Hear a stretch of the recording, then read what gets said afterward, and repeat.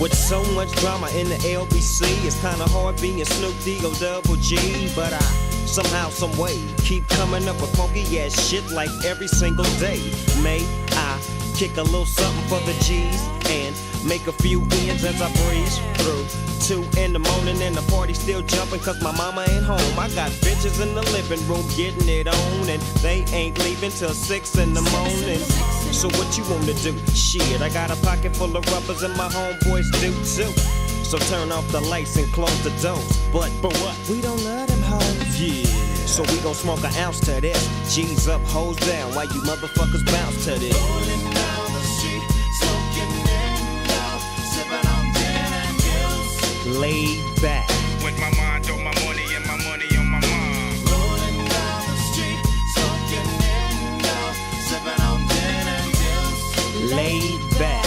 With my mind on my money and my money on my mind. I got me some Seagram's gin. Everybody got their cups, but they ain't chipped in. Now this type of shit happens all the time. You gotta get yours, but fool, I gotta get mine. Everything is fine when you're listening to the D.O.G. I got the cultivating music that be captivating he who listens to the words that I speak as I take me a drink to the middle of the street and get to mackin' to this bitch named Shady. She used to be the homeboy's lady. 80 degrees when I tell that bitch, please raise up off these NUTs, cause you get none of these at ease. As I mob with the dog pound, feel the breeze. Biatch, I'm just rolling down the street, smoking in love, sipping on gin and juice. Laid back. With my mind on my money and my money. Hello, everybody. How are you, man? What up, boys? Dude. Laid back. How is everybody, man? Shit.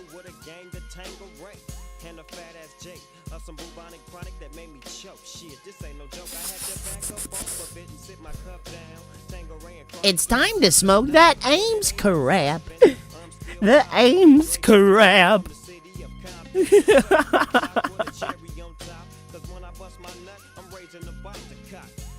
I felt it fit the thumbnail pretty well. Dude, I saw that picture on Twitter and I had to take it.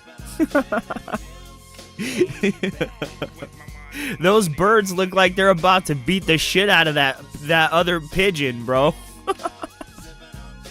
About to stomp out the bird, dude. I hope everybody is doing okay today, man.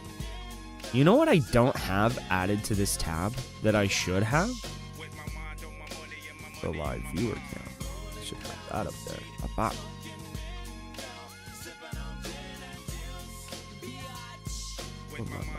Money in my money on my mind. You know, sometimes it ain't the screams that kill love, it's the silence. The way two people can be standing right next to each other and still feel a mile apart. I'm not cold, just quiet. After too many fights, you said there we go. Yeah, I did. I was done saving nights. What's up, Nugs? Everybody, good morning.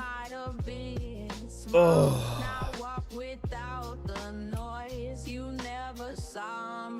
Ooh, this is a funky little bop. I was busy defending the man I became while you sat in silence playing a losing game. Told myself you never leave, that you were built to stay, but love ain't bulletproof. I think it's amazing how many genres that Tupac just fits in. It's really weird.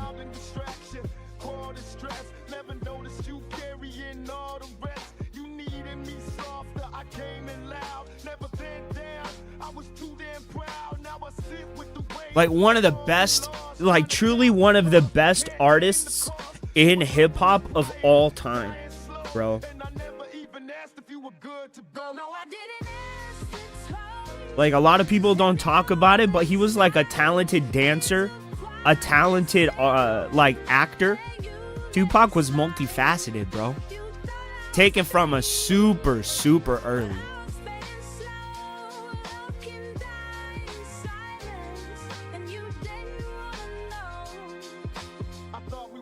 But we were cracking slow, and every quiet night was a warning I didn't know. I died got lost in my own mess, caught in survival while your love was slipping like pages in a Bible. You gave me grace, I gave you space, but it turned into distance I couldn't embrace. Now I look back. Oh my gosh. Oh, wrong one. The little withdrawals, the hugs you stored. I was blind to the silent demolition. Mistook your number. Bro, this is wild. So we join up with Phil, and he's like knee deep in his like investor meeting.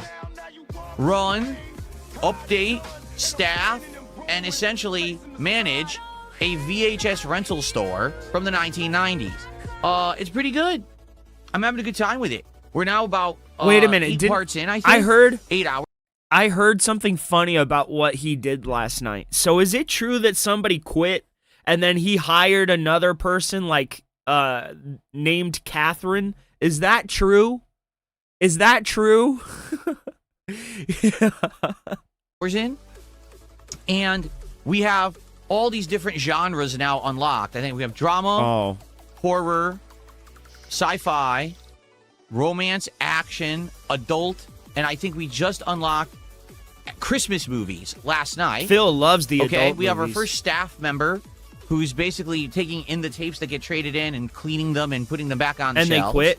We have multiple concessions like Slurpees and popcorn, but now we have multiple candy racks that we have that people are buying candy off of.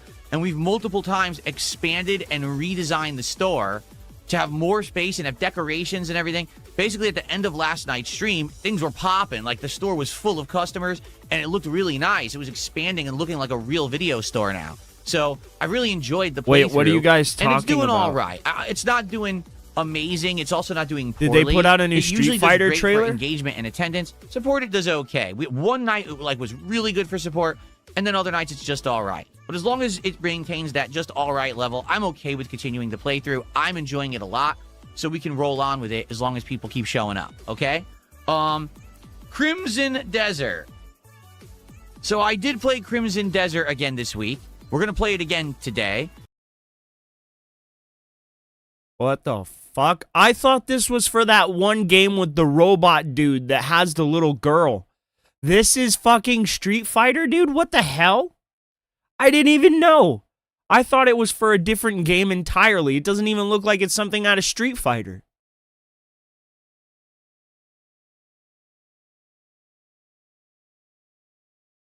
Let's take a look at it.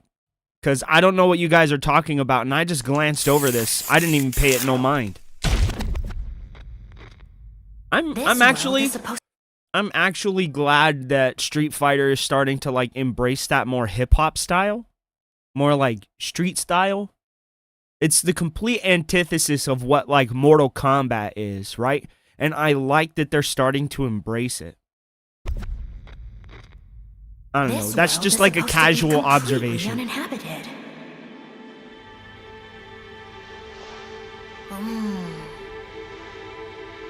Odd, though. How did a Terran like you end up in a whole other world? A monoid! Oh, I thought I'd never, ever, ever see you again! Curiouser and curiouser. Now I understand. Touching this monoid has linked our fates. Maybe we should revisit this another time. Not that you'd understand anyway. But for now, we should be able to send you back to your world without a hitch. Simply put, since you're now the sole occupant of this wide and empty world, if I consign said world to oblivion, you shall remain totally free from harm.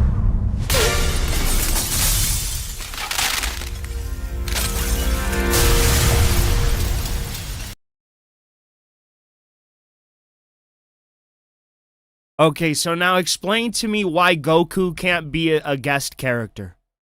This bitch just destroyed an entire dimension just by clicking her fucking fingers.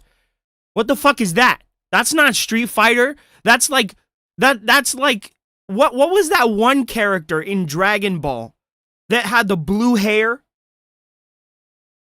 And she was like super powerful?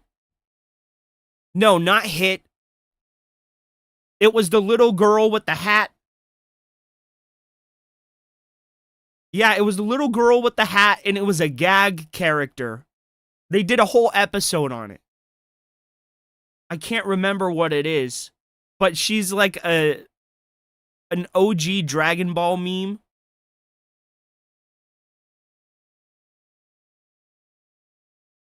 Is her name Ariel? Something like that? She has like glasses, and she like embarrassed Vegeta.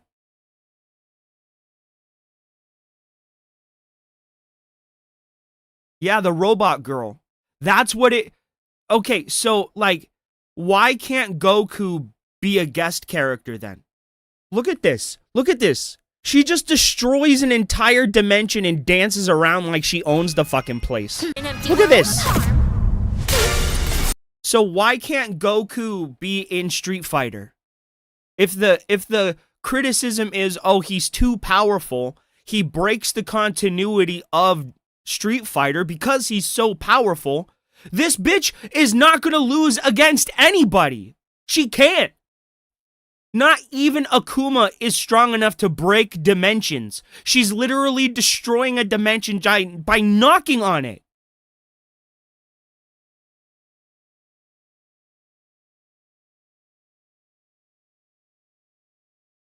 Like, nah, bro. Give me a second.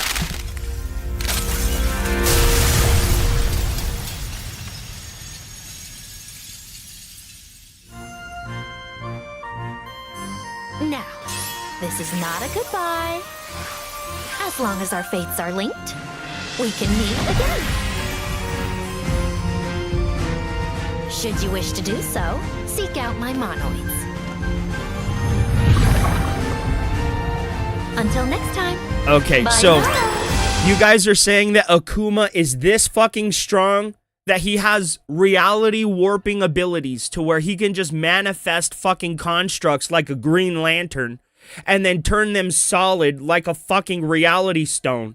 Like, no way. Akuma's not that strong. Then what the fuck? Why can't Goku be in Street Fighter? Why can't Goku be in Street Fighter? Why?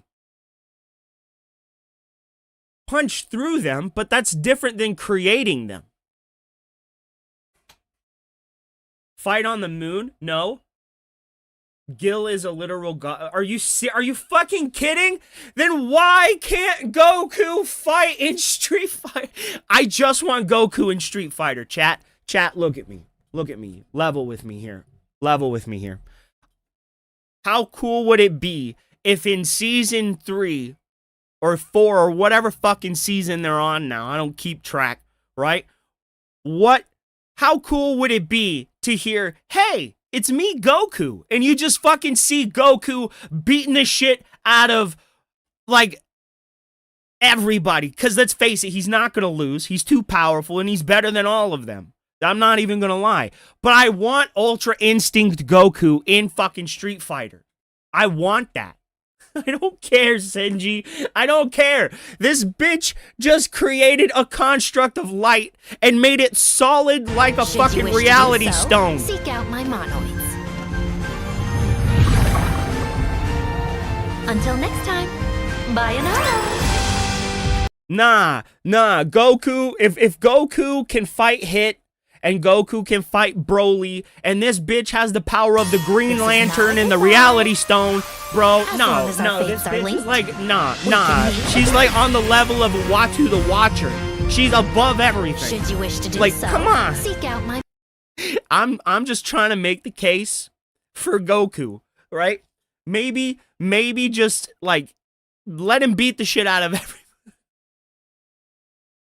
Right? I want to see it. Dude, it would be so fucking hype. It would be so hype. You guys are, okay, you're seriously telling me that if in the next season of Street Fighter, they opened it with Goku and they ended it with Vegeta, you guys wouldn't buy it? Oh my god, everybody would buy it. Everybody would buy it, especially if they like peppered Hit or Jiren or Broly in the middle of it. Sure, they might need to limit Broly because let's face it, Broly's an insane monster, but it would be awesome. You want Ashura from Azura's Wrath? Wasn't he in 4? Wasn't he not in 4?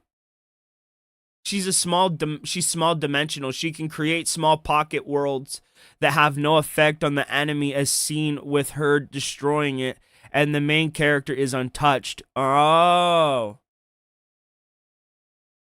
Street Fighter 6 is currently the highest selling game in the FGC. That's what I'm saying, Cal. That's what I'm saying. It would sell like hotcakes. It would get the casual market. It would get the hardcore market. It would get people that don't even pay attention to Street Fighter to pay attention to Street Fighter. It would be huge. It would be just as huge if you heard Scorpion or Sub-Zero as a season pass character. It would be huge news, and it would be great for Capcom. Come on, Capcom, do something wild. Do something out of the box. Not just SNK characters. Give us something else. Until next time. Bye Bandai now. Namco has to agree to license their character. That is the truth right there. That is the truth, and that's why I think that it would. I think we would get Scorpion and Sub-Zero before we got Goku. But with the relaunch of Super, right, and the retelling of Beerus and all of that, it would be absolutely amazing marketing for them to get Goku into Street Fighter 6. As Cal said, the most popular game in the FGC, or the highest selling game in the FGC at this moment, right? I think it would be amazing. But then again, that's just a casual perspective. Again, I do not play Street Fighter, so maybe it's not what the hardcore fan wants. You know what I mean? I'm hoping Injustice 3 happens too, but I'm not thinking it will. I think the problems with WB's licensing is going to keep that IP away from NetherRealm for a while, until at least it gets completely sold to Paramount. I think we're more likely to get Mortal Kombat 13 and 14 before Injustice 3, which sucks. No, we don't need to watch that. Nice hat, though. Oh my god. In the 3 hours that I Hold on, I need to make sure that's paused. It will play. Goddamn YouTube. played it Doesn't know how earlier to this pause. week, I want you to MK is just cooked. listen. Yeah, I think MK1 did irreparable damage to the reputation that MK had, because you can tell that this was ultimately their goal.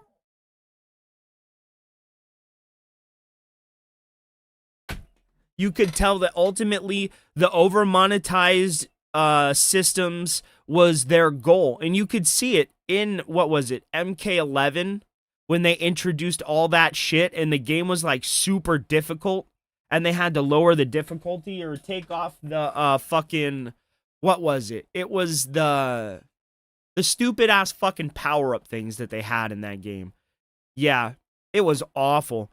And the gear system was cool, but you could tell as soon as they got like down to the armor pieces, you could tell that, okay, this is the Destiny before the over monetization in Destiny 2. And it was written all over the wall. You could see it, that this was their idea. The gear system was absolutely, that's what I'm saying, Reap. It was garbage. The gear system was awful.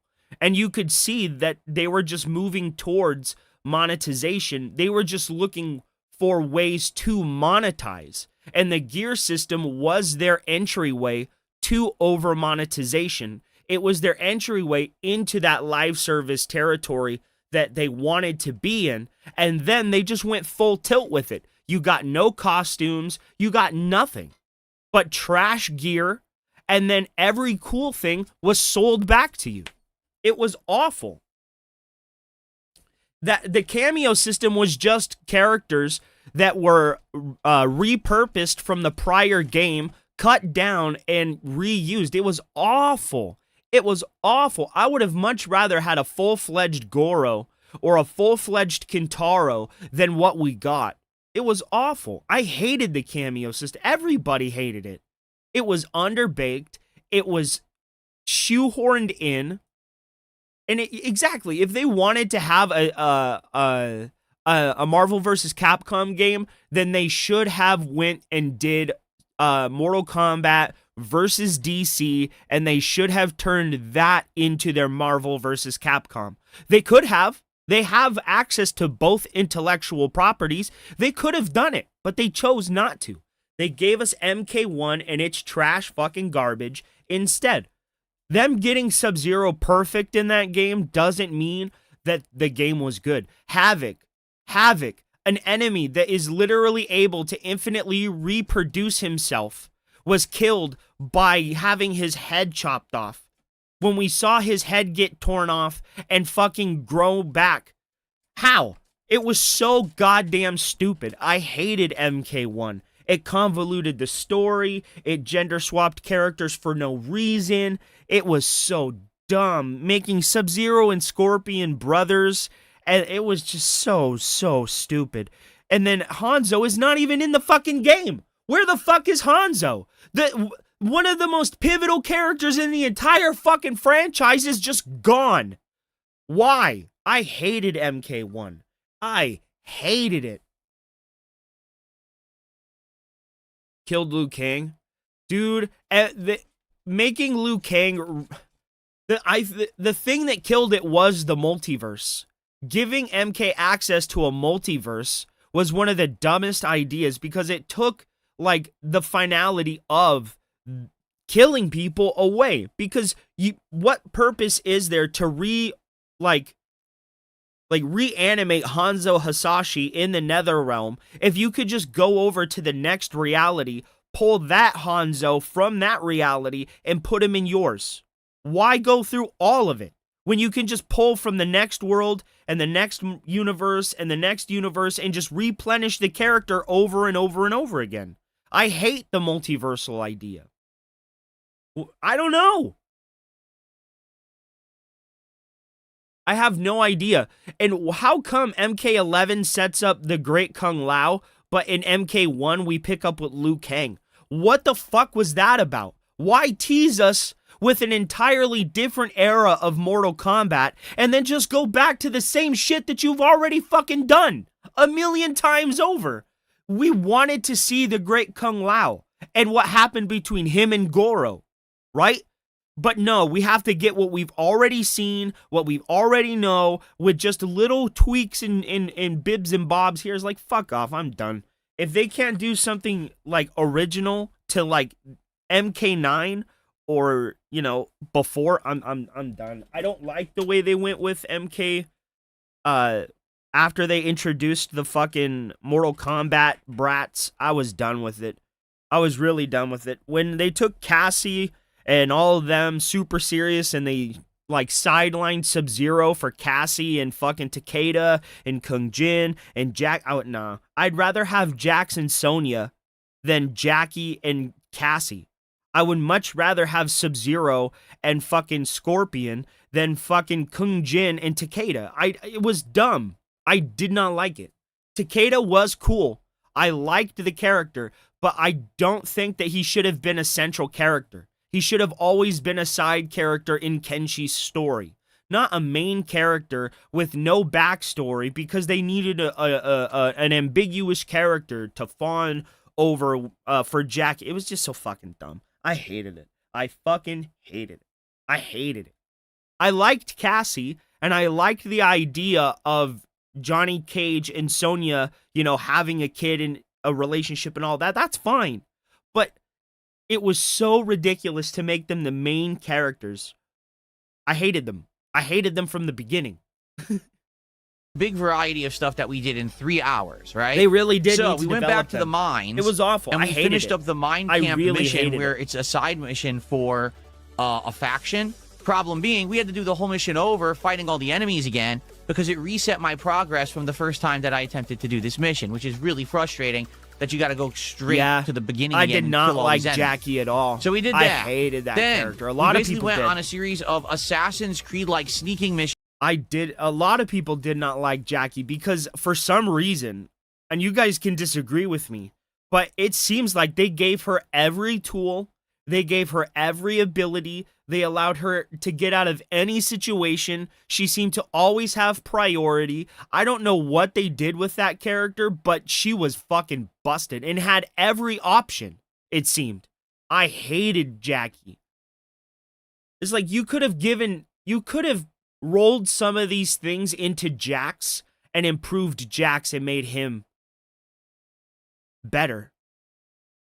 Trying to free Greymanes that had been imprisoned or were kind of, stuck in certain situations, to get the band back together, essentially, to build a base camp, which then we were driving stakes and moving bags around and doing menial tasks to relaunch our base camp. Jax never was broken. Then we engaged on a big mission where we were going through the countryside, investigating some kind of mysterious people who were teleporting and murdering people. We tracked them down by going through these mountains. My issue was with it. We were supposed to care about these characters because they had ties to legacy characters. But I never cared about Takeda. I never did. I would much rather learn the story between Kenshi and Shang Tsung, right? And I would much rather learn more about why Shang Tsung was so enamored with this blade and how all of these souls got attached to Kenshi's sword and why it was passed down his family and all of that. I would much rather learn that and have them tie in the relationship between Kenshi and Ermac, right? And have them do all of that instead of giving us Takeda. I did not like how they were so important because everything says, oh, we need to move on past these characters. Why? You don't move past Ryu and Ken. You don't move past fucking M. Bison. You just add new characters, right? You always keep them around. So why would you try and replace them, right? It just made no sense to me why they were so important. It did in the comic books. I'm not going to lie. The relationship between Kenshi and Scorpion in the comic books is way better written than it was portrayed in the video game.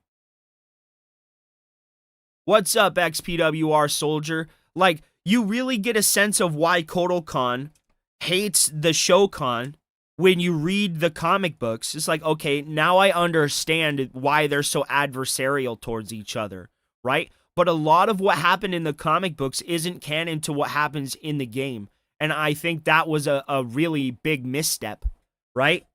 I didn't like that. Like when Cassie fought Frost in the MMA ring, why didn't they just introduce fucking Frost in that game? It isn't. A lot of it is non-canon.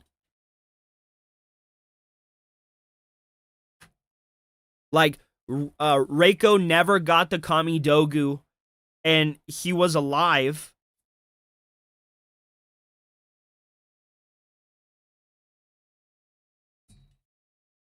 Right? He never got turned into a blood god.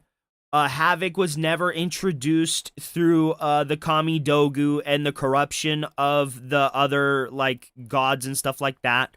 None of it was canon. Like, he never fought Goro's father. Well, I mean, I think he did, but he didn't lose his arms and shit like that. No, I think that might have been something that did actually carry over. Because I think in the I think in the comic books, they did actually, or the video game, I think Goro in the video game was searching for Onaga so he could learn his regeneration abilities, so he could regrow his arms. I think that was actually one part that was canon. But the totality of the comic books aren't canon. Just parts of them are. It's really stupid. And that's why I'm saying they ruined it by introducing the multiverse. They should have just kept it one story, one timeline. Liu Kang beat Shang Tsung and Xiao. He did, yeah. Like, it wasn't, okay, so the best way I can describe it is the comic books are Shaolin monks and the video games are MK2, right? Shaolin monks is just a retelling of MK2's story and a little bit of MK1 and stuff like that, right?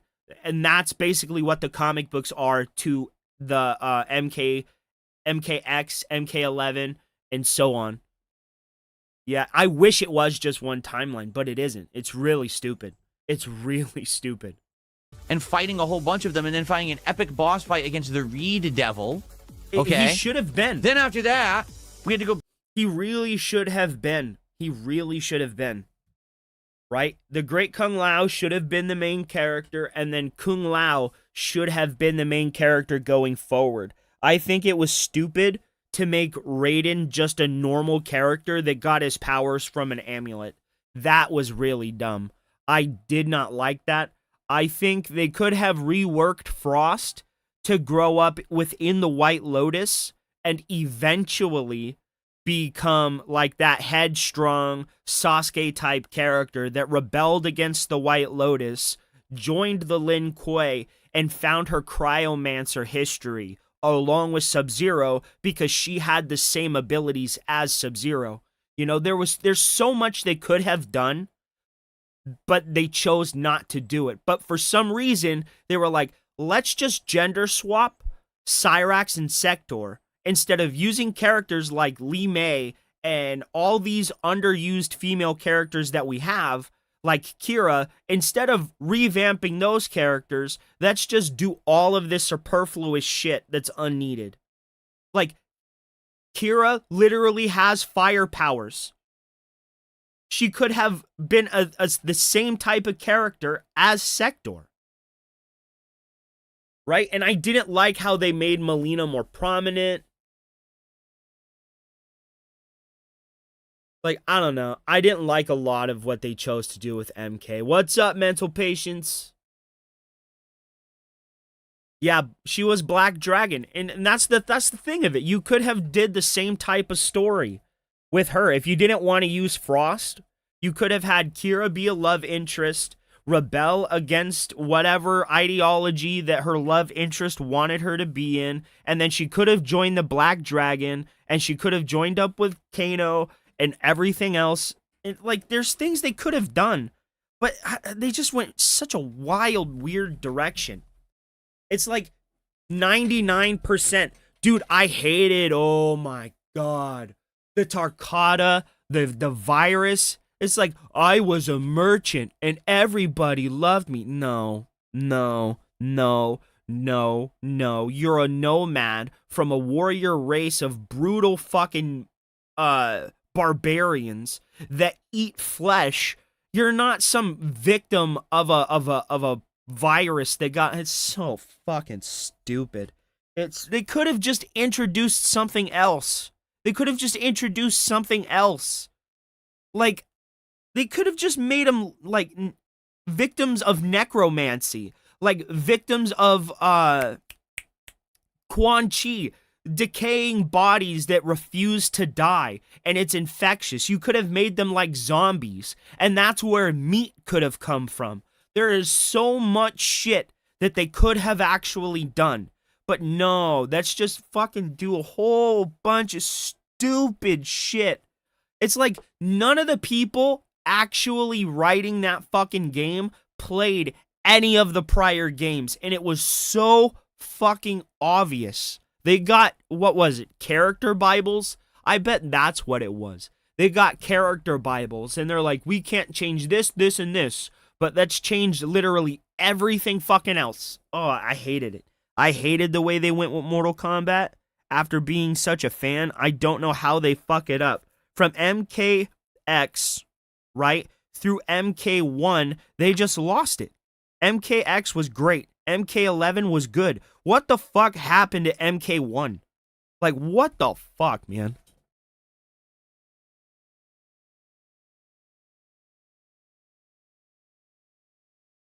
Dude, but to me, that's like when Disney got Star Wars and they threw out Legends. We're like, We don't need Legends.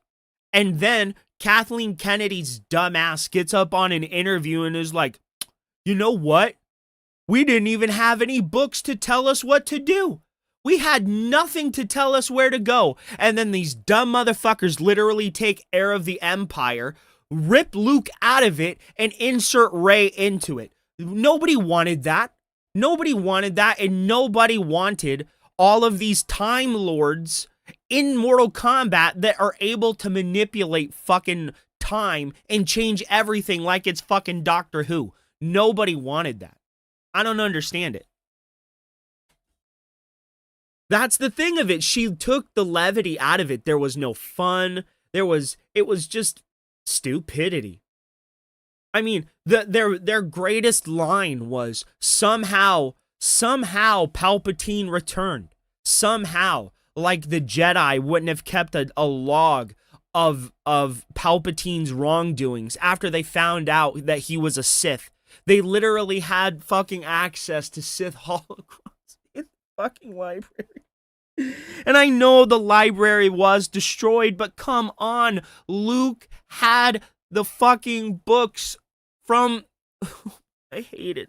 I hate Disney Star Wars so much, but I am so excited for the new mall. I'm excited for the new mall show because Sam, I think his name is Sam Whitaker. The guy that played fucking Starkiller in The Force Unleashed. They can't fuck him up. They can't fuck him up because the voice actor refuses to let like incongruities happen to Maul. Yeah, even Mando is ruined now. After they canned Gina Carano, bro, that show went down the fucking hill. Because everybody's like, oh no, not this too. We didn't want this to be even tangentially related to politics. We wanted this to be escapism. And as soon as Disney's like, yeah, we're going to do this about this and say this about that, it's like, can we just watch Star Wars, please? One of the best things Disney ever did was The Mandalorian and Grogu, right? The best things they've ever done with Star Wars. And they have to politicize it.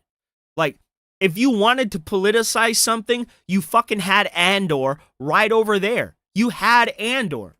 You had it right there. You could have said whatever you wanted in Andor because it was political. It was a political Star Wars show. Like, directly. You could have said anything you wanted with that show. But why did you have to do that with The Mandalorian? You should have kept that as pure to Star Wars as you could. Right? Sure, use things from reality, but make it as Star Wars as possible, right? We didn't hear the Senate talking about a whole bunch of real-world politics. No, they were talking about taxes on Coruscant or criminals within their reality. I don't know. I hate Disney Star Wars. I hate it. I'm sorry, guys. I got on a rant there. Back to base and send some of our Greymane settlers out for miscellaneous missions a la almost like Assassin. Yeah. I wish George Lucas didn't sell it. I honestly don't. I think he could have kept Star Wars and just let people run it in his stead. Because there are absolutely people out there that would have held to his vision and held to his words like a fucking, like scripture, bro. I'm a huge fan of Darth Maul. He donated it, and then didn't he donate like $4 billion or some shit? He donated a lot of what he got from Disney, from what I remember, but that could be wrong. I don't remember fully.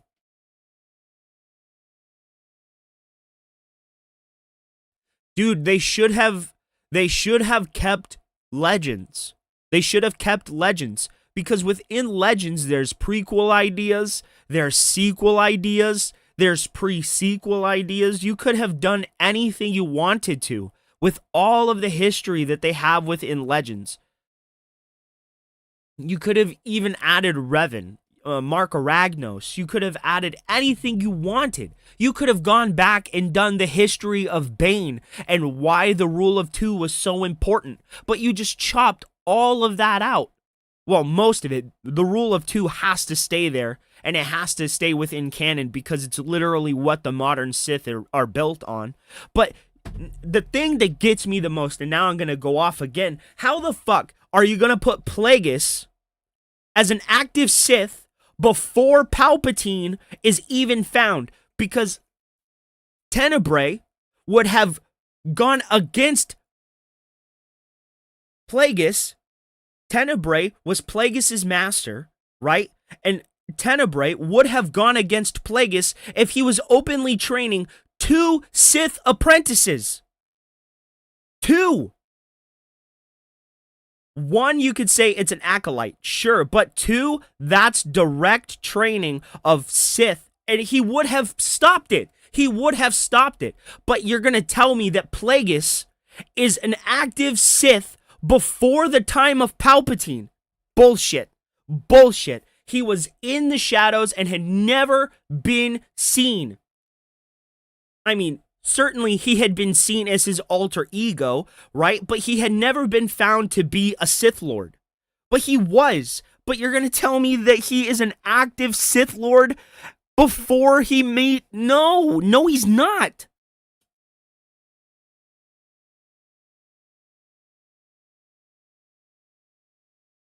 Bro, and the thing that pisses me off even more, you cannot bleed a kyber crystal while it's active. You have to force the kyber crystal, an active living being, to submit to your will. And that's what they mean by bleeding the crystal. You're bleeding its will. You're dominating that crystal, and the torment and the stress causes it to crack and bleed a blood red light. And that's why they emit a red light.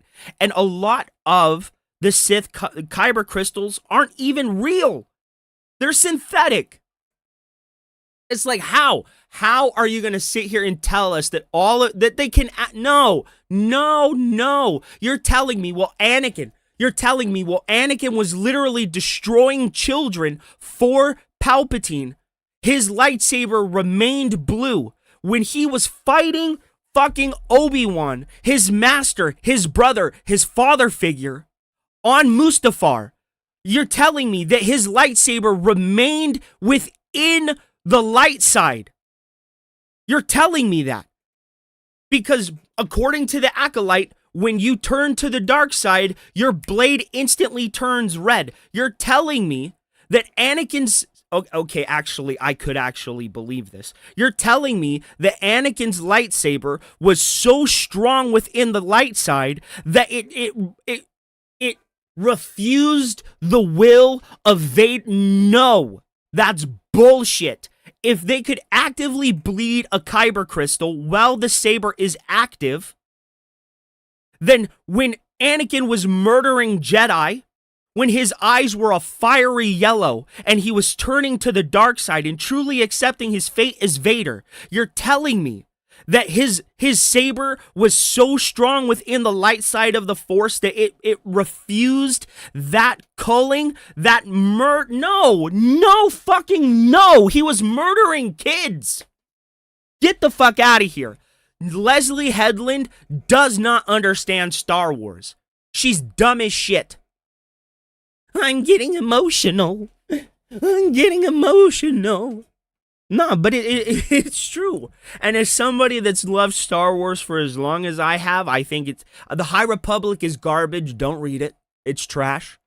Don't read anything that has to do with Disney Star Wars. In fact, skip all the games except the Jedi Survivor, I think it is.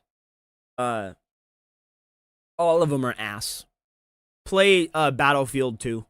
Creed Brotherhood's I'm sorry, I'm off it now, minigame guys. where you would have the Assassins Guild that you would recruit the assassins and send them out to do tasks. So we had to do that.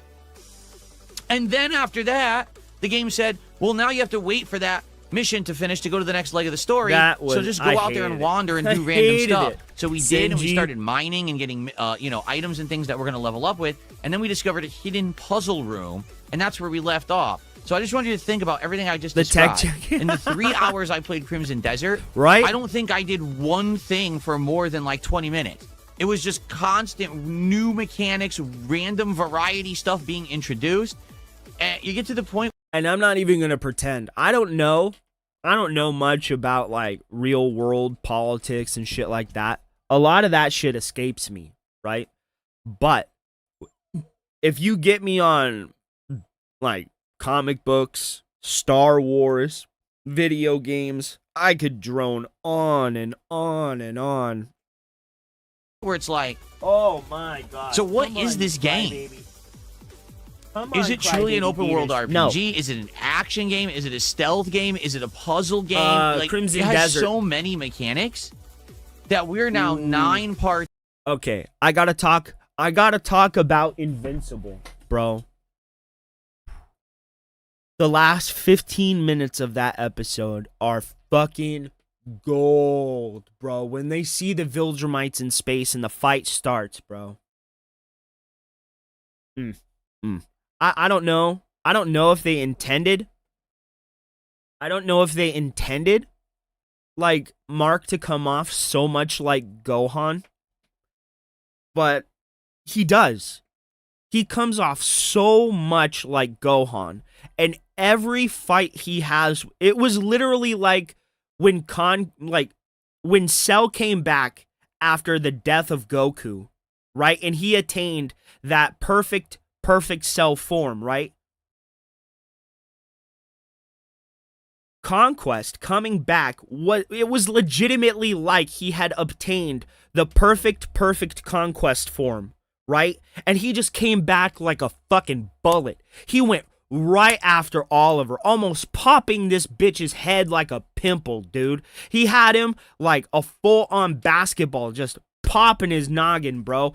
Omni-Man comes out of nowhere, starts putting the hands on Conquest. Conquest is like, what is this? You're supposed to be the strongest one of us, Nolan. You're supposed to be the best of us. And started saucing him up.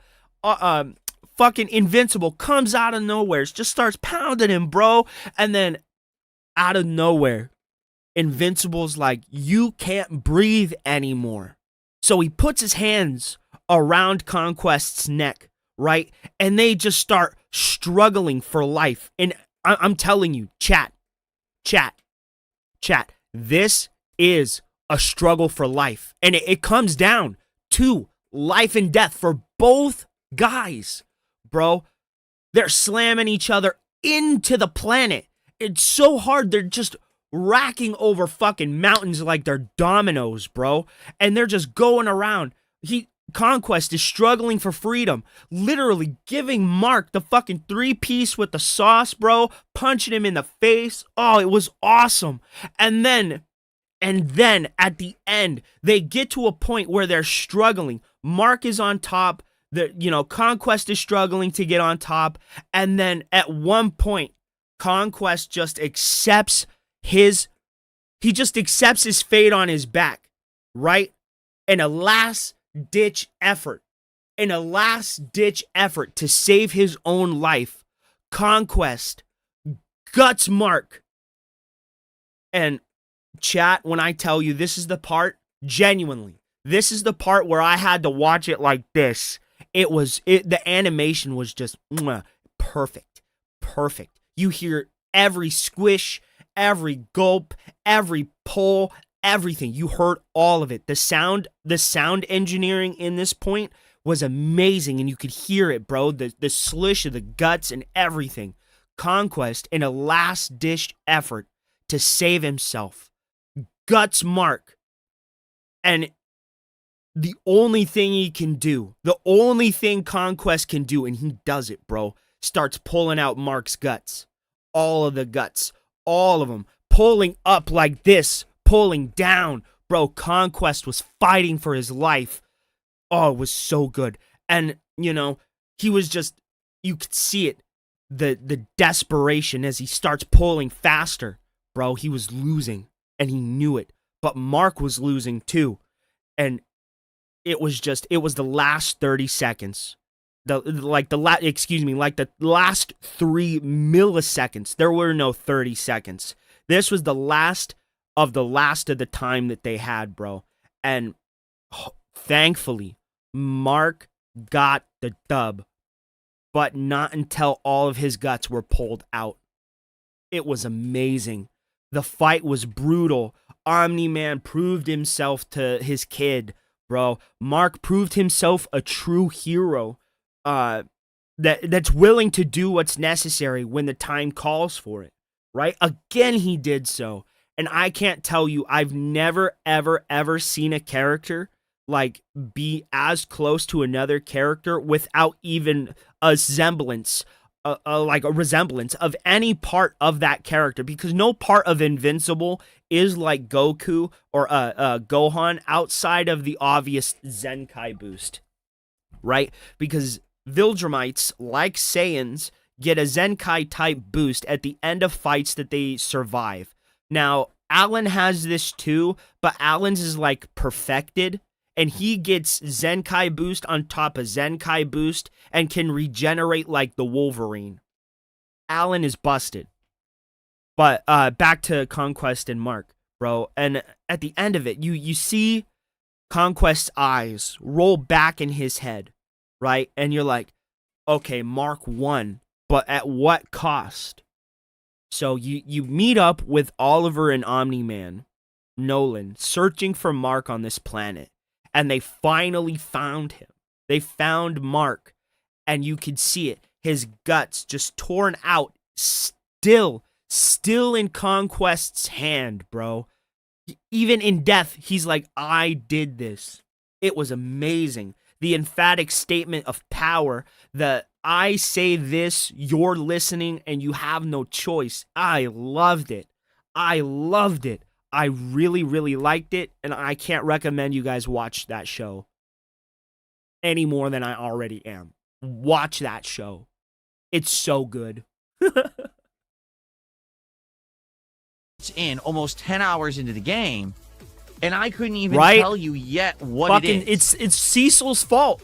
Now, most people are saying the more you play, the more you unlock. Like, I'm seeing posts online, I'm at 50 hours in, and I just unlocked the barber. And the thing is, they're posting stuff up like that's a good thing. Now, I'm going to be honest with you. I don't think that's a good thing. I think that mechanics should be established at the beginning of a game. And those. I will say, if you watch The Boys, read the comic. If you watch Invincible, read the comic. If you watch The Watchmen, read the graphic novel.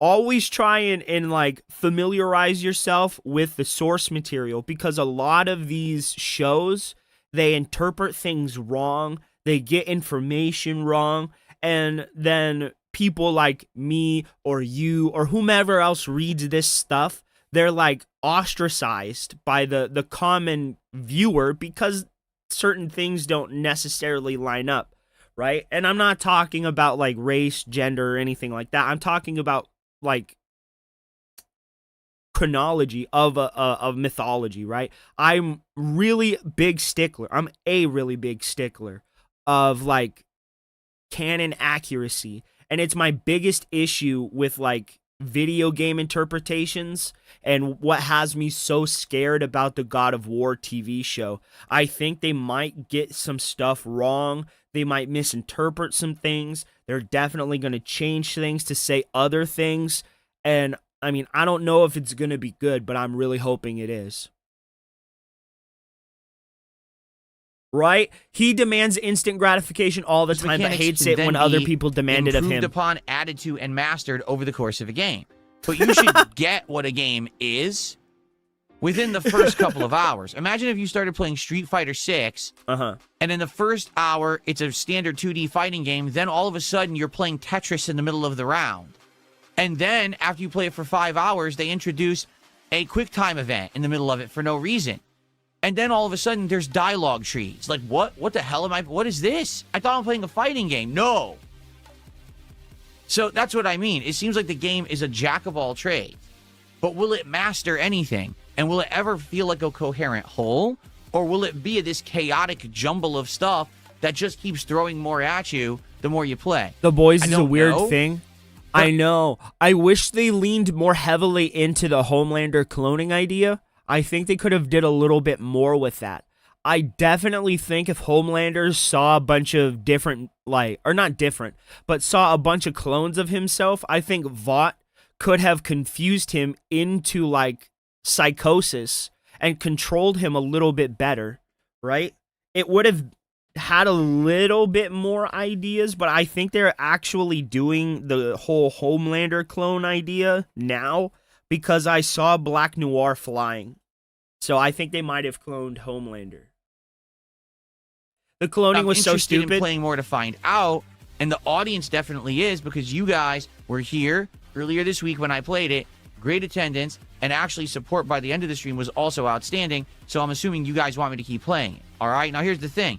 If it falls off and we're all so confused and it's a jumbled mess and no one's enjoying it, then we don't have to keep playing it. There's many things that we can do in April that would be Black playthroughs Noir's that could not take a up the clone. spot of Crimson Desert. But for now, No, just on that one curiosity's died. sake and the fact that Didn't the original Black Noir already die? Didn't he get his head chopped in half? the end of that last stream, people were like, no, keep going, keep going. We're going to play it today and see what happens. Oh. Okay? I haven't legit seen the don't know latest season. what I to just expect saw from this game. a snippet, and I thought I saw Black Noir flying. He might have been on the wall or something. And then last but certainly not least, we have Oh, Street in Fighter the show? 6. Okay. Street That Fighter makes 6 sense, right too. now is at an interesting point, and here's why I say that. I played Street Fighter 6 Oh, he a can ton fly. in 2023 and 2024, Wait, right? Black Noir can fly? Then I gave it a rest. I thought he was just like a ninja, like Then I Batman went back character. to it. Then I gave it a In this rest, then I version. went back to it. I've now been playing Street Fighter 6 actively for about 2 months. Oh, and in the 2 months, okay, basically okay. what happened was, I played it, New started one. playing with my characters Oh, again, for sure. got back into Okay. the groove of That things, makes and then sense. the That makes Alex sense. update released. And when Alex came I out, have everyone not wanted seen me the to try latest Alex, season, and I played him so- for about a week, okay? And then I was notified that basically all the characters who I use had been tweaked. That a lot of them had been interestingly changed to have new things Then that they why can aren't now you do, playing Street that their Fighter gameplay right had been now, improved, bro? and that I should check them out again. Then why aren't And you so playing Street you Fighter guys right voted this second? and said we want Honda. And so for the last 3 streams that I have played Street Fighter 6, you had said you want me to keep playing Honda. I feel like Honda has very good improvements based on the fact that he can now combo his hands a ton, which is absolutely great. And to be honest, I'm actually learning some better strategies with Honda that previously I didn't know. All right, so I'm getting better with him. My execution's getting a little better, my combo ability, and in general, my game was upped because of these tweaks and because I'm kind of playing him at a high master level, okay? So the last 2 streams with Honda have basically been me around 1550 rank points, trying to get higher, and I'm right stuck around there. I think last time I ended at like 1560, so I did increase. I did win more than I lost, but it's like almost borderline 50-50 wins with Honda. Reason being, most people at that level are playing constantly. These are people who like, you know, Street Fighter 6 is their hobby. They love playing it all the time. They know the matchups. It's just, it's frustrating when like I play someone and I know that they have so much more experience and matchup knowledge than I do. You know, an Aki player who literally outplays my Honda because she knows the match so well. Fireball. That's your okay, what's he fault. going to do? Well, if he jumps, I can anti-air him. If he neutral jumps, I can dash in and mix him up. If he just stands there, well, then I win because he stays away. He's eventually going to take damage from a fireball, and then I'll outpace him, and that's the match. So what do? I don't know. I don't play the game enough to know So the that matchup. wait, So I just get wait, outplayed by more than So that's the other player's fault because you get outplayed and you get outclassed. That's the other player's fault? How the fuck does that work? character knowledge than anything else. And that's frustrating because if I had a top tier character who had a fireball, who had a perfect reversal, this is not a problem. It's only because I'm playing like a character like Honda that I get kind of stuck and I can't really figure it out. What? So here's the thing. I've played Honda 3 times in a row. I do enjoy playing with Honda, okay? And I think that if enjoy I'm going playing to with level any Honda. character up more quickly than others, it's going to be Honda because I'm playing good with him. I've learned his changes and things are going well in rank. But I've now played with him 3 times. There's still Lily, who has interesting changes. Dalzim has had some interesting changes. And I keep doing polls, and people keep voting for Honda because I've told everyone, listen, if I'm going to play with Lily or Dalzim, I got to go to casual play first. I have to mess with these changes and see how they're implemented before I go online and start doing ranked. And everyone's like, play ranked, play ranked, play ranked. You have mastered. So it's you just been master Honda these nonstop. No. You have these characters at master, bro. You should be able to go in and interpret their new fucking shit as you play. You have them at master. You should already know everything they can do. That doesn't even make sense. You should already know what they can do. So today, again, for Friday Night Fights, we're going to do a poll, and we're going to see, do people actually want me to take the time to try to go and learn Dalzim or learn Or Dash. Lily? Or is it just going to be more to drink ranked bleach. Honda? I would not recommend I'm okay with drinking that bleach, if my that's brother. really what people want. And again, I keep explaining to you guys that the only way I will get good at a game like Street Fighter 6 is to play the same character over and over so I can learn.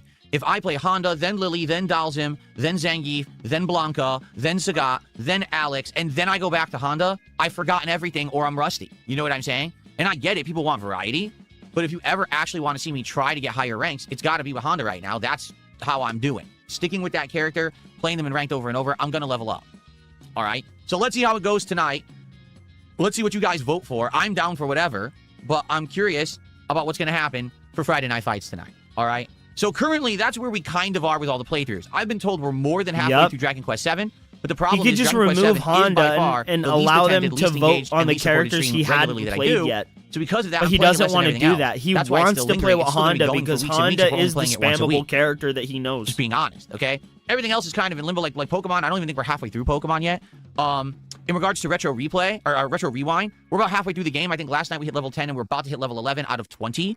So we're about halfway through, probably another 1 to 2 weeks. We actually might beat Retro Rewind, or at least hit the wall where you can't do anything else until they update it again and add more content. RimWorld has no end. Like, RimWorld, we're going to probably keep playing and restart even if the settlers die. You know what I'm saying? And Crimson Desert, I feel like we haven't even scratched the surface yet of what the game is. So at this point, we have an interesting variety, right, of games that I'm playing. Very big difference in what the games are. I'm enjoying all of them, and I'm cool continuing on with this in our schedule for the next couple of weeks until new games start hitting in April, because there are going to be a bunch of games hitting in April, which we'll talk about in a moment. But before we get to that, I think that we should do shout-outs because people have been contributing, and I've been talking for 20 minutes straight, and I want to give credit where credit is due and see what's on everyone's mind, okay? So we start off with Free JT, who gifted a membership this morning. For some bizarre reason, it didn't pop up on the screen, but I saw in chat he absolutely did give out a membership. Thank you for your early support here, Free JT.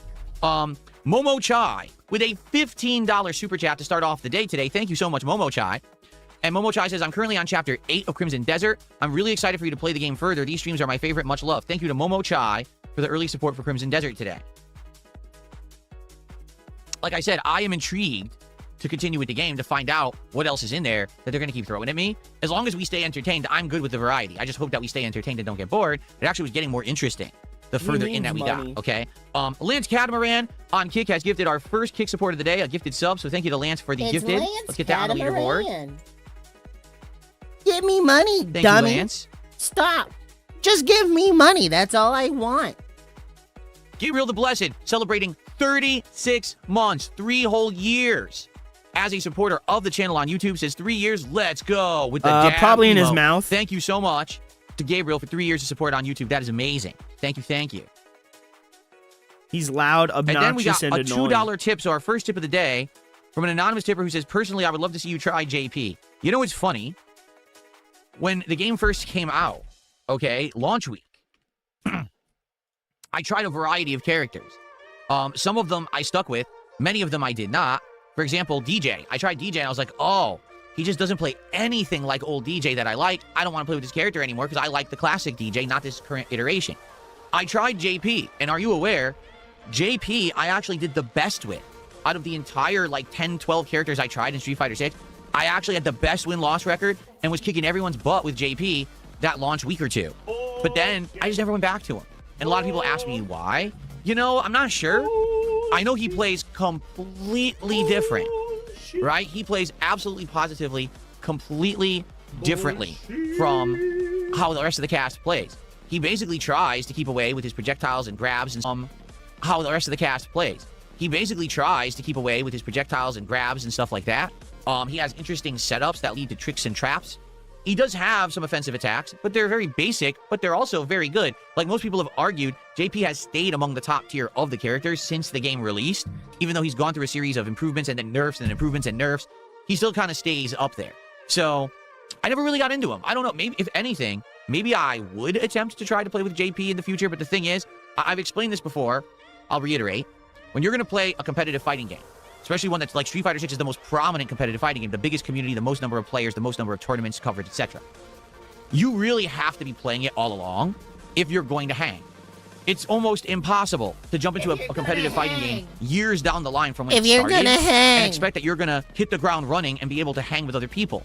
Someone who tries to play Street Fighter 6 today for the first time is at a humongous disadvantage to those who've been playing it for the past 3 years. So for me, if I were to play with JP right same now for every and try to learn him as a new multiplayer character, because game, essentially that's what it would be. But that's the it would same actually for be a every very tough multiplayer situation. game, though. Why? Well, first off, let's say I wanted to study tech of JP and figure out how to play him. Now, how do I do that when the game's been out for 3 years and they've rebalanced JP so many times, you don't even know if a video you're watching applies to what he can do today? What? I can bring, top JP it's not tech like from 2 they years ago. changed How's that the shit might not work character's anymore? entire 'Cause they nerfed moveset, it, you or they dummy. rebalanced them. You know what I mean? So essentially, you would have to study people playing JP, try to figure out what their strategies are, try to figure out what the combos are and everything just by watching people play, because the tutorial videos from back in the day probably don't even work anymore. The tutorial.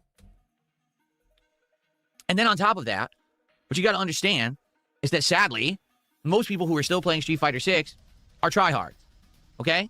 I want you to understand that when I say that, it doesn't necessarily mean that that's a bad thing. If Street Fighter 6 is your hobby and you absolutely love it, then probably you're a tryhard. I was a tryhard for a ridiculously long time throughout the 2000s, where I loved Street Fighter so much that I played these games like crazy when almost no one else was, and I tried to be really good competitively at them. And the problem with tryhards is that they don't give up. They don't relent. They don't even take a break. They just keep going. What? And they think that one day they're The going to make tryhards it big, they're don't gonna be a give tournament winner up. or whatever, even if that's not They true. don't they play like relent. crazy. Oh, Good luck God. trying to get into a game again like Street Fighter 6 that's already been out for 3 years when you got people who literally just sit there playing it every night. That's their hobby. That's what they do, right? So for me, I'm someone who plays the game once or twice a week. I have a hard time hanging because these people have monstrously memorized every situation, every meta combo, every punish, every matchup. And I just casually play and try to learn on the fly. I'm not sitting there studying videos and, learning, just playing, Now imagine you're a newbie trying to learn this game. Good luck and good lord, that is a steep hill to climb to be able to pull off anything in the game. So now me trying to learn a new character like JP, who doesn't even play like the rest of the cast, right? From the ground up, something brand new, it's a daunting task. So I'm not saying I would never want to do that, and particularly I like it when a new character comes out. If I play them like launch day, I usually have a good time. But then within 3 days, everyone learned the meta, and everyone already knows how to beat all these characters, and then it gets frustrating again.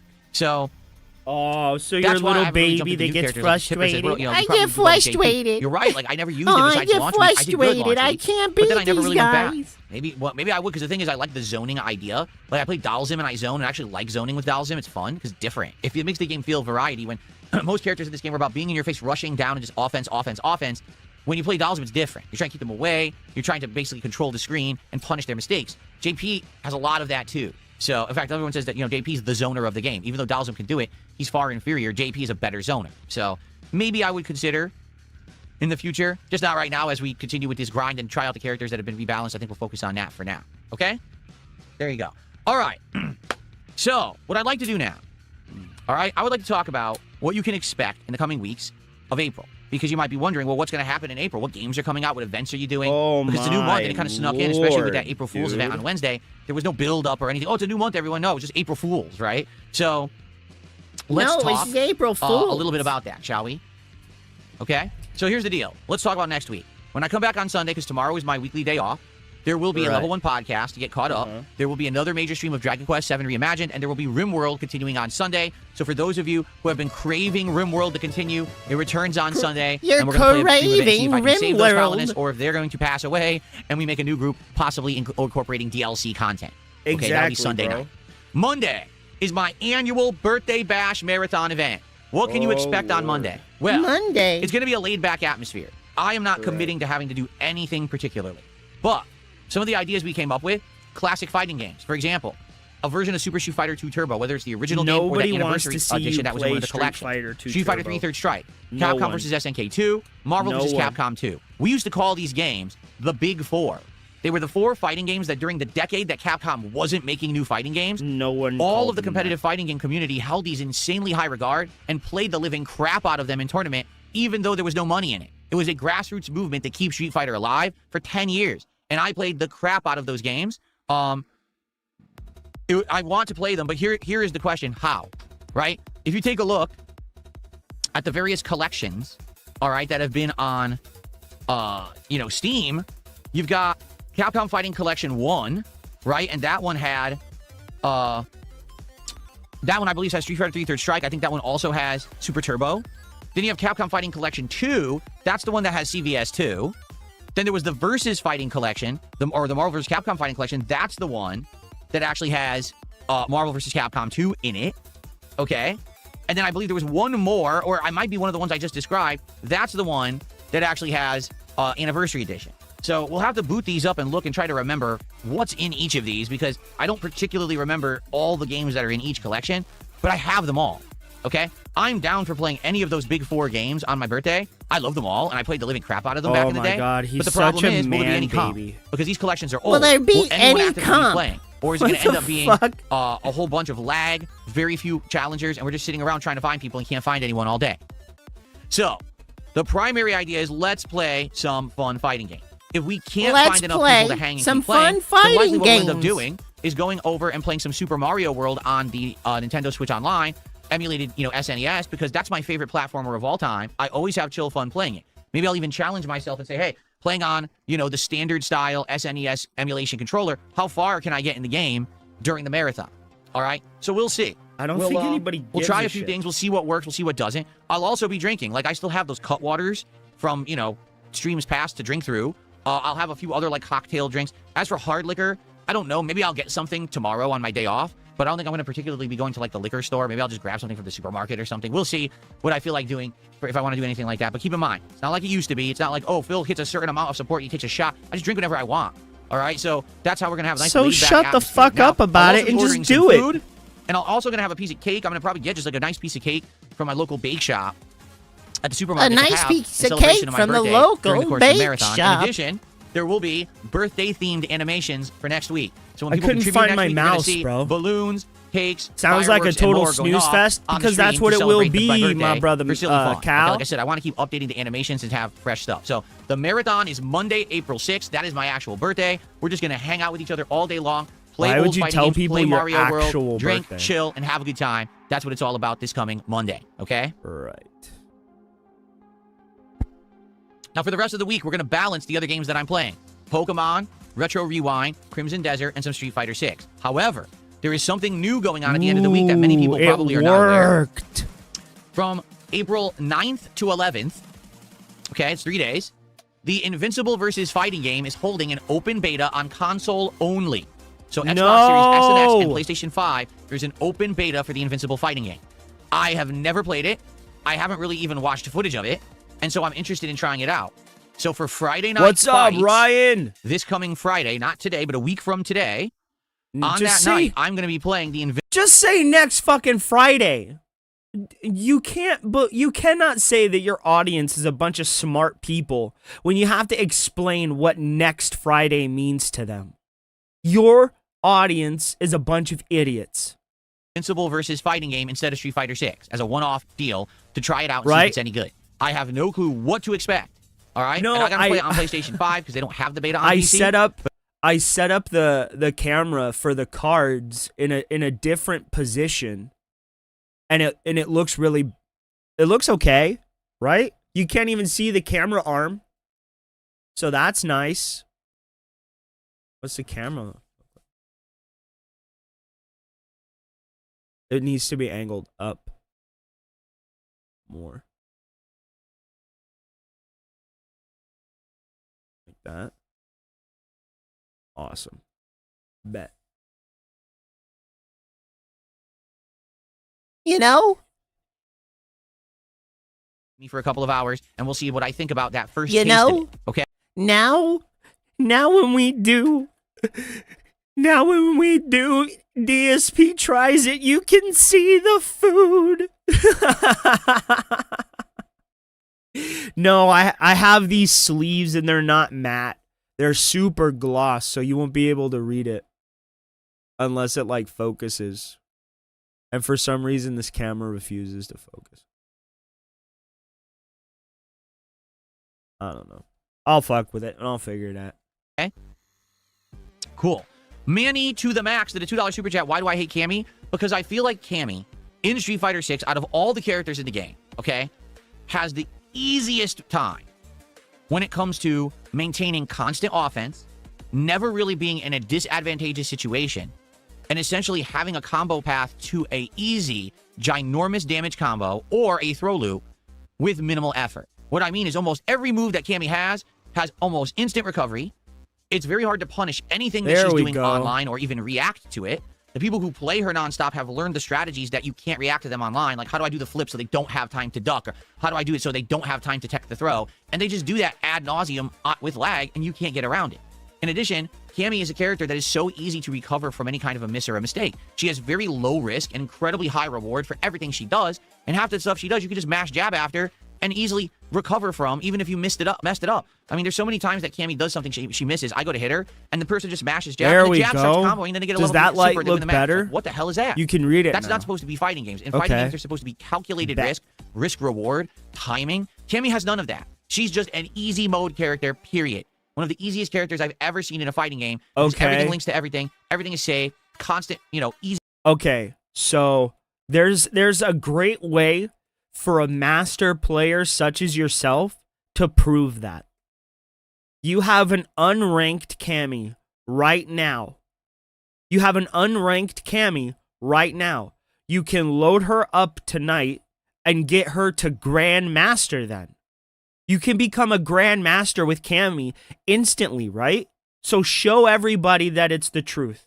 And if you can't show everybody that it's the truth, you're talking all the way out of your ass. I'm not saying Cammy might not have a few recoverable moves that are easier than others, but come on, bro.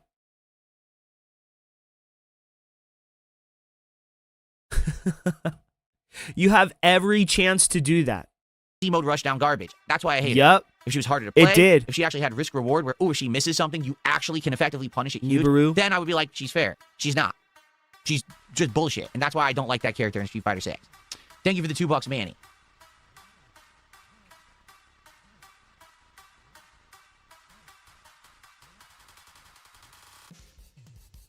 Okay.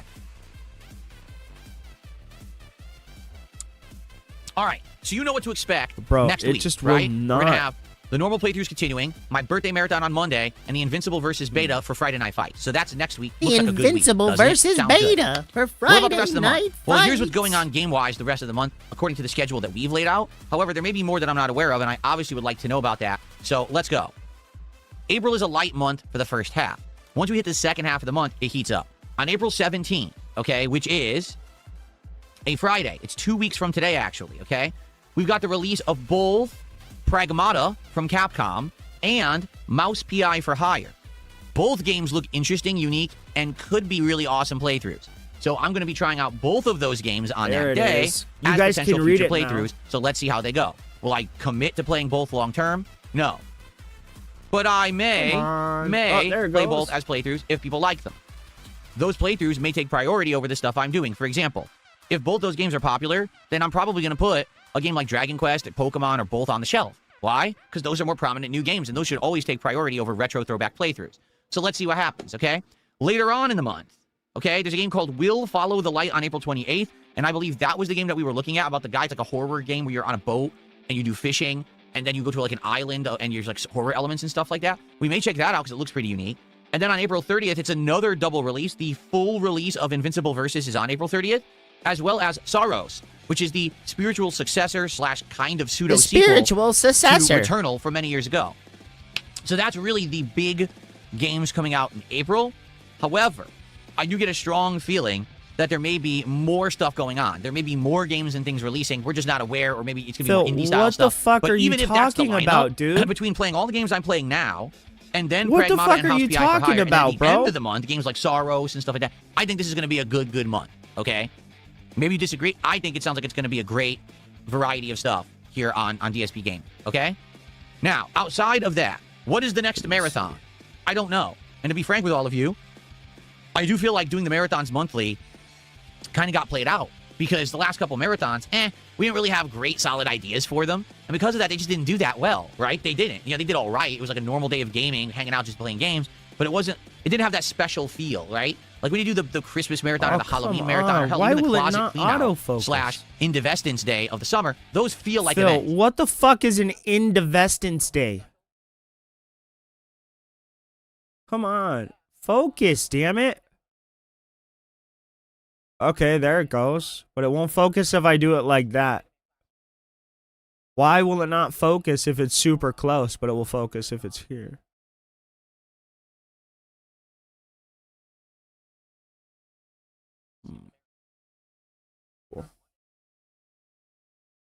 In June. I'll tell you, the next one I'm absolutely, definitely 100% going to do is Indivestance Day. Let's take a look at what the my date brother, of that is have this year. good Like sleeps. what day of the week it'll be.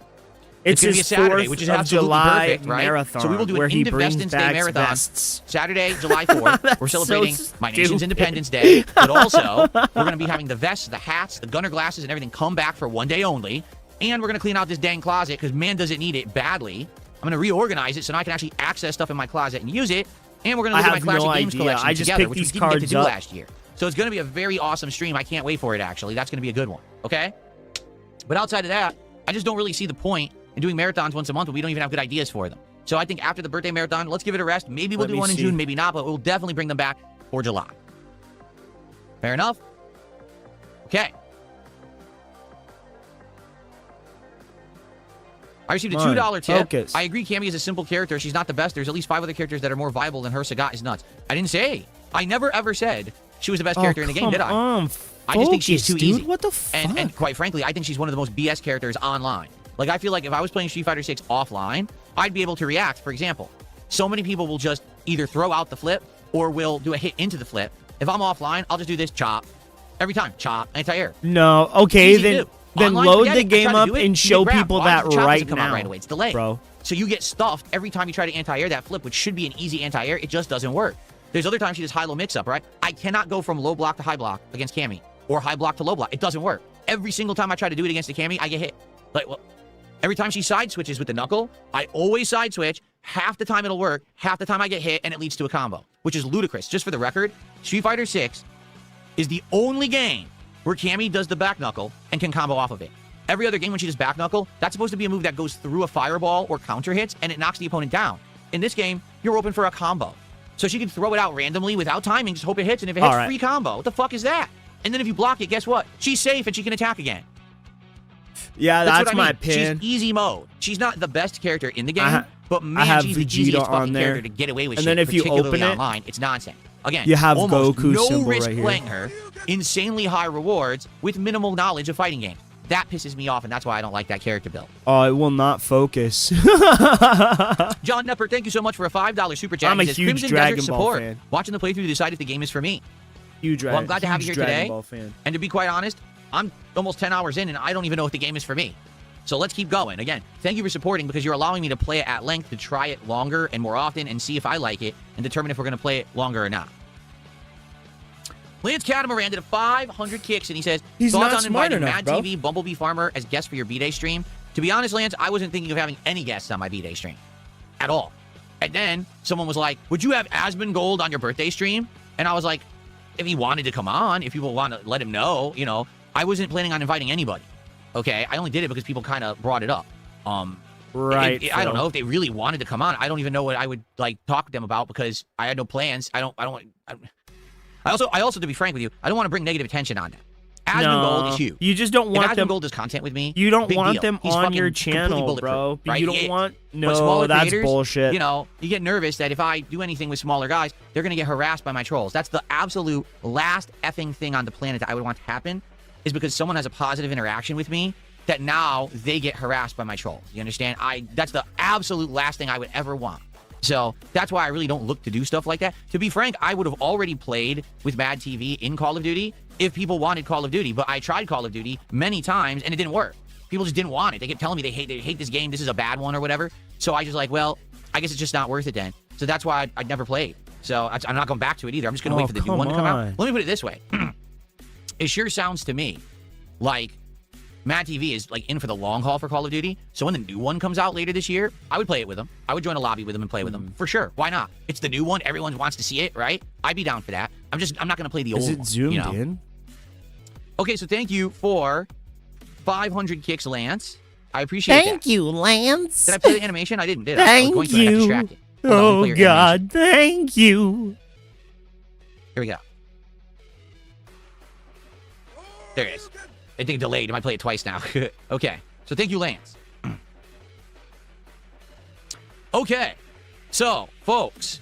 Ooh, now let's see what it looks I don't know. like. I don't know what to believe. Someone has said, Asmongold said he is considering joining the birthday stream. If he does, he does. If he doesn't, he doesn't. That's cool. Here's the deal. I'll be streaming all day Monday.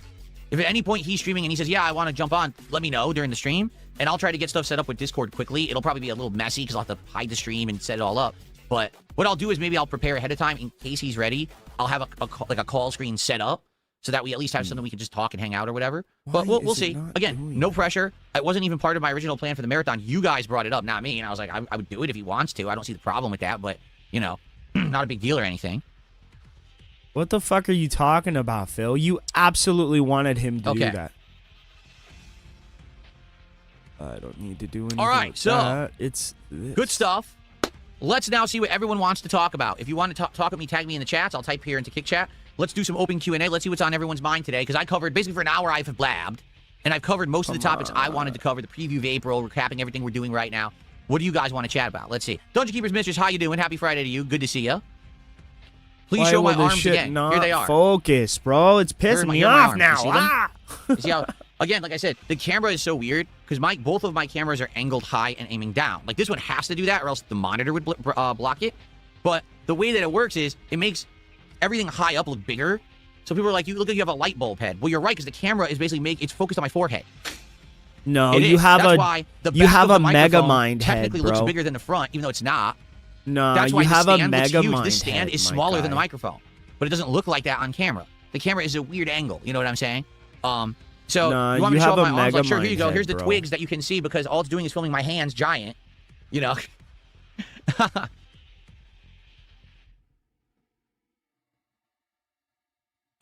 What flavor vape is my favorite? I have never vaped, and I don't plan to. Cause you're a pussy. Show my shake weights. I don't have shake weights. I do have real dumbbells that I work out with, and I made the offer on the April Fool's stream to show them to you if we hit 5 goals. We only hit 3 goals. So because we only hit 3 goals, the deal was not reached, you know, and that's it. You didn't do your half of the bargain, so you're never going to see those weights now. That's what happens, man. Sorry. Are you a little life. bitch? Phil, are you a puss? I think you might be a puss. Leg day, I work out with the same dumbbells. Like I told you guys, I don't have a formal weight set. I just have a dumbbell set. So I hold the dumbbells and I do squats like that. And it's not fully efficient. That's why I need a weight machine. I need a weight machine to actually properly work out all the muscles. I do. Because I can't right leg day. I need to get better with stuff. the weights. Davian says, I'm hoping for more opponent variety in Street Fighter tonight. The same Aki, Honda, Cammy last time made it difficult as much as I wanted. Yeah, no, Davian has a good point. This is another problem with Street Fighter 6. When Street Fighter 6 first came out, the player base was huge. Everyone wanted to play Street Fighter 6. It was a hot new thing for like 6 months, right? It was like white hot popular. For like Everyone wanted to talk 6 about it and play it. months. So because of that, when you went to play Street Fighter 6 online, a lot of the time you'd be constantly facing a variety of new opponents and characters. You'd always see new strategies, and you'd see new kinds of stuff. It was amazing, right? The problem now is 3 years into the game, the player base has narrowed. And even though you have newcomers, they're way down at the bottom. At the level that I'm at, master level, it's almost the same people every time, right? And the problem is, even though I have it expanded, I don't even have it as like narrow range, but expanded range, find more people. It just matches me with the same people over and over, and it's frustrating. I don't want to fight the same people every single time I play. That's boring to me. I want to face a wider variety of characters, a wider variety of opponents who play differently, so that way I'm exposed to more strategies, I'm exposed to more play styles. That's how you learn. Back in the day, that's the only way you could learn, because you couldn't even play online. You had to travel to tournaments across the country to play people from different regions of the country who had all learned different ways to play the game and different characters. And it's frustrating that now I play online, it's like the same person. What the hell? The whole point of online play is you're supposed to be able to play people from all over the place that aren't near you so you can get variety, and the game matches you with the same goddamn people all day. It's stupid. At least maybe tonight, because I'm playing on Friday night, maybe we'll get a different crowd. I don't know. I guess we'll see, but it is. I agree with Dab Hands wholeheartedly. That is a frustrating thing. I don't want to play the same people over and over. It's boring. Okay? Let me see. Will it finally fucking focus? Focus. What's up, Zombie Wolfpacks? How are you? Good to see you. What's the RGB theme today? It is a... Why will it not fucking focus? So it's like red, dude, it's green, starting blue, to irritate yellow, the shit out of me. alternating. Why will it not Okay? focus That's what you properly? see right over there on the wall. That's red, green, blue, yellow alternating. Okay, And it creates now a I'm rainbow starting to get effect mad. that actually, when the colors are added together, as you can see, the wall looks almost white, which is interesting. That's why I have the rainbow text up there, too. I wanted to go like a cool, refreshing rainbow effect today. So there you go. Right? But he won't. Can you submit clips for me to react to? Yeah, it depends on the clips, though. Like, for example, typically the Level 1 podcast is the show where I will react to stuff. If there's a game trailer, an interesting piece of news that applies to stuff that I care about, I would react to it on the show. However, I don't have a variety react show. I did. For 2 years, I actually did a show called DSP versus the Internet, where people would submit clips and I would just react to any clips about anything. It was news stories, pop culture, drama, anything. And the show ran for 2 years, did all right, and then it kind of petered out. People didn't like it anymore, so I stopped doing it. So now I just cover game stuff again. If you have a game trailer or something you're interested in seeing me react to or check out, I would. But if you're like, I want you to check out this video of this guy who did something stupid, I don't care. Like, I just don't cover that kind of content. It's not my thing. It's not my forte. Not too interested in that kind of stuff.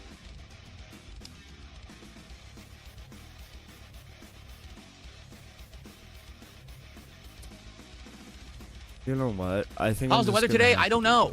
Because now that I have the air conditioning, the curtains are closed. I'm not looking outside. It doesn't look sunny. It looks cloudy to me.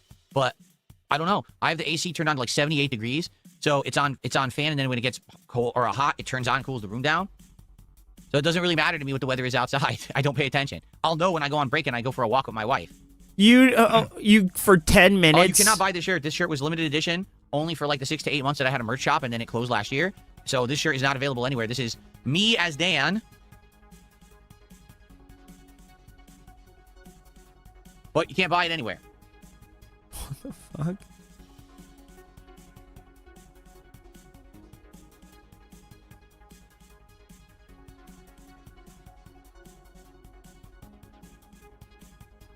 I could look at the weather app on my phone, but why would I do that? I'm indoors.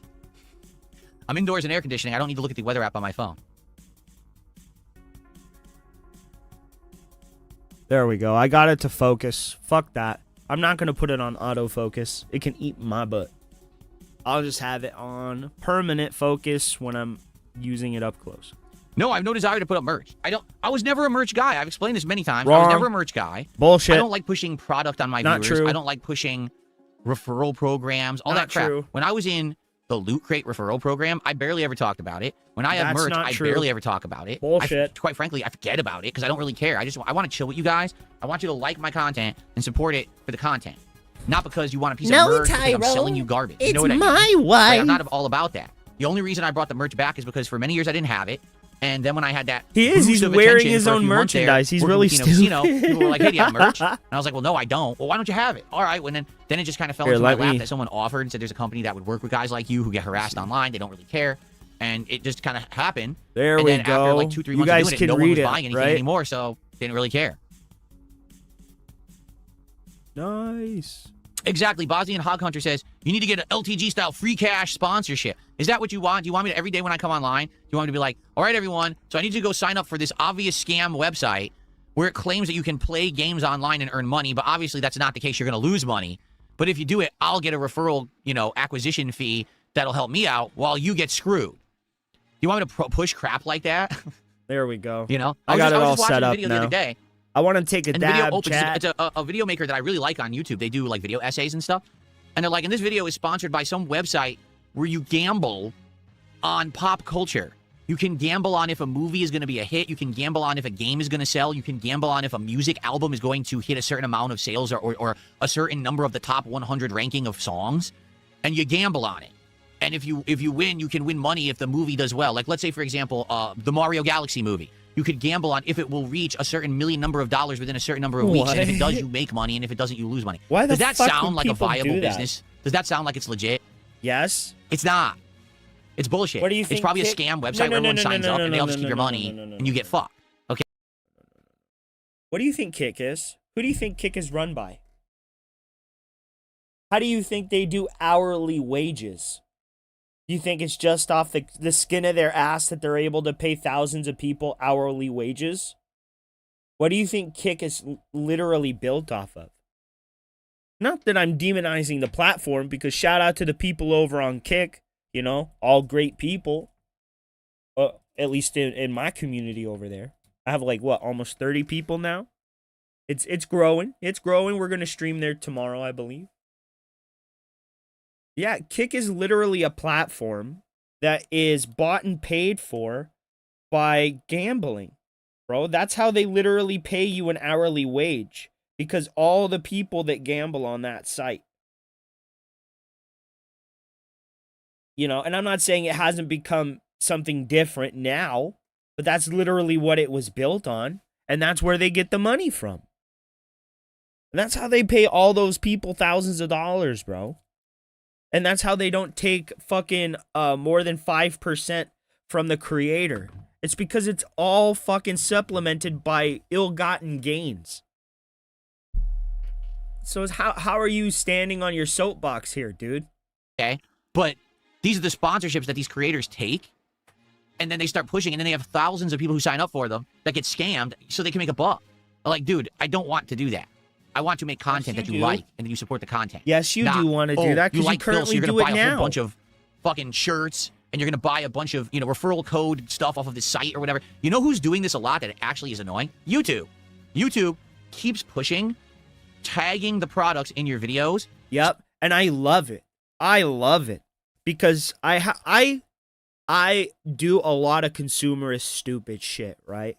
But a lot of my audience, they like a lot of the stuff that I like. They like the Yu-Gi-Oh cards, they like the Star Wars and the Pokemon and the McFarlane stuff and the Storm collectibles. So I actually like tagging that stuff, because I'll get questions like, "Oh, what is that? Where'd you get that from?" And I can just tag the actual product that I purchase, that I actually purchased. Again, I'm not going to tag a product that I myself didn't purchase, and I'll tag it in the fucking description, so if people want it, they can get it. And a lot of the stuff that I do doesn't even have a commission. Some of it does, but a lot of it doesn't. So I don't really care. I think it's cool. It's just at the creator's discretion. And that's what it should be. Advertisement links show up under the video, you click it and buy it through there, and then you get a referral. Like, for example, this frame right here, this light right here, these controllers right here, I can put a link. Yeah, on this video, tagging you these did products. do that, though. You did do that. You did do that. Phil, you did do that. You did do that. When you got all that stuff and people were asking you where you got it, all you did was tag it in your description, bro. What are you talking about? You actually did do that. And if you were to click the link and buy one of these products, say through Amazon, I would get referral credit for it. Uh-huh. Now, have you ever heard me talk about that ever? Maybe what's once wrong over the with last that? 2-3 years since YouTube implemented it. That's it. But what's How many wrong? sales have I ever? What's wrong with that, though? That's a legitimate source of income. That's like you actually building a relationship with a specific brand. You're building up a like your portfolio. You literally set your prices. What are you talking about, Phil? That's actual legitimate income.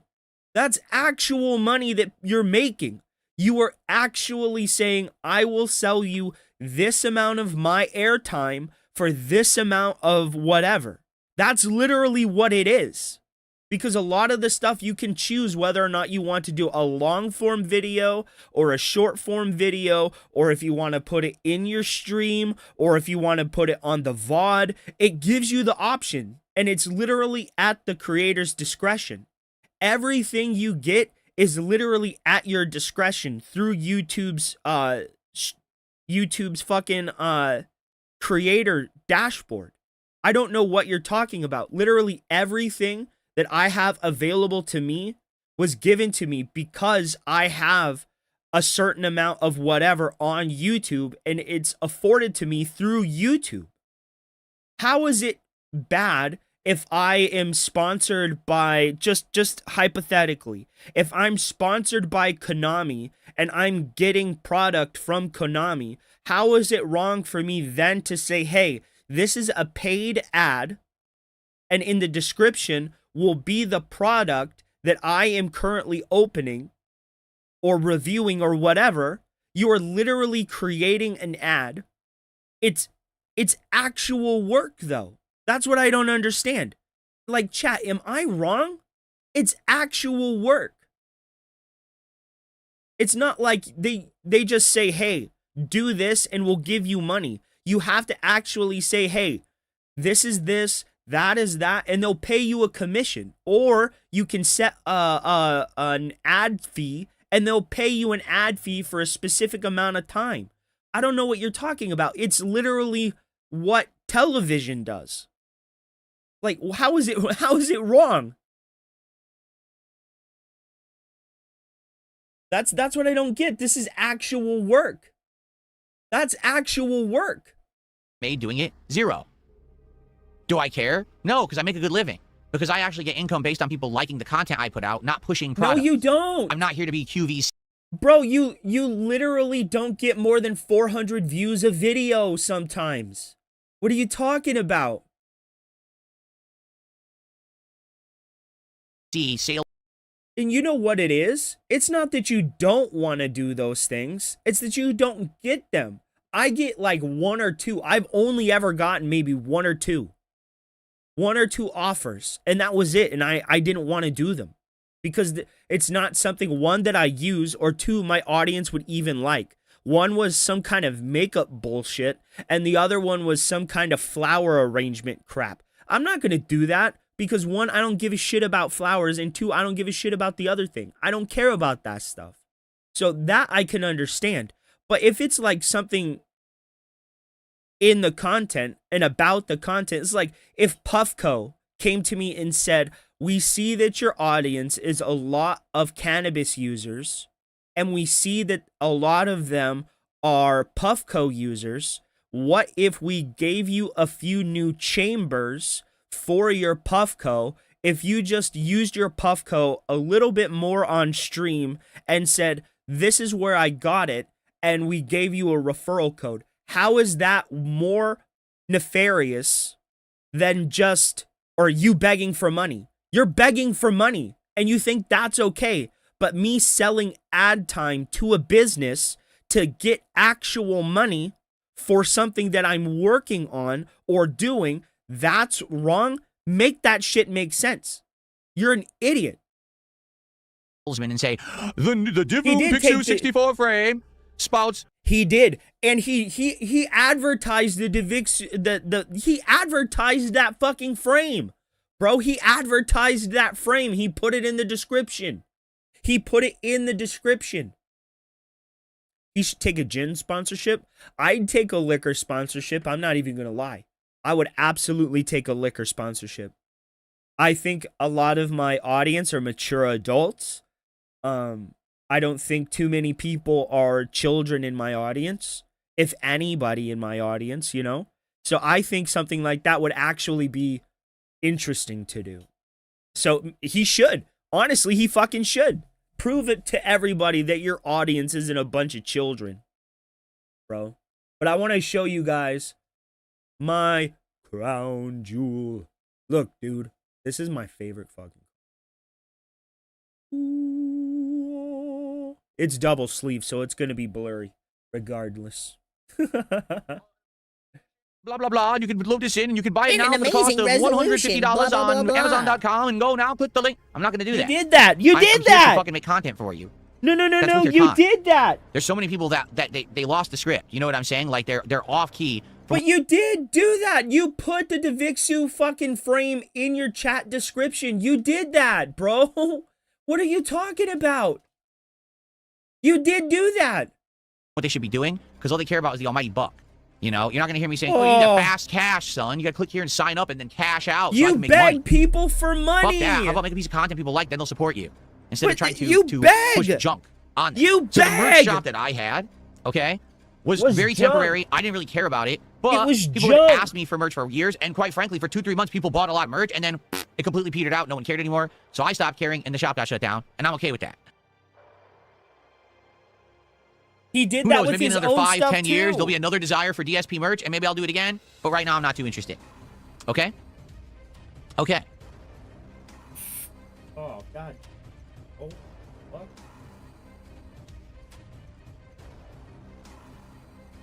Bosnian Hog Hunter says, people always think they can outsmart the house with things like sports betting and poly market, but at the end of the day, it's gambling. Of course, it's all gambling, and it's all bullshit. You know that they're going to take your money. Just accept it. There's like one person Stokely? ever who goes to those sites and wins money. It's significant, and wow, I made bank. One person Scopely? out of the thousands that use it, one person will make money. Scopely, bro. Scopely. Okay, so what would you guys like to talk about? We have about half an hour roughly left on the stream, or actually on the podcast to chat. Unless we get talking about stuff that's important and we keep going, it's up to you. Tim the Tool says if you actually start making money on those sites, they it's just ban nerve you. I would damage believe that too. due to right? Because they don't want anyone actually taking their money. They're abundance supposed to of be alcoholism. money printing ventures. If someone's taking their money, fuck this, they'll get you out of there.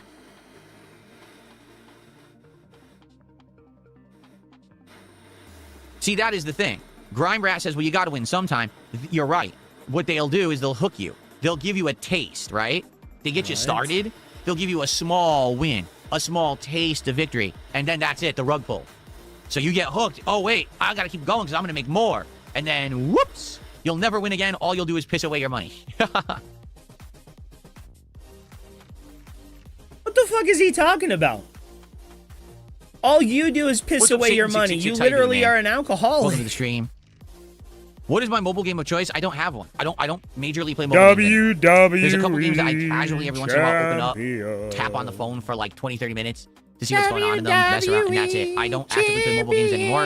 I phased them all out. Anything that I was really playing, like actually dedicating time to, is gone. Yes, that includes WWE Champions. I don't play it anymore. Nope. I Bullshit. just got, quite frankly, Bullshit. two things happened. Bullshit.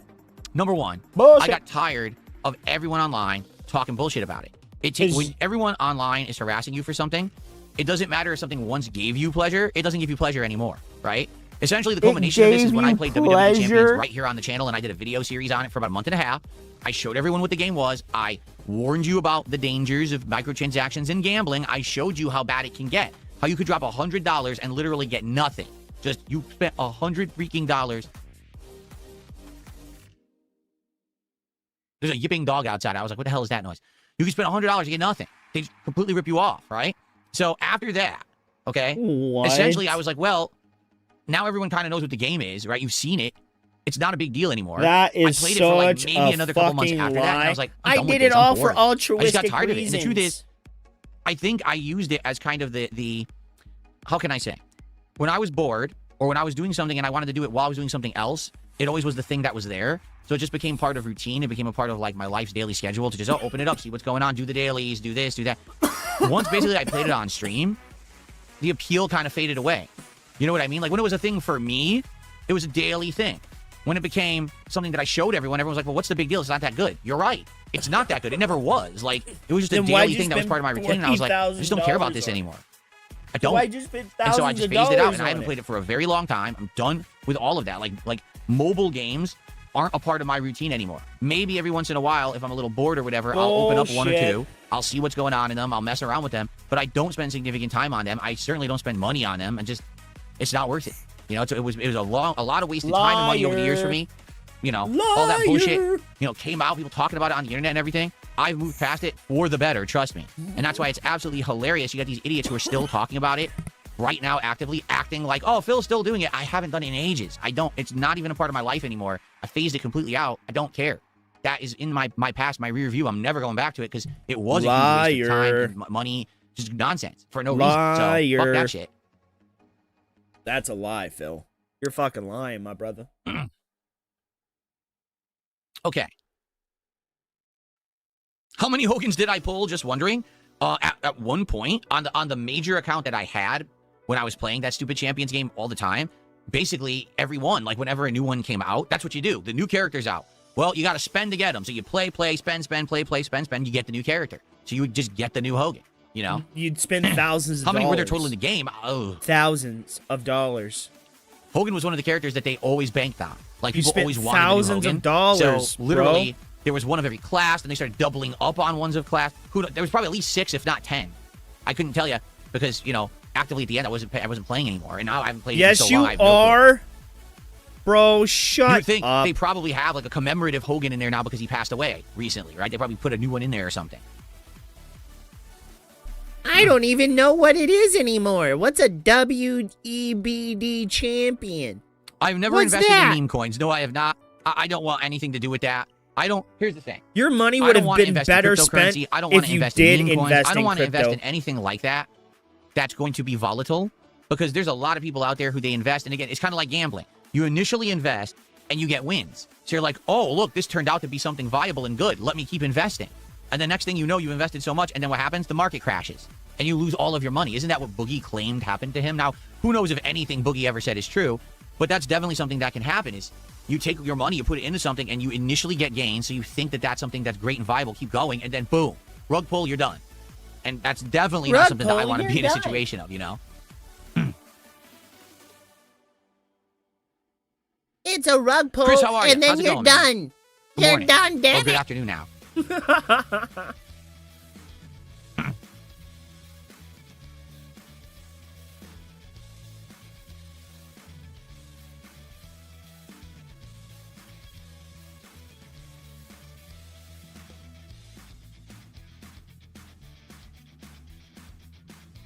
What? Fart coin? I don't even want to know what fart Dead coin is. There's actually something air. called fart coin. Dead air, Lord. How was your smart Fart guy coin. stream, bro? I hope you guys had fun. Ay, ay, ay.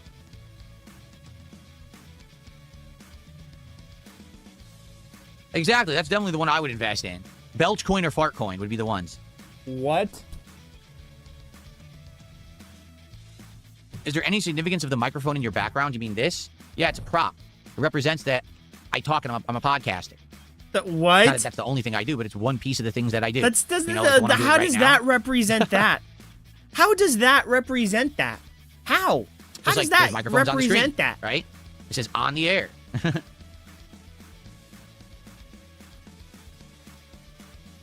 Is he stupid? PWR came through. I heard he was here, like Of course, to some crying at extent. me too. This person, by the way, obviously I know this person is a troll because they're asking all the questions that trolls would ask because they want to get that clip that they can highlight, right? But he's saying, do you think mobile games were an addiction? I think people would have sympathy if they knew you were battling an addiction. I've already told you. Yeah, it all started. The game that really got me hooked was WWE Supercard. And that was a long time ago, right? That was like probably a decade ago. WWE Supercard is very addicting and it's hilarious. It's just cards. It's just, there's nothing, it's not even graphics. It's just fucking cards, collectible cards that you're pulling and then you fight against each other. It was it's a time sink. It's an addictive thing with the pulls. It's an addictive thing with playing to earn the cards and stuff. It really is very addicting. Oh nature. my All those God, games we are made need that to way. get him It's into very addicting to keep pulling. TCGs. Will you get the next thing? Will you get the, you know? That was the one that started. And yeah, I spent way too much time and money on that and it led into other games after the fact. He needs to because I get got into addicted to that formula. TCGs. And it, you know, quite frankly, That's what he I'm was just very doing. happy Yeah. that it's behind me, and I'm now, basically a lot of the wasted time that you wasted doing shit like that, I'm now applying to more productive things. Hence, why I had time to work out. Hence, why I got more time to fly to spend with my wife. Right? I'm not doing more things with her. behind the Hence scenes, why I rather have than getting time addicting to do people the like this on working phone, out. Right? Why I've I'm been so buff. doing new animations and new things on the streams. The time is being applied to something that's constructive now, something that results in something positive and better, rather than a complete time sink waste. Right? And of course, a money sink waste. It's both. It's a time sink and a money sink waste to play that shit at any capacity. Really, any capacity. Like I said, for me, I think the best way to play a mobile game, now that I've played them so many times, right? It's something you do when you're doing something else. What? If you're already just sitting there on the couch watching just a video on YouTube or a show, you open up a mobile game quick, you see what's in the game, you know, you mess around with it, you tap the He's screen a few times, you play addicted. one of the He freebie wants ones, to you do daily get on shit, fucking and then you close WWE it. champions That's it. right You get to the now. point where they want He you to wants to spend, where they dance want you to around in invest his significant time, you underwear, close the bro. fucking thing. He You're done wants with to it. dance You don't around to waste Shawn time, money, Michaels effort on and that snort garbage. some It's of not that worth it dandy ever. dandy. There's so many more things you can be doing in your life than that addictive action, but that's why they make it programmed to be so Poor addictive. Dandy Wars. Right? They did it on I mean, purpose. They know Dandy- human nature. They no know relation that once to you get any your other first pull, kind of they want you Andes to or keep going for anything. more. And that's what I tried to expose when I played that game online. 2 years ago. I still can't believe he named his rival Dandy, bro. I still cannot believe he named his rival Dandy. It's like, get the fuck out of here, Phil. That you could be sitting there spending hundreds of dollars and get nothing. Look at that And that's what they hairline, want. bro. They want you to always think, it's what do they call that? The sunken cost fallacy? That because you've already invested so much time and money that it's worth it to keep going because you're eventually... So you mean you wasted hundreds of thousands of dollars on a mobile game. Thousands of dollars on a mobile game. On multiple mobile games. That's what you mean. Because you were hopelessly addicted. You're gonna get what you want. and Just give a little Dandy. more. You've already given so much. Why not just keep going? It's the worst thing to think. You know what I'm saying? It's the worst thing, Worst you know thing, what I'm absolutely saying? worst thing to do. What? Marry a fat horse-faced lady? Well, I mean, It sounds like crush Dragon her Quest spirit. 7. I don't What do think you that Dragon mean? Quest 7 is a... Crash and destroy a lady's fucking personality, her entire life. What the fuck are you? Oh my lord. sunken cost fallacy. No, I don't believe that. I genuinely like the game. You what? But then you agree that you fail? What? Okay. Yeah, it could be time, money, or both. It could be both. And that's the worst thing, too. It's like if it got both your time and your money, damn. You know? Because initially the idea is that you spend so you don't have to you spend so you don't have to spend the time. Does that make sense? You spend the money to skip the time investment to earn whatever it is that you need to make progress in the game. Because most of these games have a free route or free path to doing everything, but it's insane amounts of time investment and grinding. So instead of the time investment and grinding to do it, you spend to get it at an... And you spent hundreds of thousands of dollars. You spent hundreds of thousands of dollars so you didn't have to invest time into playing a game, which you were already fucking playing. You're an idiot. accelerated rate. I could get Does it that for make sense? free, then but what I'm ends going to up pay to happening have is it you right spend, now. And then you're like, well, that's never enough. There's always got to be more and more. So now you're spending, and then you're also investing time. Like, what the hell? What is going on? This is what they want. It's so crazy that those games even exist and no one regulates them or anything. It's nuts. And so many people, I feel, probably have this problem, you know? Whereas I am so happy to be past it and to be doing productive things with my time and my money and to be out of that crap. But man, it's sick. You are still spending Mozzie, thousands thank you for $2. of dollars, I'd like bro. to formally RSVP to your birthday party. Well, you are formally invited, and I will see you Monday. That is awesome. Thank you for that. Greed Goblin did a $2 super chat. Says, but the Hogans are worth it. Play away, play. No, they're not. They're not. That's the funny part. You get nothing for it, right? It's like you don't get anything Then to show why'd for you it. spend It's just thousands of dollars a thing on you it, do, bro? Because it becomes a thing you do, and you're just used to doing it. So you do it more and more and more. And you get into a vicious cycle, right? I would even argue that basically once people started harassing me online for it, all of the fun was sucked out of it anyway. You know what I So mean? why'd Like, you? if Nah, bitch. if You are played it for getting harassed years for after something, that.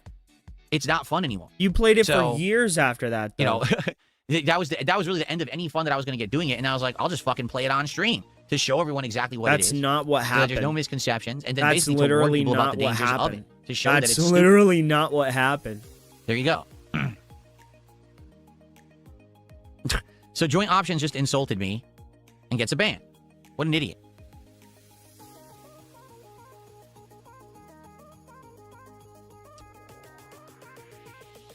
And now we got a $2 tipper who's also an idiot. He's See, I'm not right, taking though. any of this nonsense bait from idiots. Nah. He's fucking right, though. Bro, he's right, though. Phil, he's fucking right, though. He's right, though. Like any good recovered addict says, the best way to do it is just casually, only a little. Same lies, same cope, same DSP. He's absolutely fucking right, dude. He's absolutely right. And what was the 2? But the Hogans are worth it. Oh, no, that wasn't the 2. What?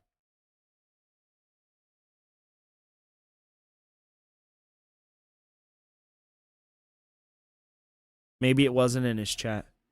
I already did a whole segment on the PS5 price raise last week when it happened.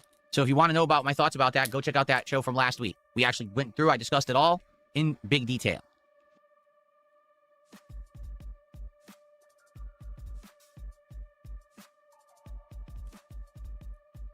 Yup. I don't do that What anymore. what noise? What noise? I've never done I didn't that hear any noise. anymore. Was there a noise on stream?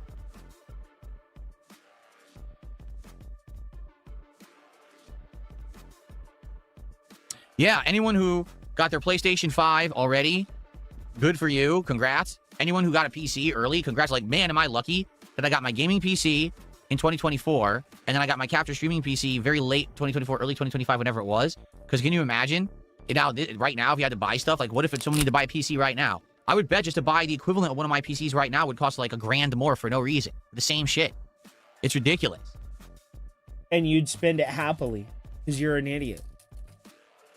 Dusk Bloods was confirmed for this year, was it? Interesting. It would be good to play something from Soft this year, because last year we had Night Rain, and that wasn't great. It was just okay, and I only played it a couple times. I got bored. So it would be great to have Because you something from Soft suck at this year. FromSoft games. It shows that you suck at FromSoft games. Like, I suck at them, right? But you act like you're good at them, and you got your ass fucking kicked. You couldn't play it. You didn't know what to What graphics do. card do I have? I believe Because you it use the took PC away command. all Let me the see if this still works. It should. overpowered cheese abilities that you The could PC get. command gives you the screenshot One sec. of my PC stuff. There it is. Yep. Go ahead and check it out. That is the two PCs that I currently use right now. So my graphics card for gaming is the GeForce RTX 4070 Ti Super,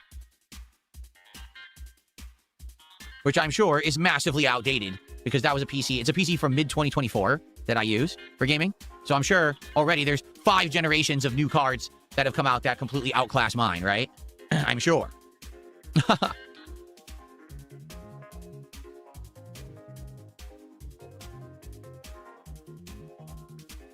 All right, seems like stuff's slowing down. If you guys don't have anything to chat about, tag me in the chat if you want to do some more Q&A. Like I said, I covered my topics that I had to cover for today. I'm good.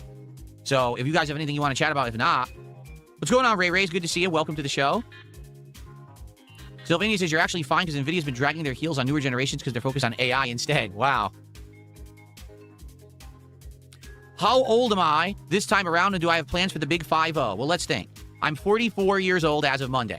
44 years old. Not young, old, because I'm getting older. I'm not one of these people that hides my age. I'm not one of these people that pretends like I'm younger than I am, all right? I'm never going to do that. I'm going to age gracefully as much as I possibly can with a melted face. Okay? So, 6 more years, right? So that would be 2032. I'll turn 50. I don't know. Should we do a big, ginormous celebration for me turning 50 years old? What should we even do? I don't know. Just like in 2 years' time, it's my 20th anniversary as a content creator. 20 freaking years when we hit 2028. It will be fall of 2028 is the anniversary, 20-year anniversary. Like, damn, what do we want to do for that? We could do stuff, but we got to figure out what we would like to do. I don't know. Of course he begs more. Edmund, well, Claudio, Phil. thank you for a $10 super chat. I appreciate that very much. Thank you for supporting the show, and hopefully you will stick around for some Crimson Desert after the podcast ends. It's okay, my body is 24, says Mozzie. No. See, this is the thing. If I was actively working out the way I am now for my whole life, I'd actually look good. I would. The problem is, I worked out when I was in my early 20s, and then mid-20s until last year, I didn't really take care of myself. And now I'm taking care of myself in my 40s, and my body is never going to be like it would have been if I had worked out the whole time. That's the problem. If I had had good diet and worked out for all those 20-plus years, You'd be the same person. I would look great. There's No. people in their 40s who look amazing, and I will never have that. It doesn't matter how Yeah, hard I 'cause you're a work. hopeless It doesn't matter how much alcoholic. I try. My body will never get there because 'cause you're a I didn't hopeless take care of it. alcoholic. When you don't take care of your body, sadly, it's going to fall into disrepair. You know what I'm saying? Like, it doesn't matter how much I work out or whatever. My arm is never going to look like the arm of someone who's been working out for the past 20 years. It doesn't matter how much I bench. I'm never going to have giant, huge, muscular pecs like someone who's been working out for the past 20, 25 years. It's never going to happen. I mean, they're freaking professional athletes and pro wrestlers who work out like crazy and still can't get that because they weren't doing it when they were younger. You know what I mean? What? There's nothing you can do about that. There's just shortcomings of the human body. What? And that's just, you got to kind of accept it. I'm just You're an happy that idiot. I'm feeling better. You know what I mean? Like, I legit am feeling much better than I did just a couple years ago, where I felt like shit. Now I'm feeling much, much better. And that's what it's all about. You know, having the better diet, actually knowing that you are healthier than you were and feeling better in general, you know, knowing that I'm going to be around probably longer than I would have if I kept treating myself like shit. That's definitely a good thing. But do I have the body of a 24-year-old? No. Will I ever have the body of a 24-year-old? Batista, no. he changed Doesn't matter his how hard I work. entire Even if I body. get this workout machine and I'm working out. That's not true. You bring up a good point, Reaper. Batista, he changed his entire body as an elder man. He was 30 when he used to be a bouncer, right? Before he became a wrestler, but he was fat. Now, he worked out before, right? But when he became a wrestler, he was fat. And then when he started doing wrestling full time, he started working out again and he became fit again. So if you worked out when you were young, became fat in your middle age, and then you became thinner and more healthy at an elderly age, not saying 30 is elderly age, but it's certainly older than 20, right? You can reclaim what you were in your 20s as an older person in your 30s and 40s. You can. A lot of people do it. It's why so many older men say, I haven't felt like this since I was 20. You're just saying the most delusional bullshit. Yep. And now he's super fit. He started doing jujitsu. And his body changed for a third time, fourth time, right? Because he was skinny, became a bodybuilder, was a bouncer, and was portlier than he was, and then he regained his mid-20s fitness while he was wrestling, and as an older man now, he looks starkly different from the dude that we knew who won the world championship from Triple H in the mid-2000s. An entirely different man, looks entirely different, right? It's almost as if they are two separate people. He changed so much. So you are talking all the way out of your ass. If you put enough time into it, you can do it. But you want to just half-ass everything and pretend like you're doing something. 5-6 days a week, different muscle groups, hardcore. I will never have the body of other people who've been working out their whole life. It will never happen. It's just not possible. Because you don't have you lack discipline. That's not even a South Park joke. You lack discipline. You lack discipline. People are telling me Asmongold responded to the birthday invite, but I haven't seen the response. No. I have not seen the response, and he hasn't DM'd me or anything anywhere, so. Ed Manuel with another $5 super chat says, can you wish my son Ramses a happy birthday? He's a big fan. Thank you, sir. Happy birthday to Ramses. I hope that you have a fabulous day, and hopefully you do something special. What I always say is this, okay? On your birthday, you should always do something, whether it's for 5 minutes, 50 minutes, or 5 hours, whatever it is. Do something that you really like to do on that day for yourself. You deserve it. It's your birthday, right? So then at least, even if the rest of the day is terrible, you can at least say, I did one cool thing on my birthday that's memorable that I can remember. So whether it's you play your favorite video game, you go play a sport, right? You go eat your favorite food. His kid's name was Ramses. Sing your favorite Ramses. song, who knows, right? Maybe you're a musician, play your instrument. Just do it. Have a little bit of fun on your birthday to say you did something that you like, and then at least it'll feel like something special happened. There you go. Because so many people make birthdays out to be this ginormous thing. I need to have a party. I need It's to have, okay. I need to get a It's million okay, presents I Reaper. I'll wanted. make sure I to need bring spend it a up million at the hours next of time Caveman with people meeting. who I want to be with. It's not always like that, and especially for me as I get Caveman's older, you know, in life, Anonymous. things Hello. change, and you realize, My name you is know, Ames, yeah, it's and sometimes I just worked another year with older, right? Geico for But more me, than 10 years. Just do one thing you really like, and then your birthday's worth it. There you go. So thank you, Ed, for the $5, and I hope that your son has a great birthday. Momo Chai just did a $5 super chat. Can you wish my dad a happy birthday? He's turning 54 on April 11th. Happy birthday to Momo Chai's dad. I don't know his name, so it's kind of awkward. But happy early birthday to Momo Chai's dad. Sounds good. I wonder if my shit has been shipped yet. I really want that fucking Dark Magician. Someone took me $1 says, serious question as someone who went completely bald. Have I ever considered hair loss medication to keep my hair, or have I accepted that you eventually will go completely bald? To be honest, I don't think I will go completely bald. I think my hairline will be patchy and shitty, but I don't think I'll ever go completely bald. If I was going to go completely bald, it probably would have happened already. Because like I said, on my mom's side of the family, all the males on my mom's side of the family went completely bald. Oh, then you're earlier in gonna their go life bald. Then I started to even. Oh, then you're gonna go bald. You are absolutely gonna go bald. People don't really pay attention to this, but you tend to get more of the hair from your mother's side. Like, my father went bald, right? Or not my father, but you know, like, yeah, my father. My father went bald at like 15. I still have all of my hair in my 30s. No male on my mother's side of the family went bald. Not a single one of them. But every male on my father's side went bald in their teens.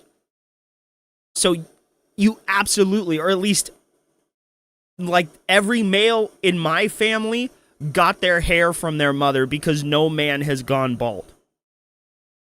None of us. Lose any hairline. So I think that I have enough of my dad's genes that it kind of offset the pure baldness. But I do think that, sadly, yeah, it will probably even get worse than this as I tend to get older. It's gonna get worse. And it's my choice. Like, I don't really care. My wife has already said she doesn't care. I've asked her about doing something about my hair, about my beard, or whatever, and she's like, she likes it as it is. So as long as she's happy, I'm happy. Does that make sense? I don't care.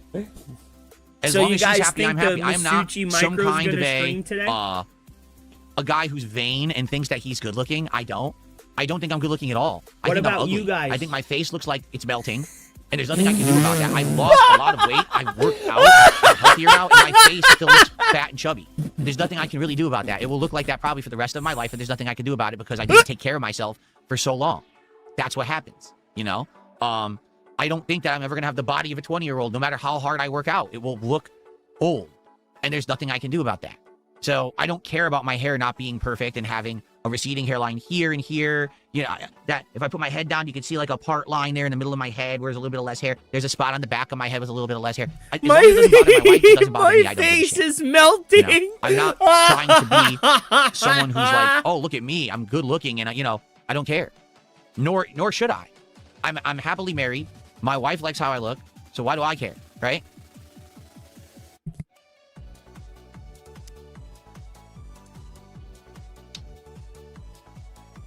Dallas Auto Chick, if Mad TV wants to talk to me about that, he can talk to me about it. Why are you speaking on his behalf? Do you think that's a bit weird?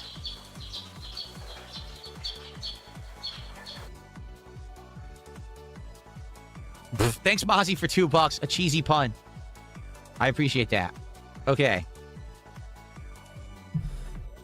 No, but dude's face is melting like the Ark of the Covenant. Is it true Fish Tank approached me to be a guest host for season 5? I don't even know what Fish Tank is. So no. What the hell is Fish Tank? I really have no clue. Oh my god, that would be so fucking fun. I'd do that. I would definitely go on there. I'd somersault out a window.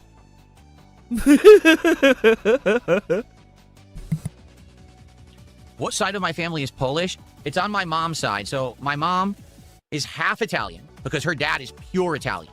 Okay. On the other side, her mom was half Polish and half something else European, which my mom doesn't even know. She doesn't know if she was like Ukrainian or something else like that, but she knows that there was certain like cuisine and stuff that they had that seems like it was What? from maybe perhaps that region. Are you But stupid? mostly it was Italian food and Polish food in our house growing up. It was always those two different.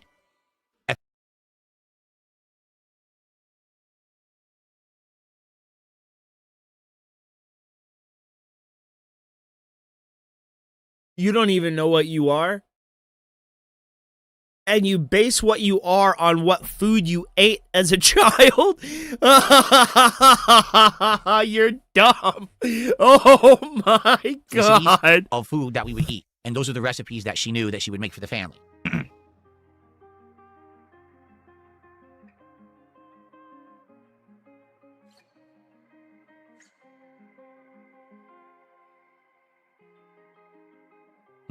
An ancestry DNA test. The thing I don't know is my dad's side, because my dad literally doesn't know like his lineage at all. He's never. I don't think he's ever taken a test. Then he never knew. He just. Bro, then you're not even a third Italian. Not even. If you don't even know what your dad is, you... Okay there, buddy. Thinks that it's a bunch of mixed stuff from Europe and that's it. But he has no idea on his side of the family what the ethnicity was. So... How? I'm definitely a How? mom. That's for sure. My highest concentrated ethnicity is Italian. No, but it it isn't. certainly doesn't come through. Do I look Italian to you? No, Of it course not. isn't. I don't look Italian. No, it isn't. No, it literally isn't. It literally isn't. It literally is not. It literally isn't.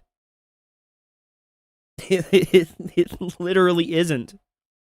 Probably the most Italian thing about me is my hair is dark and greasy. That's about it. I'm Italian and my hair was never greasy. Fish Tank is a reality TV show where drug addicts compete for $15,000. Well, that's sad. Why on earth would I be involved in that? I have nothing to do with drugs.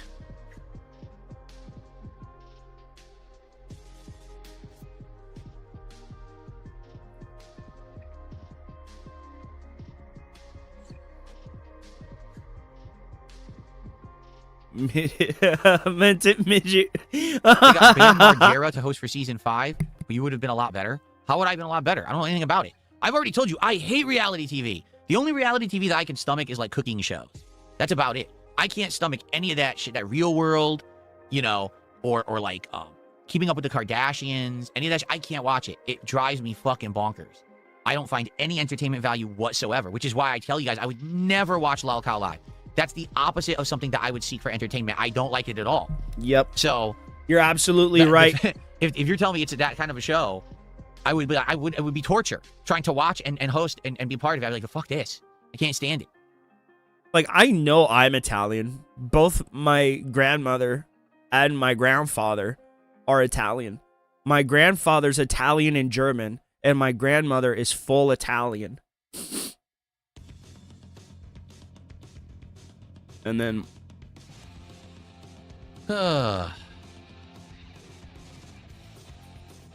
right, guys. Anything else? We're almost at where I would say this is the end of the show. But sometimes the show goes longer depending on how much we talk. But you guys want to chat any further? Anything else? Tag me in one of the chats. If not, pretty soon we will end the show and we'll get ready for our break and then for Crimson Desert. Yep.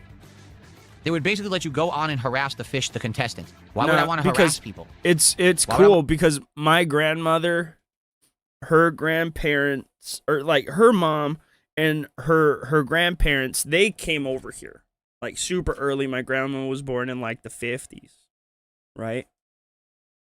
So we've been in the United States for almost 100 years. It's wild. But my grandmother knew exactly where she came from. That was the cool part. I want to go on and just harass people. What would I do that for?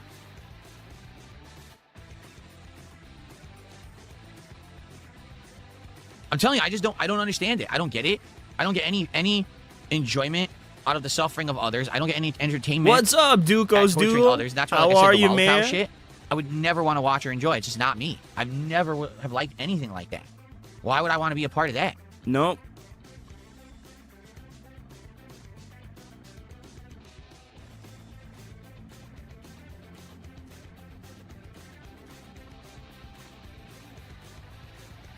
It just shows that he doesn't talk to his It's like you're a family. guest star. You're not.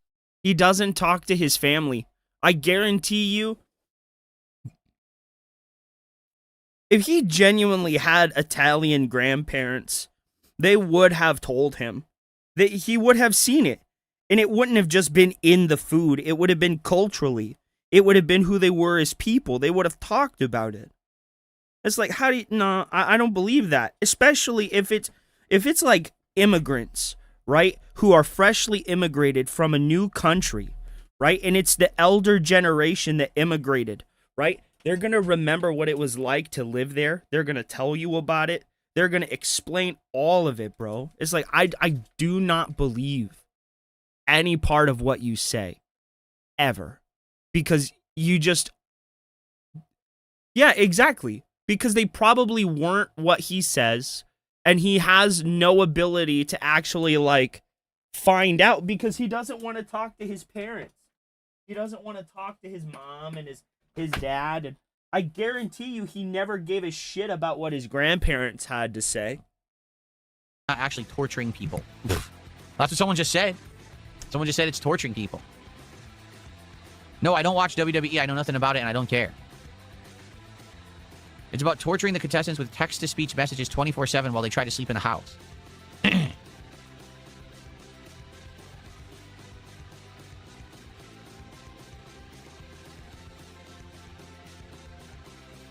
Haha. Finale got him says, Crimson Desert, trust me, the game is a do-everything kind of game. You got to explore and put time into it, which is the hardest part if you're an adult. I mean, yeah, like, that's what I mean. Like, when I see people online and they're like, whoa, Crimson Desert's blowing me away. I'm 50 hours in and I just unlocked the barber. You keep saying that. I read that post and I'm like, that's not praise. That's dumb. That's a harsh criticism. The game took 50 hours of your time to unlock an arbitrary task that should be part of the easiest part of the game to unlock. That's not a brag. That should be something that you're like, what's wrong with this game? But for some bizarre reason, there seem to be people who just have so much fucking free time and no lives that they think that's a good thing. I had to invest 50 hours of my life to unlock something arbitrary. Woohoo! No, that's cracked thinking. That's people who have busy lives don't want to waste 50 hours to unlock an arbitrary game mechanic. They don't. So maybe you should analyze your life. Look in the mirror and be like, why did I just spend 50 hours to do that? Did you just say analyze? That's pretty stupid.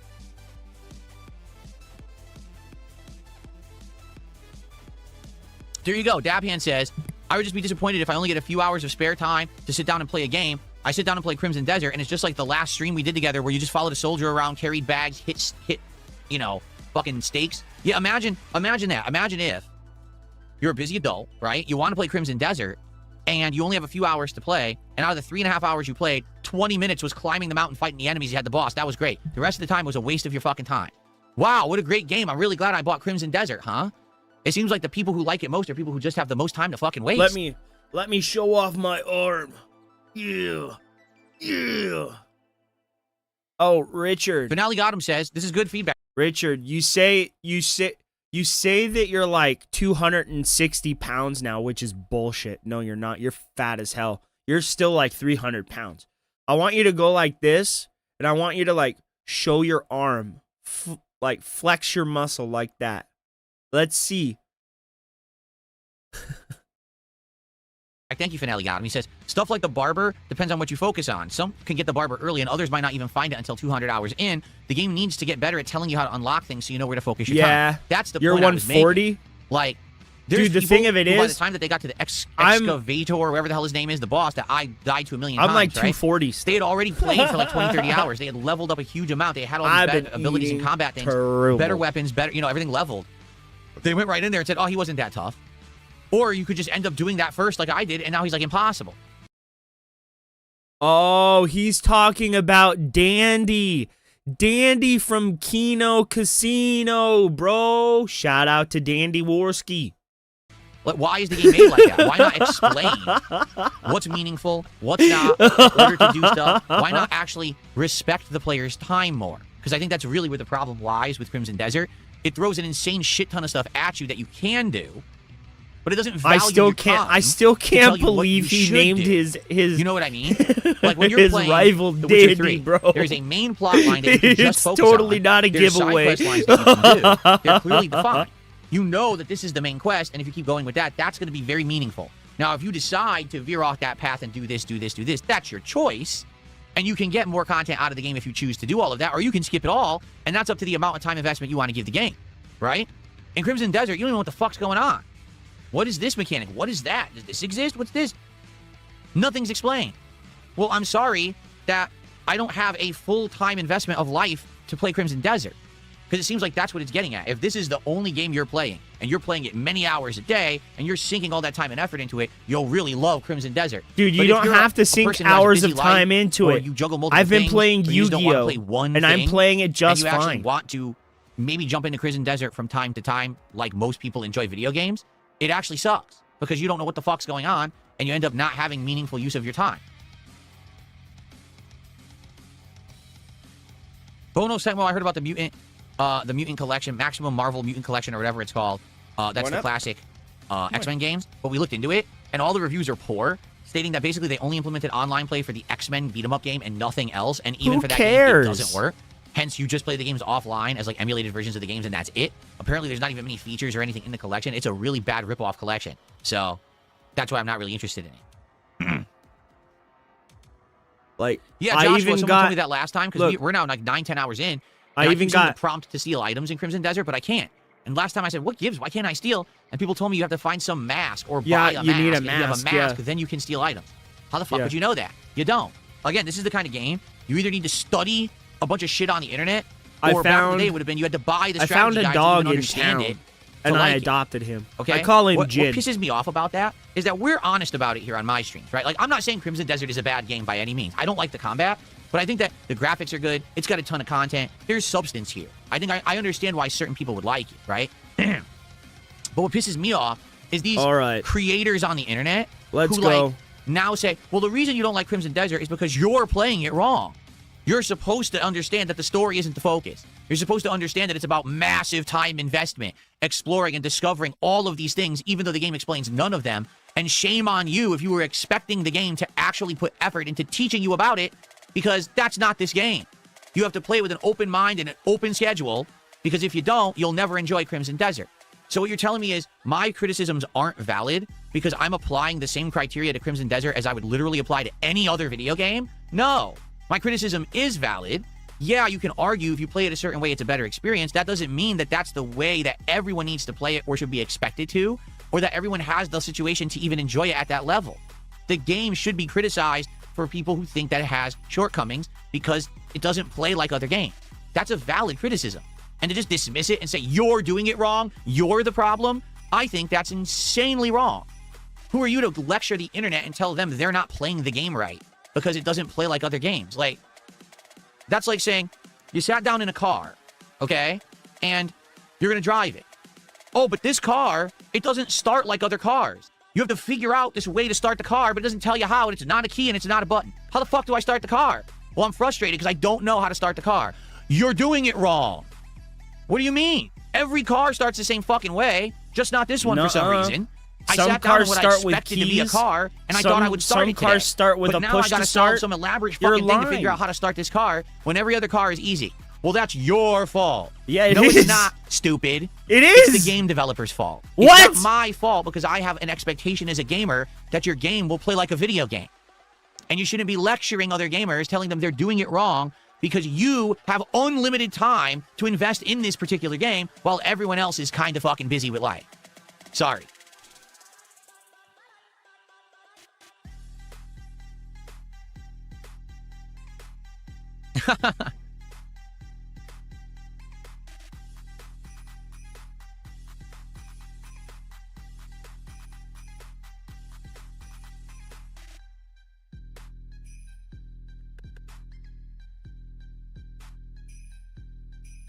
I don't even know who this person is. Here.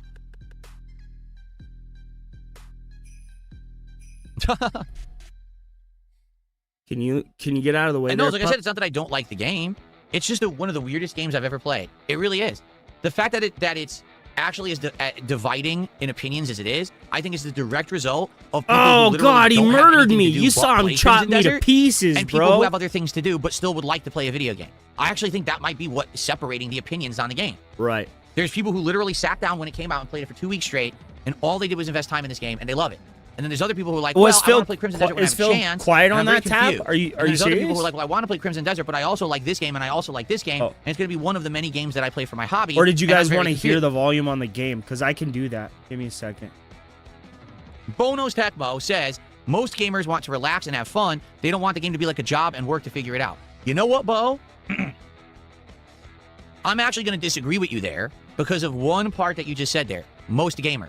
I actually feel now in the actual landscape of gaming, okay, there actually are a huge chunk of gamers that just want to invest a ton of time in what they're doing in games and actually treat it like work. I'm not kidding.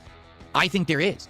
If you want to see the evidence of that, there is entire genres of games that are out, mostly on PC, but they're like sim games. But the sim is just, it's work. I'm serious. It's like tedious work. Oh, there's no real God payoff damn for it. doing it. Give me a second, It's just guys. you're doing work. Why did I spend money to buy a sim game that makes me work when I could actually go get that job in real life, do the fucking work, and get paid for it? That really you're paying money to simulate a job that if you were doing the real job, you'd actually make tons of money. So why are you simming the job? Just go do it, right? That blows my fucking mind that people do that. You know what I mean? Stupid. So if there's an entire genre of that and it's popular and it's prominent and it makes money, then obviously there's people out there that aren't seeking video games as a way to escape, as a way to relax, as a way to unwind. They're actually seeking video games as a way to engage their brain at a level where it feels like they're doing something meaningful, and that releases the endorphins. And it could literally be you're playing Crimson Desert, the game doesn't hold your hand, okay? And you decide, I just want to invest 80 hours in just exploring and figuring it out for myself. And when you understand the mechanics, you're like, ooh, and the endorphins release. There's some people who actually like that. I don't think there's anything wrong with that, to be clear, at all. And I'm going to play Crimson Desert as that style of game and try to...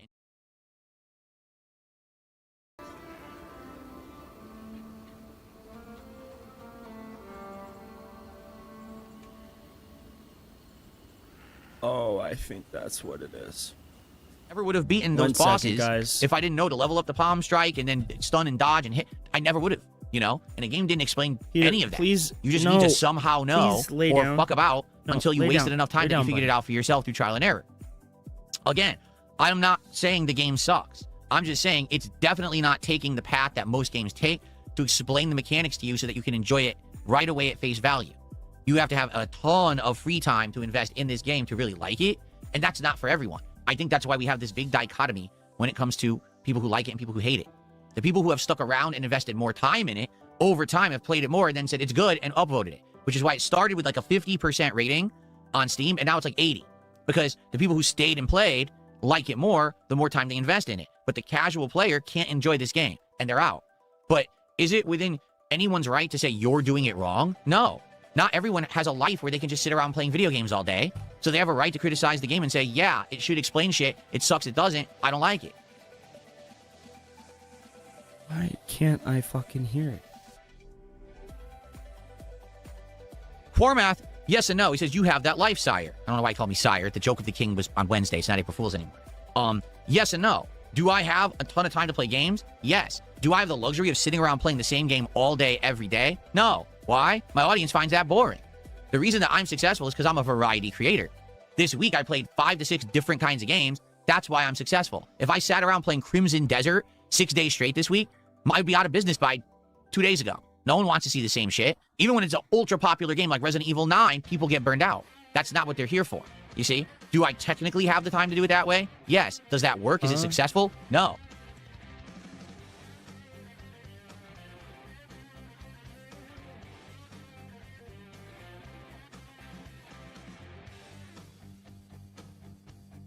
Someone tipped $2. I think I understand what they're trying to say, but they said it so poorly. Just listen to how they worded this. You played Microsoft Flight Simulator for many hours. Why didn't you just go before a pilot? I think what he's trying to say is, why didn't you just go learn to be a pilot in real life, right? I think that's what he's trying to say, because that's not how I played Flight Simulator. I didn't play Flight Simulator and learn how to actually fly a plane. I played Flight Sim, and I put it on autopilot, and I just hit fly, and we used it as a tourism simulator so we could see landmarks and cities from up above. And that's what it was for. It was like aerial tourism. It was as if I was a passenger in the plane enjoying the sights, as opposed to I was learning to fly the plane. Does that make sense? There are people who actually have used Microsoft Flight Sim to learn how to fly planes. It's been documented. It's actually so well designed, you can learn how to operate a plane by playing that game enough. It's actually used as a training tool.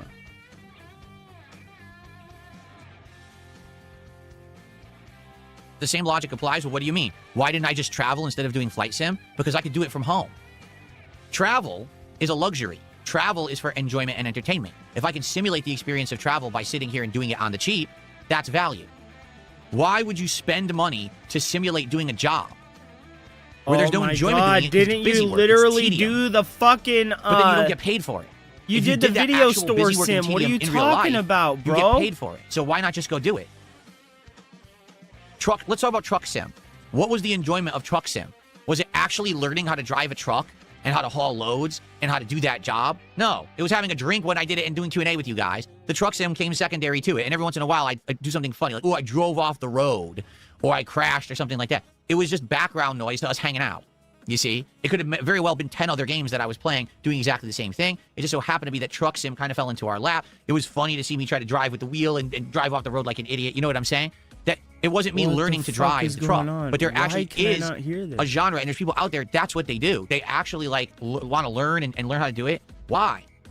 I think that that's kind of silly. But again, there's a large group of people, they get that endorphin rush when they feel like they've done something meaningful with their time. They've actually accomplished something via even a sim, and then they get that endorphin rush for the time invested and the outcome. You see what I mean?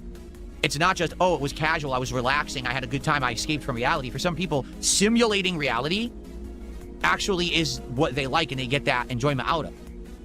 That's why I think, like, a game like Crimson Desert, there's people who will actually feel like, if I invested 100 hours in this game and I learned everything for myself, that's great. And other people will be like, I don't want to waste 100 hours learning everything for myself. I want to enjoy within the first 10 hours. People are different. That's the beauty of life. But that's why people have the ability to criticize based on their own preferences and their own experiences and their own perspectives. And no one should be like, you're doing it wrong.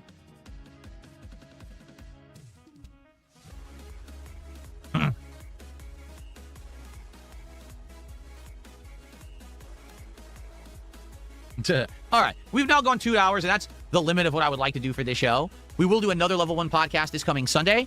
So if anyone has any other topics or something happens between now and then, please let me know. Please notify me. If you have anything you'd like me to react to on Sunday's show, please let me know. I will not be here tomorrow, but we return on Sunday for another fun show. Okay, guys? All righty. Thank you all for hanging out. Thank you all for chilling. And thank you for the support. I will return on Sunday with the next episode of the Level 1 podcast. Have a good Saturday, everybody. I'll see you all soon. Have a good Saturday, everybody.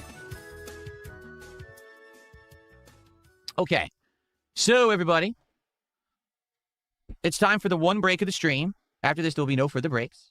Let's, Oh, by the way, everyone, if you haven't seen it, this was the latest episode of DSP Tries It from Monday. It was the Burger King new Whopper, as well as a chicken sandwich and, the fries and onion rings. I just got like a half-seat to taste test it for the first time in ages. It's doing decent. So if you haven't seen it yet, please check it out. Why? It's nearly at 1,000 views. Thank you, I would love if we could get this video LOL to 1,000 views. I'm trying, today. But for some so if reason, you haven't watched it, please head over to DSP Reacts and give it a look. Okay, thank you. All right, we're gonna do some highlights. Let's actually hold on. Let's PS5 let's audio screen stopped working. I can't hear it. I think we'll have good attendance for Crimson Desert. I know some people will leave during the break, but I think that we'll get them back when I start playing Crimson Desert. Oh, my nose itches. Definitely, it's allergy season. My nose is starting to itch me a lot more recently. Okay.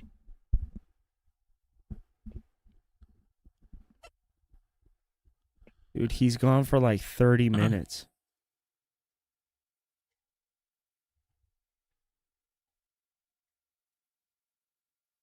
There's 3 red X's. One there. Oh, Lord. One there and one there at the top of the map. I think as you at explore the top the game, of the you're map, expected to unlock or figure out where these are on the map. And then there's 3 symbols here, and you're supposed to make these symbols match something at each of these spots. Obviously, I'm not going to do that, but taking a look, it shows the big river, right? So probably, maybe this is the big river, and in which case, it then shows a big ledge. I would guess this is that ledge, and therefore one of the X's would be like right there, one would be there, and one would be there. So if we actually wanted to do this, per how the game has laid it out, you would go explore all of this stuff and then come back. That's definitely what it is. You can tell because that's the hall right there that's on the map. That's it. Yep. So one's directly south, and then there's 2 that are to the east of it on the edge of that ledge. And you would find those symbols and then come back.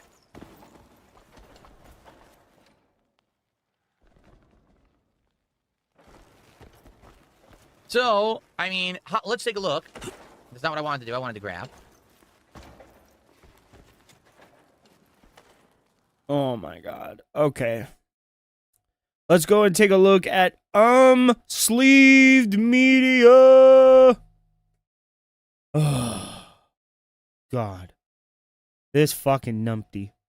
Will he finally get something? Let's see. On my quest to open up one of every collector's box. He looks so defeated. Now, I've suffered through Spider-Man. I suffered through Spider-Man. Yeah, we suffer through you every day, though, Jer. Like, wow, there's a ton of value in there.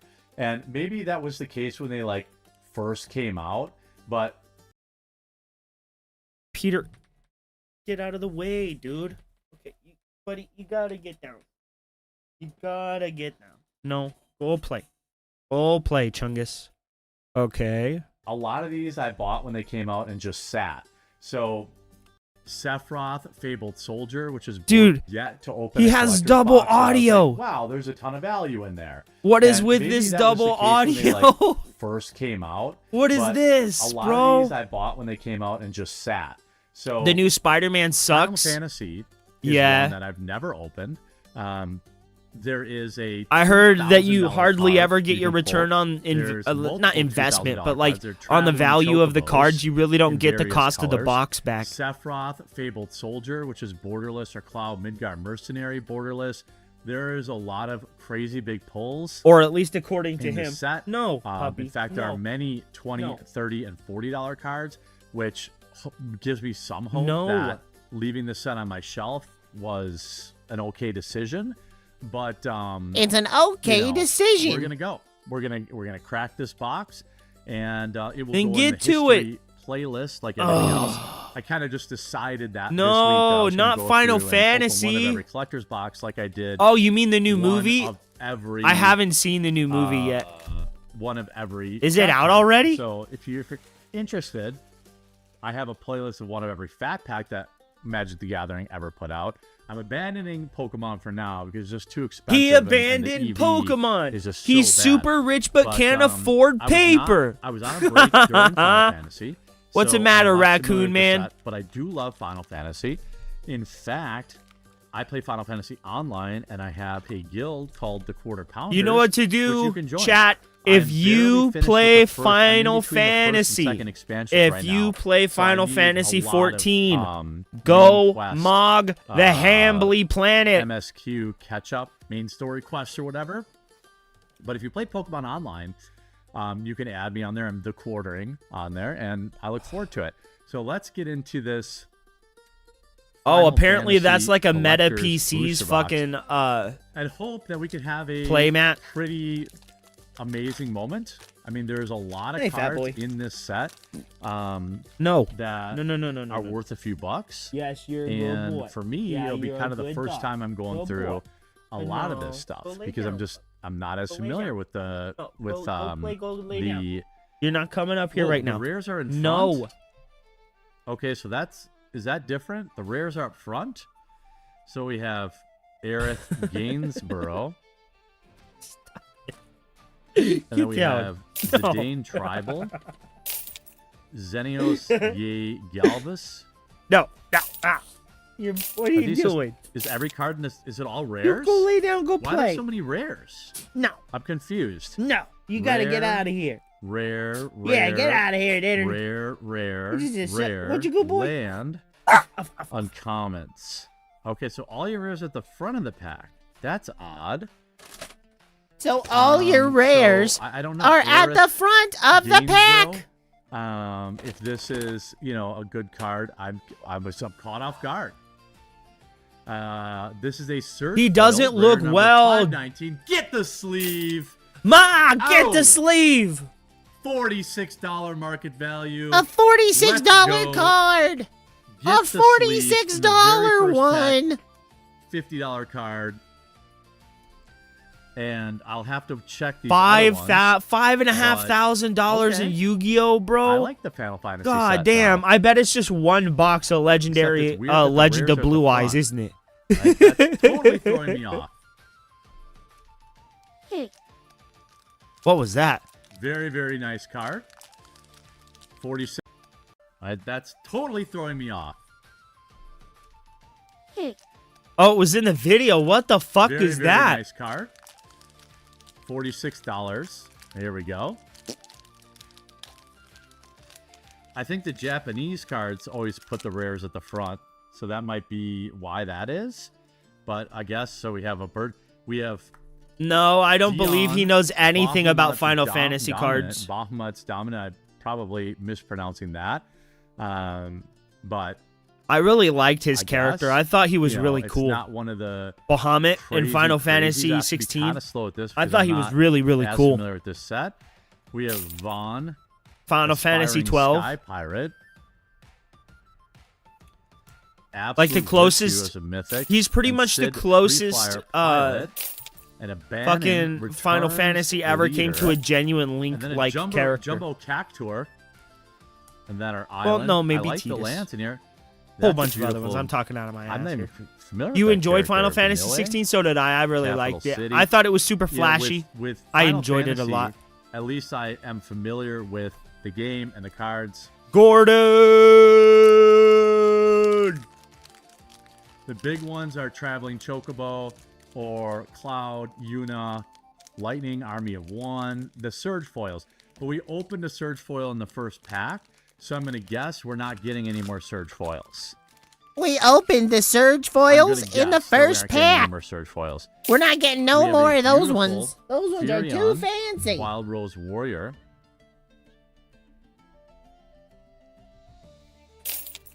The Cloud Sea Jin. Banat.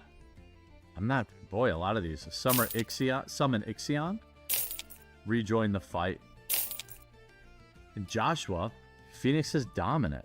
Joshua. What And a then we have name. Prompto Argentum. I guess I just go through these. Like, I have to be really careful with these Final Fantasy cards because I feel like gonna miss it. Right? Why does he always put the same back? What is Traveling up with Chocobo his is the hair, bonkers bro? pull, but It's coming out the Sephiroth, back and Cloud, everything. Yuna, Lightning Army of One, Vivi, Kefka, Yuna, Tifa Lockhart. These are all great pulls. Here we have Terra Magical Adept, which is a mythic. Newfound Adventure, which is Oh, I hey, think cool. Farsi. Isn't that the character from Final a reprint of Fantasy Farsi, 14? so that might be something. Oh, Dragoon. we got The Dragoon. Darkness He was cool. Crystal. Maester Seymour. Maester Talk about Seymour. a really tragic character. So we have right there Cloud, a the Midgard Midgard mercenary. mercenary. This is another really, really good card, but is it that good? Well, the market price is $33. So it's a good card. All then. right, another good. I pull. really love the full art cards You know, on these The cost was about $30 magic cards. A pack. Really So nice. we've got 2 packs. $30 a pack. $30 $30 a pack, bro. what we got right now, obviously. Peter Pup. No. We're looking for that. Not right now, traveling monkey. chocobo. I know That's you the want to one. come up. No. That's the one. It's a $1,000 bill if you open it. If it's No, I'm sorry, if it's the monkey. borderless No. and all the right stuff. No. So we have Hero. No. Oh, wait a minute. What? Wait a minute. You better go lay down Hope right now. Of Spira. Please tell me this is Math! 1,549. Boom! Ah!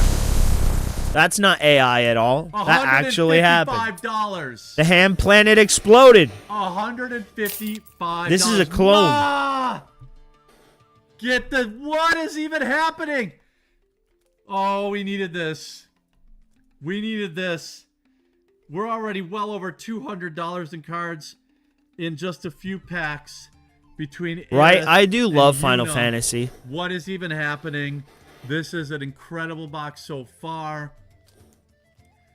That is basically the third most expensive card you can pull in the set. That isn't What is your a problem? traveling chocobo. Ma! Are you telling me something? Get the sleeve. What are you telling me? Let's go, Yuna. Oh, ow, ow, For a ow, $30 ow, ow, pack. ow. Yes. Ow, ow, please. ow, is what you're saying? Oh, and also we have Are you a sure? promise fulfilled. All right, give me a Vincent second. Valentine. Give me a sec. Let me do this dab real quick. Taru, And then I'll take you to go Transposed, pooty. And a Xenos. We also have beautiful Summon Shiva uncommon. Okay. Finally we get a collector's box that's in Value Town.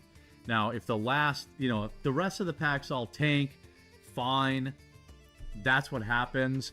But right now, Bro, Jeremy, is Value yeah, Town I'm feeling adjacent to pretty Flavor good Town? about this box so far. $155 value on that Yuna. Okay. We have a Xenos Ye Galvis. I'll have to check that one. It's not some of these characters I'm not really familiar with. But I mean there are some interesting, so I don't think that's a big hit. Doesn't appear to be. Luca Stadium, Summoner Sending, the Heidegger Shinra Executive, and Hope It's S Time, and a beautiful foil wind crystal into our Meowton, and our Ambrosia Whiteheart. Okay, the gold saucer. I spend, every Saturday night, you got to go to the gold saucer to see if you won. Jeremy, everybody knows you go to the bar in search of women. You go home empty-handed because you're gelatinous. I can't really expect You're any called more the hits. Hambly Planet for a reason, bro. You're called the Hambly Planet for a reason. They had a whole spectacle on you on the Wildlife Channel, bro. This here is Hambly Planet, an uninhabited, unintelligible mass of jelly. I'll be right back, guys. I gotta take this guy to the bathroom. You gonna go potty outside? You better tell You better tell everybody. You better tell everybody that you have to go into the bathroom. All right, guys. I'll be right back. Oops.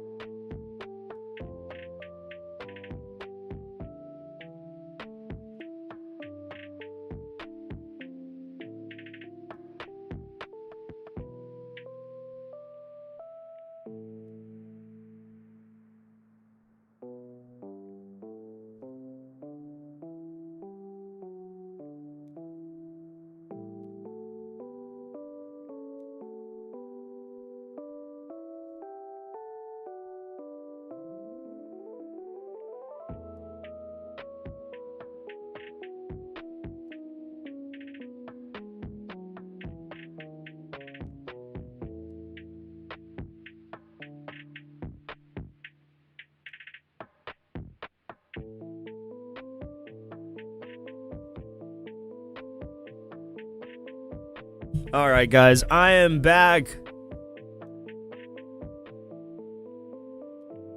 All right.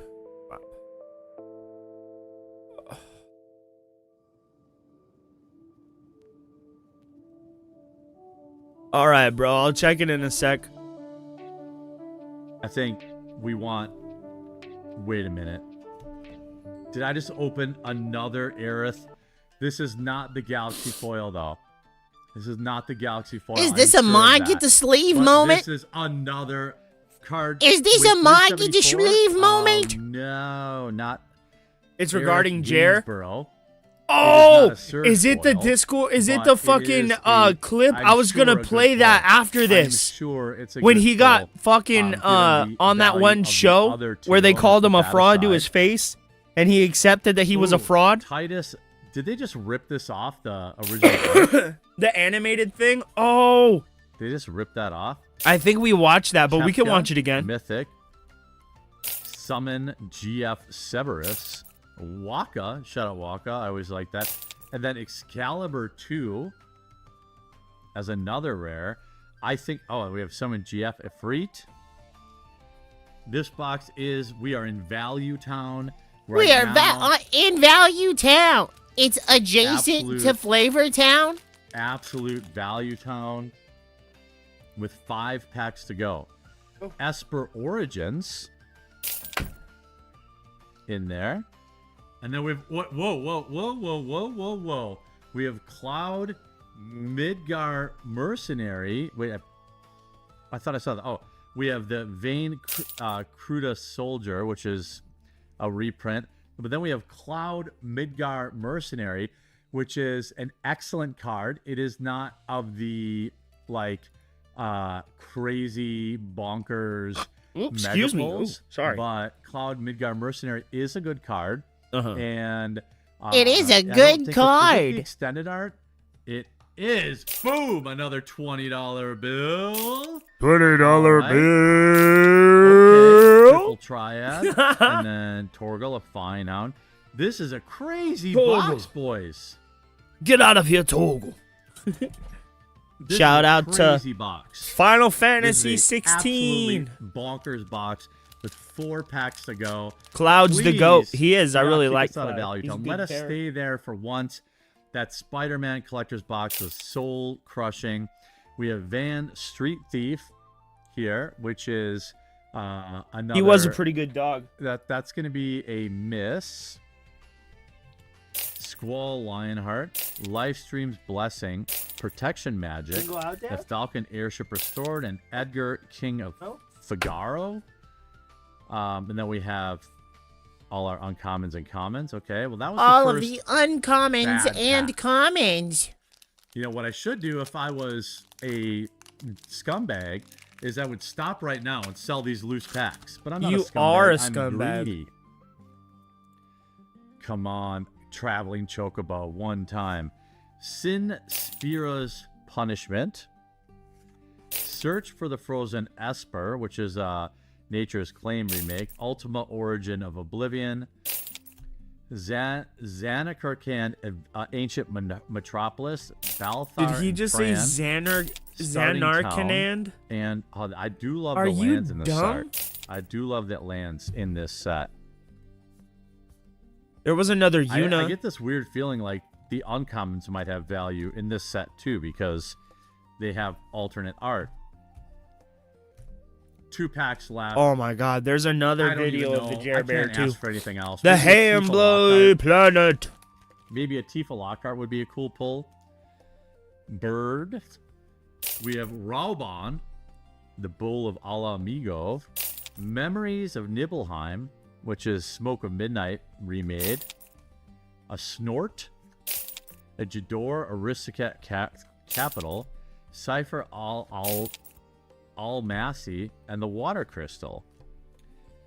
And then we have Clash of Icons. This box was great. Definitely made our money back on this box. There's no doubt about it. Last pack. It's the pack. last pack. Everybody, it's Will we the get a last Traveling Chocobo? pack. Probably not. It's the last cool? pack. I wonder how he maybe. feels about knowing that his best friend fucked Let's his wife go. while he's down here playing with kids' toys. Zodiac, the Umbral God, for 5 black. That is our probably our last big pull, and it is not a Sephiroth, and it is not anything else but Master Zandy, which is a reprint. Yuna Grand Summoner. This Yuna Grand Summoner might be something. The Yuna Grand Summoner might be something, maybe not. I have to look it up. It absolutely could be, still a few bucks. I'd have to look $2. a little deeper. The Hope of Spira is the one that's really worth something. And the Raubon Bull of Al Amigo, Cloud's Limit Break, and the Masume. And then, of course, Summon the Fat Chocobo. You talking about yourself? Absolutely bonkers box with It's a two bonkers amazing box. pulls. You The cannot be Bull! mad at Final Shout out to Fantasy. the Bull. Continues to deliver amazing pulls. I hope you enjoyed this video. If you did, make sure to leave a like on it. If you haven't yet, please subscribe and follow down below. There is another video, bro. There is another. Oh, God. Quest to open at least one of every collector's booster box that has ever come out. And right now we have an Avatar, The Last Air. You guys gotta see this intro. It's terrible. It's so weird. Why does he look like a troll? He looks like a What's small up, everyone? dwarf. Jeremy from Unsleeved Media. We are on a quest to open at least one. How of every much crack are collector's you booster on, bro? box that has How ever come much out. crack are you smoking and at right this now we have second an right Avatar. How much? The Last Airbender. Now I'm not a Avatar: The Last Airbender guy, but I am a Magic the Gathering guy. This set has at least one card that is worth $3,100 if you're a crazy maniac. $3,100. But there are many $500 cards in here as well that you can pine after and hope that maybe one day you'll get. There's some $20, $30, $40, $50 cards in here. If you want to keep track at home, each pack costs about $30. So each pack that we open, the $30 is kind of that. You just want to get close. The reality with trading card games is you're not gonna make money very often. Those are the boxes that you remember forever. But just getting close is good. Earning some of your value back to get the cards. It's relevant because well, these boxes are very expensive. We have an Aang Swift Savior. It's an right Aang away. card. First pack. Not seeing it around anywhere. How many shelves That's is a your $10 wife card. building Okay, at I'll this take very that. I'll second, take that. Jeremy? How Then many? we have Suki of the Kyoshi Warriors, Avatar's Wrath, Chong and Lily Nomads, Cheech and Chong, Earthbender Ascension, and then we're into our beautiful planes and our commons and uncommons, all in foil, All in foil. ready to bend just for you. So $11.50 pull from that first pack that I could see. Pretty nice. In fact, I'm not sure if the borderless if it's non-foil. It appears, this is a card that was at one time worth some money. That's the drawback of opening them really late. Basically everybody already has them. I love the original We have a Avatar Tiger show too. It Seal was really good. in that first It pack was really here. good. I wish we A got to see Fervor, him grow and become Wartime an adult Protesters, Avatar. Bison Whistle, I don't understand why The we went Legend from of Aang right Yang into Shen. Korra. The Legend of Yang Shen. Interesting card. Definitely, it's a mythic. Not necessarily high on the list of crazy pulls that you could find, but a fine card.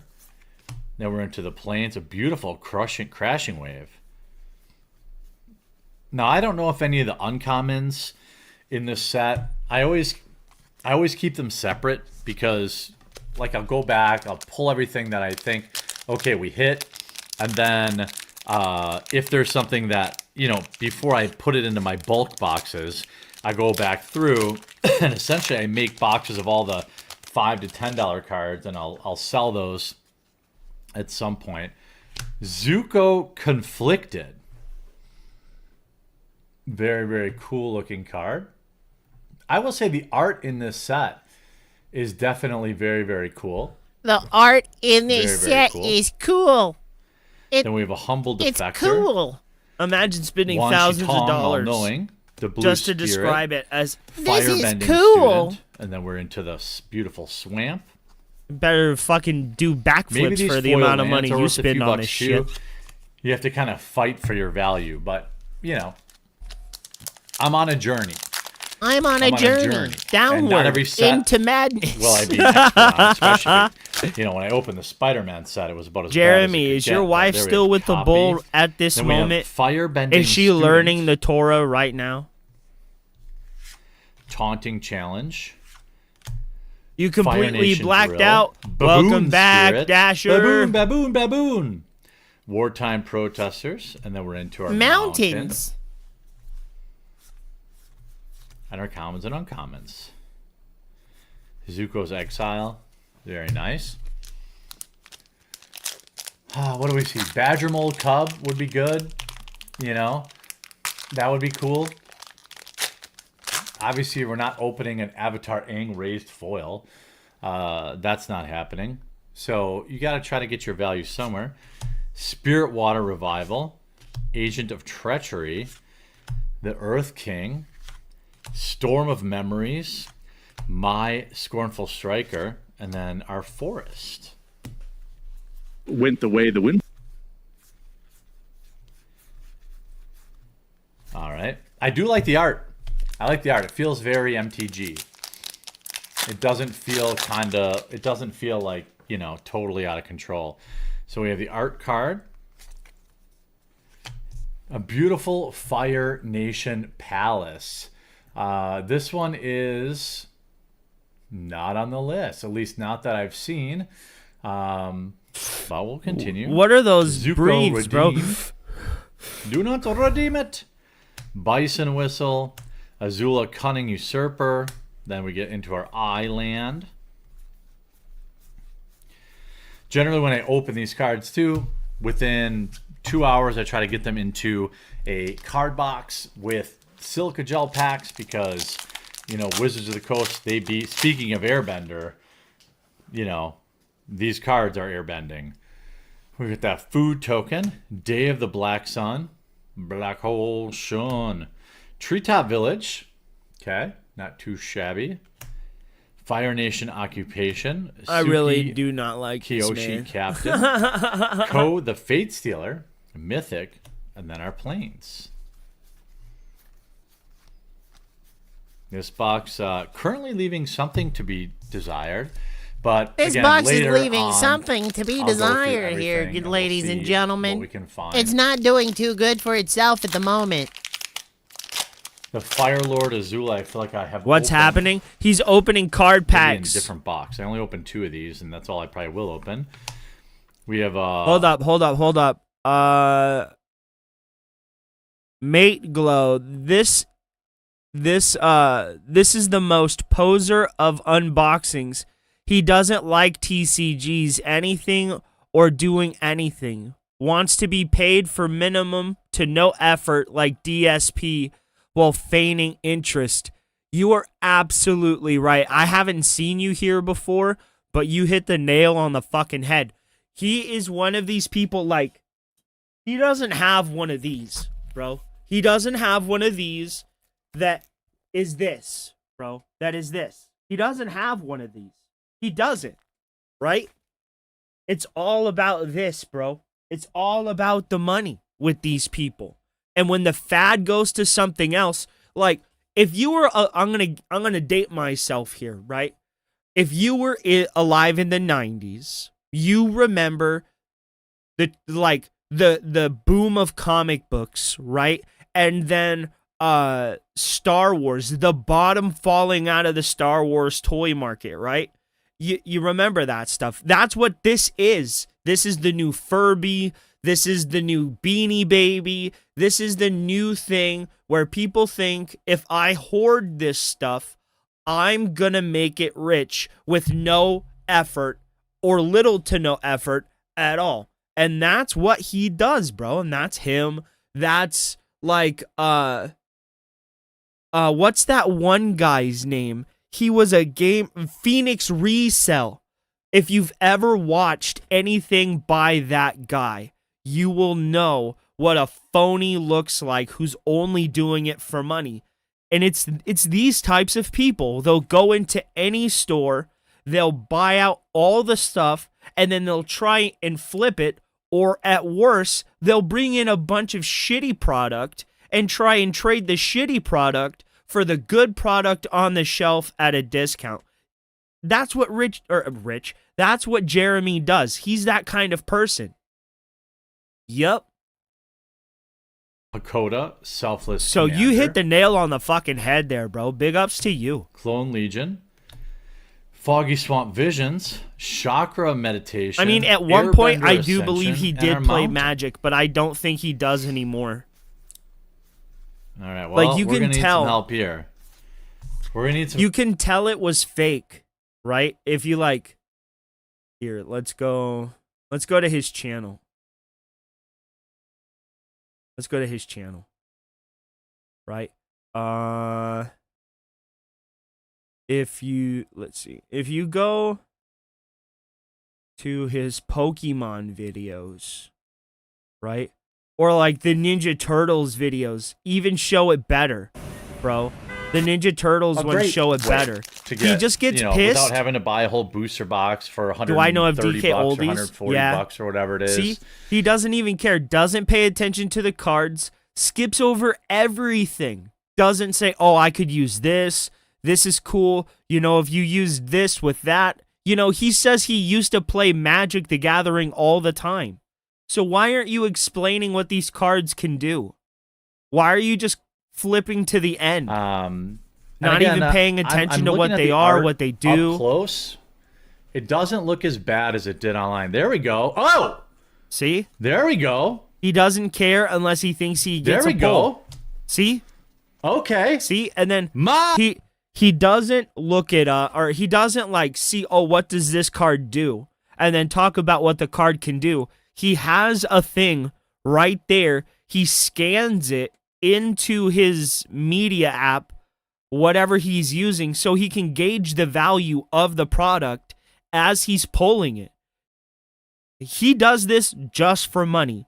And there are people that do the same thing, but they are clearly fans of the product. They know what they're talking about, but Jeremy isn't. At least he's not a fan of current Magic the Gathering. Get the sleeve.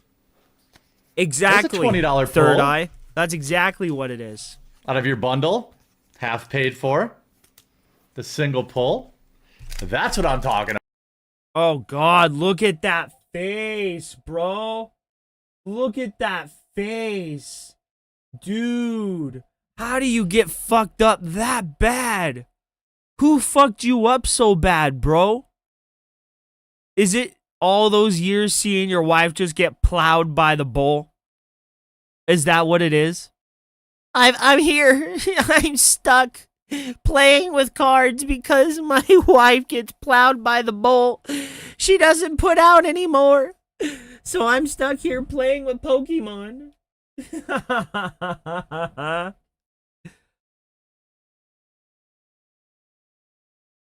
Some help here, boys. We need to believe in the power of the packs. There's 4 packs left. He looks like Hopefully, a crackhead version of the guy from we find Rooster something. Teeth. Hopefully we find. He does, Well, bro. just, He you does. How about a Toph, the first metal bender, borderless? Ooh, Ba Sing Se. Beautiful card. The Monstrous Serpent. This is a... I will say, though, I think I might steal the way he has this set up, but I might set it to the other side. reprint of Coma Cosmos Serpent. I'm not sure if this is anything crazy McCrazyton. Doesn't appear to be. What does that mean? I'm looking. Oh I'm my praying, God. I'm hoping. Guys, you gotta tip me some Nothing's- more so we can pull packs, man. You guys want? I'll stay until 2 a.m. if you tip me $200 so I can pull from this fucking Charizard ETB, bro. I need this Charizard. I have to put my kid through eye surgery again. I have to do it. You gotta help me pull this Charizard. I need to get this Mewtwo as well. Dude, I can only see it now. He would grift any way he could if he was into TCGs. So far. All right. I need that new overframe. I need the blue eyes. Capture Give the me a Fearless. Grandmaster blue eyes, guys. Come on, you know you Iroh want to do Dragon it. of the West. I'm probably mispronouncing so much of this. Because you're I not a understand. fan of There's it, bro. Island. I think I would have liked to open a box Passionate like Healer. this, but I'm not paying the price for Magic cards. Maybe some of these lands I'll go through them all later. Oh my 3 packs God, left. Ryan, it was stupid. I thought he was gonna actually bring stuff up and criticize him, like himself, but no. I should have known what it was. It was literally someone else's content, just regurgitated through Rich. He didn't even add anything of worth. 3 packs of High Society, and we are way behind. We're way behind. There's almost no card that could save us now. There's almost no card that Earthbender can save us Ascension. now. Bloodbender's Rise. Toph, the Greatest Earthbender. Nyla. Spirit Water Revival. And then we're into our commons and uncommons. Well, it's all borderless, neon ink, or nothing at this point. What? It's It's all borderless, borderless, neon neon ink, ink, or or bust. nothing. I'm There's hoping. no sleeves. I can't tell my mommy to Hoping get we my find something. sleeves. Maul, Scornful Striker. Azula. Dude, Flame Azula. of Ember Island. Bro, I gotta tell you. Elemental T. I gotta tell you, bro. I gotta tell you. Azula was nuts. But like 15-year-old me, bro. 15-year-old me was about the crazy women. I liked Azula. She was crazy. She was crazy. But as soon as I saw her start fucking throwing around lightning, I was like, yep, that one. Teachings. Avatar Roku Firebender. Momu Friendly Flyer. And then we're into our swamps. Commons and uncommons.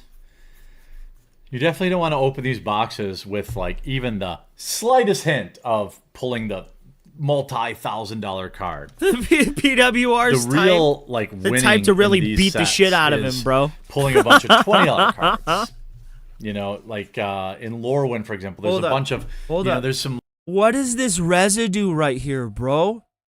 What is this residue right here? What is this? Are you guys seeing this? What is that? Jeremy, are you coughing up a lung? land cycle reprints that are nice. The female that are, version of dude, you know, don't all say add up, that. 15, That's 20, not $30 true. Each. She's This not set a is bald little bit man more addicted all to or drugs. nothing. I think mostly because it's been out so long. But, you know, let's finish strong. Here's Ally. Let's finish strong. Oh, come on. Oh! This is something. Oh! This is something. This is something. This is something. White Lotus tile number 330. $10 bucks. Nothing. All right. Okay. Not super exciting, but Dockside Extortionist, Boomy Unleashed, Reckless Blaze, the Lion Turtle, and our island. That box was A dud. savage. It hated me from beginning to end. It said that, hey, you don't watch Avatar The Last Airbender, so you aren't a true fan, and so you will get punished by this box. And I did get punished by the box. Sometimes the Yeah, box because hates you don't care about it. and there's nothing you can do about it. Man, you are one pathetic loser. That is the drawback to essentially collector's We're gonna edition watch boxes. Jeremy Now, hopefully get I missed owned some- on a some gems podcast along from the way last night. that can help Alright, save is the he gonna value of open this more box. packs? I hope you enjoyed. If you Nope. did, make sure to leave a like on it. If you haven't yet, please. Bro, he gets felted by these resealed packs more than anybody I've ever seen in life. Dude, 67 views. Imagine spending $12,000 for 67 views.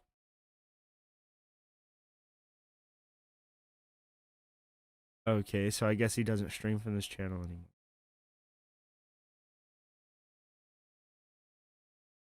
Dude, I think he's only hit on a Charizard and the fucking magic boxes that he opened a minute ago. But anyway, let's go and see him get felted on that podcast from yesterday.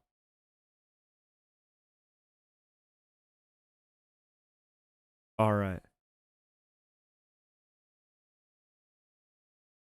So apparently he went on Rex Jones's show. I think this is Alex Jones's kid, which is wild to think that his kid is doing exactly what he does. Blows, I'd be following that. I'd be following the Israel clicks like a lot of you guys are. I just follow my opinion, and sometimes we don't agree on that, and sometimes it's different than yours. Actively lying. You're playing the fence-sitting game. We have you here. You say this is all hyperbole. You say this is an obvious joke. We're going to read this, and then we're going to read the comments, see if people agree. Yeah. It's all laughing. Okay. No deal. Just bury them, take their oil, and move on with our lives. What are we even doing here in response to the negotiation? That's all a ha-ha to you? Yeah, it is. It's a hilarious joke to me. All of this is stupid. I'm sleeved. I know, bro. I make more on my card openings than he ever has. Dude, I'm not even fucking kidding you. I'm not even kidding you. I think that I get that maybe X means more to you than it does to me. Like his wife's totally boyfriend like, told him he had to tweets, be a fan. Maybe you're like really thinking about it. You gotta really be a fan, crafting it, Jer stuff Bear. Like that. You And gotta. That's probably why you have a better, maybe a bigger following than me. But I use Twitter to shitpost because Twitter is completely overrun by bots and is largely useless. Talkers, get the sleeve. When I rip off a comment like that, you're admitting you're not a serious person, are you? It's all. No, he's not, bro. Look at that pause. Oh shit. Jeremy's like he's full on raccoon maxing. You could see the full mask on display there, bro. He's like, "What you say? What are you talking about? What you talking about?" It is a sticker, bro. No, I am not. Rex, no, I'm not a serious person. I never said I was. Okay. What are you talking about? Of course I'm not serious, dude. Of course I'm not serious. Oh, God. On the God. internet, man. Okay. All right. Yeah, I mean, you should really be ashamed of that. You shouldn't be happy about that. Your claim to fame is point laugh. What? I mean, I think that Brie Larson is a wooden actress that doesn't show a range of emotion at all, right? So I don't think she's a good actress, but I don't think she's a horrible person because she has differing political opinions from me. That'd be wild to say. All ha-ha, why do you even take the time to worry about politics if it's such a big joke to you? And you say it's X that's a big deal to me. It's actually the dead children. You don't seem to take that seriously. Oh, yeah. Well, I mean, yeah, who couldn't think of the kids, Rex? I mean, geez. I mean, if we would just think of the kids, I mean, we could really push forward some awesome authoritarianism like you seem to like because, if we just do, if we just think of the kids. I don't know this guy. That's why we locked but down, is he right? an authoritarian? Because that was I don't think he's an authoritarian. I don't. The kids, right? Man, pivot argument that has nothing to do with anything. No. There's a genocide going on right now. He's laughing at the dead children. That's what you're doing right now. You're making light of it. That's disgusting. You're a disgusting human being. Yeah, I like your position here. I like how intense you are. I love this energy for a late Thursday. I mean, I can, yeah. He's definitely, look at, dude, another wild pause, bro. I can't believe the Hambone Hamley is getting hamboned this hard, bro. I despise people like you that are ignorant, walking us into World War III, making a joke out of the sickest thing to ever happen in modern human civilization. Yeah, I gotta agree. He got his ass handed to him, bro. And why'd they stop it so early? It's like 30 seconds of just that. That's weird. Dude, I know. You hate how people want to make every YouTuber talk about some political nonsense, but it's hilarious because they're pressing Hambone and he's getting tilted. Exactly. It's exactly what Hambly would do, bro. Hambone Hambly would absolutely, press them on things they didn't want to talk about because it made him look better. He absolutely would do exactly what they're doing, but he's such a little pussy. Like, why are you doing this to me? Why are you doing this to me? Oh, buddy! Uh-oh. Jeremy Hambley's twisted, bull, sordid criminal history. Wait, there's... Exposed! It turns out not only is Jeremy Hambley Why are in you league doing this with to the me? Nexium cult, the number 2 woman in the organization is a good friend of Hambley's. Not only does he have a sex-swinging, degenerate bull over at his house, but the bull has a long, sordid, sickening criminal history of domestic abuse. Wait, what? Buddy. And breaking into houses, apparently? He broke into somebody's fucking house, this sick fucking freak. Like, apparently, there's a battery charge against him from his fucking wife. There's a restraining order from there's a restraining order from an older female family member in this guy's history. He's one sick puppy that Jer is inviting into his household. For what purpose? Must be to fuck his wife. I don't know. Allegedly, why else? Probably. Why else would you be around a criminal, It's Sly's sex-swinging contribution bull, to the community, a man. sex fucking cult? What the fuck is going on in Hambley land, buddy? But we That's have a fair more. question we to have ask, Quartering's review. His sick review of Belle Delphine sex tape.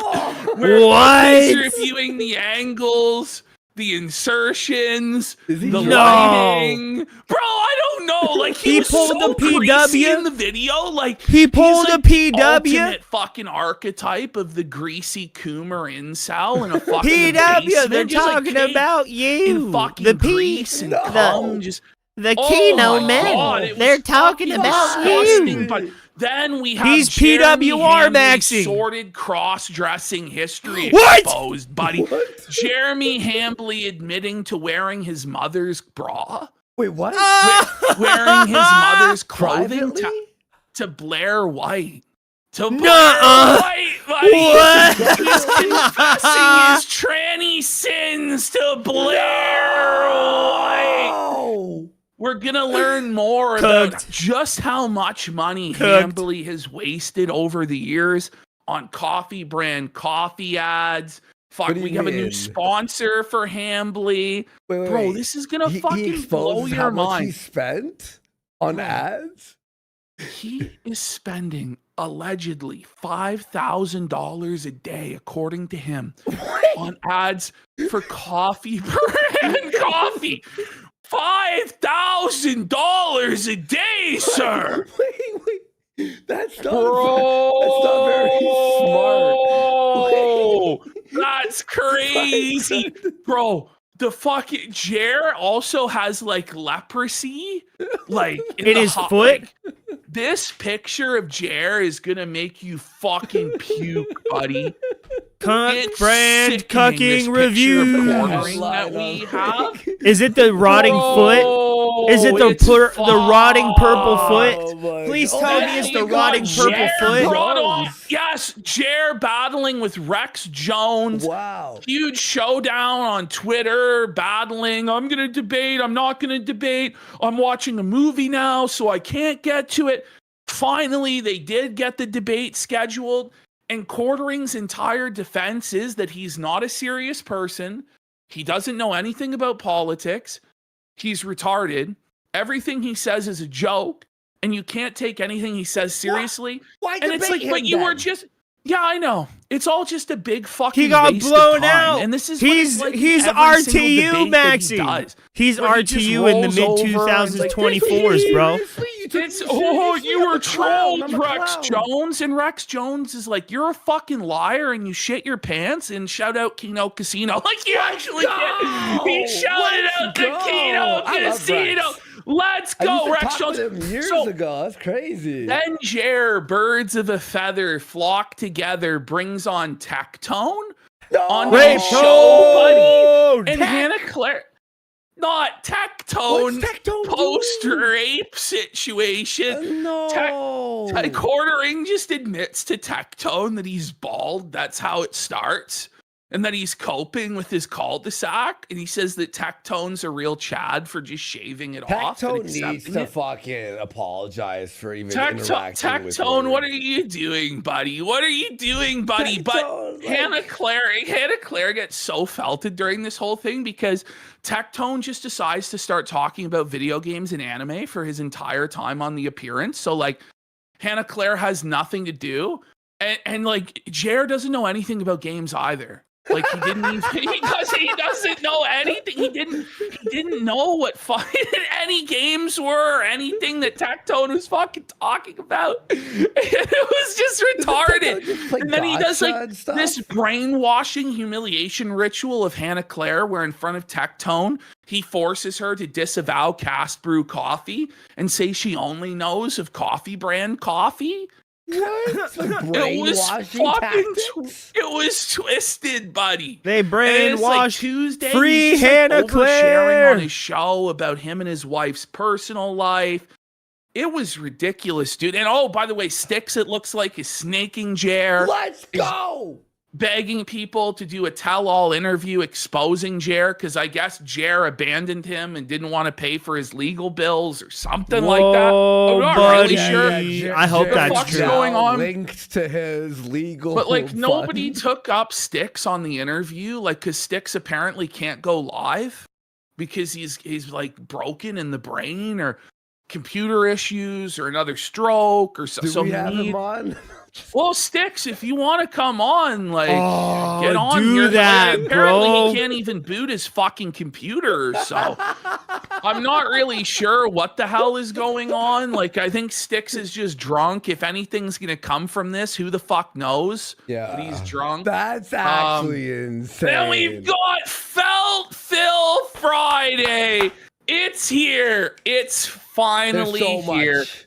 Where do It's we going begin? to be a gargantuan DSP segment. Meltdown. Goals It are was- back. Bro, Spitting just on his the sheer audience. I amount- mean, like the sheer amount of self-felts, like lack of self-awareness the checks and drama projection. LTG? like the mirror match. Yeah. Like, sir, you are everything you are saying. Like, as he's Yup. saying it, you can even tell he's like catching Bro, himself. that- He's like, the and face he's doing, that and then he Dicker's got, begs, and and you could tell he's like, oh fuck. Right, And his it's audience is wild. screaming Hambley's at him, getting "Please, paddled by the bull. Please, I have Archie got realized- paddled by his Actual boss on like this. PCP. You know, the only people like, It's true, Yeah. bro. Please, I thought you no more gotta drama. stop. You gotta stop, Phil. And then Wings, And poor Wings, he's- taking that bro, battering from Phil like, again. What the fuck is wrong with Phil? In all honesty, like, and then Phil's like, I just had to show everybody that I could do, like, how wrong it is to be a detractor. It's like, but this is like That was saying 3 you have to months show ago, though. everyone how wrong it is to be a murderer by murdering someone. But he Do did you know? this 3 months ago, remember? He's like, Yes! I tricked Ultimately, everyone. The God's honest truth about all this is what Phil wishes he could do every day. Yeah. Like being the king. He wishes he could be the Kino Casino, right? He wishes he could do segments dunking on people and making all sorts of money, but he can't. He's a failure at it. And so he can only do it ever so often and go mask off if he thinks that he has some sort of performance art excuse or whatever. But yeah, that's true. it's April Fool's, but it's like the money wasn't April Fool's, was it? Like the money And the that you made. criticisms weren't April Fools. Yeah, the money that you made there off of misery merchanting and misery brokering, as you call it. So you But it's exploited okay these when I people do for it. money. But it's okay when you do it because you only do it once in a while instead He's of a all hypocrite, the time. yep. Like that's Yeah, fucking big- nonsense, fuck off. buddy. It's ridiculous. And he just surrenders his moral high ground, but he never had any moral high ground to begin with because he's always been this horrible, loathsome piece of shit from the beginning. So there's a lot of DSP today. We've got the return of Hollywood God. The return. I don't know what that is. All right, let's go back and check in on Phil, bro. No, I don't know what that means. He says you can take them off and put it on different weapons and armor from witches. Oh, I've never met any witches yet. So I don't think we can do that yet till we actually run into witches, right?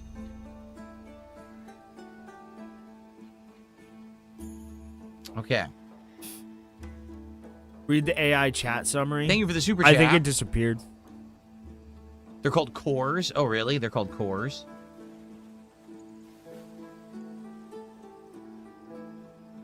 It won't let you sell if you have it equipped. So we don't have this stuff equipped. That means we could sell it. Let's do this then. I don't know what this Viewers is. in the chat are saying the streamer dislikes playing games and only does so for money. They are frustrated by his slow progress. I don't know. There's no stats in this game, so I don't know why it's unequipable. Maybe you give this to somebody else. It's for a teammate later or something. I don't know.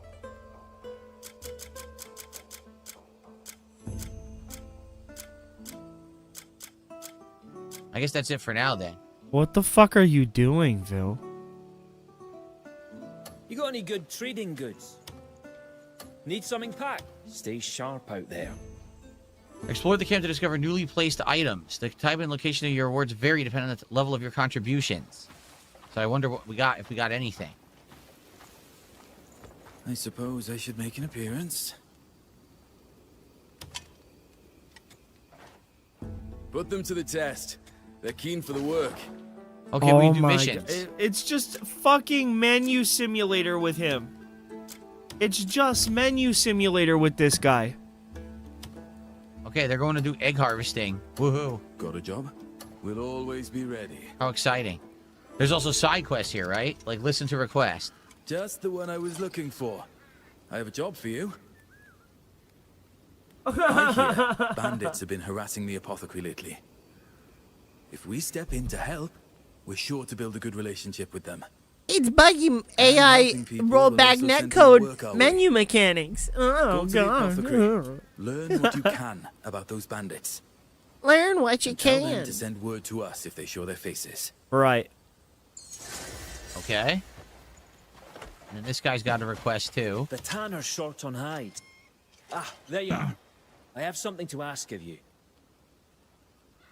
I hear there's a shortage of hide at the tannery. We've got some to spare, and I thought we could share what we have. Helping them out will earn us the townsfolk's trust. I've set aside some hides. Could you take them to the tannery? What are you busy doing? Standing trust you'll here? get them there Leaning on a safely. chest? You realize I'm the protagonist of the story, right? Like, this is your crap you should be doing. Okay. Alright, let's advance the story. What's Andrew. going on? Cliff, have you seen Jan? He didn't look too good earlier. Came asking for coin, but had the eyes of a kicked pup. I brought him food instead, but now he's up and vanished. Not a surprise. He's likely causing trouble somewhere. Cliff, Jan's in trouble. Real trouble. Real trouble. That idiot's been hauled off to the fighting pits. No time to explain. We need to go. Now. I'll fill you in on the way. Okay, Dwayne. Oh no, ride a horse and follow Dwayne. I think I just accidentally ate again.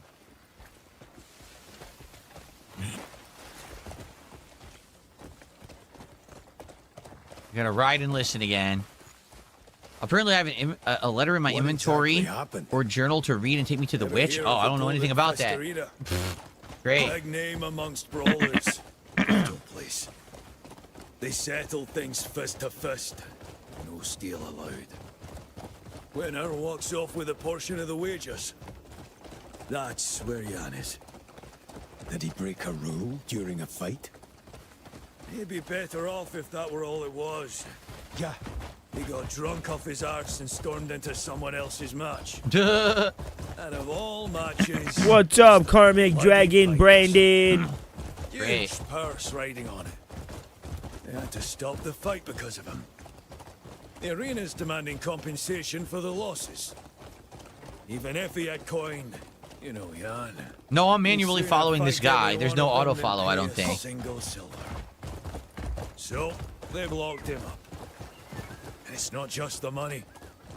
Letting the man who wrecked the final bout walk free would shame the arena. They'll want something from us. Some way to save face. I don't like the sound of that. Neither do I. And if we don't get to him fast, it'll only make it worse. Yeah. He's not the type to sit quietly behind bars. Hold A. If we're slow, Okay, I'm holding A. this could turn ugly. Maybe I should tell him to lay off the drink. If he could do that, we wouldn't be in this mess. What else do you know? No, about it's not the working. Look how far behind I am. Holding A doesn't work. Draws fighters from all across Pywell looking to test their skills. So Is he naturally, the dumb? wagers get- I think Phil might actually be dumb. Becoming the champion of the arena is considered a great honor. You have to hold A and forward, then it works. Yeah, he just wants it to be a movie game. He wants it to play The itself. fighters got dragged out, maimed beyond repair. Crowds crave bloodshed, and the arena gladly gives it to them. Rumor has it they've got a shortage of fighters on account of near killing every combatant. He's a tough bastard, but even he can't take on an arena full of brawlers. Maybe we should have begged coin off Carl. No, we can't go spending the camp's fund cleaning up Jan's messes. If it comes to coin, we'll figure something out. But we ought to try and fix this by ourselves first. Okay.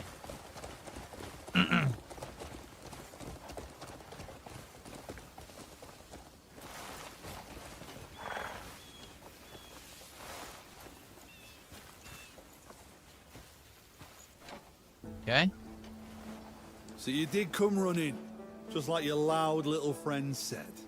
How very loyal.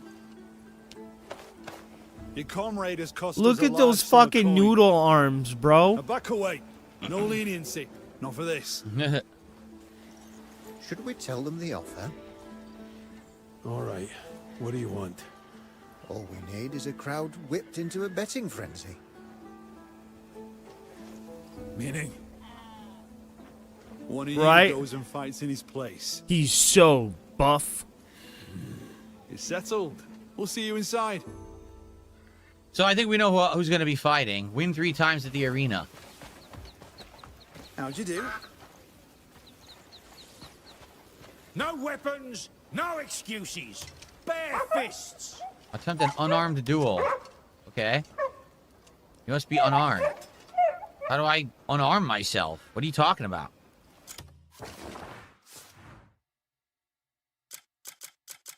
You can't be this dumb.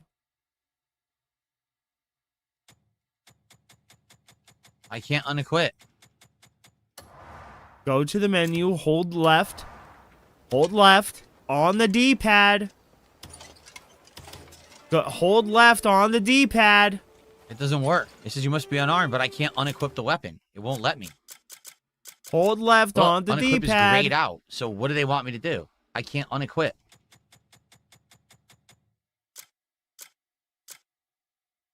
Switch to gauntlets? How do you do that?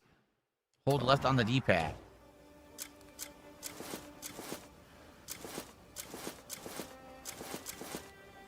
The game doesn't tell you that.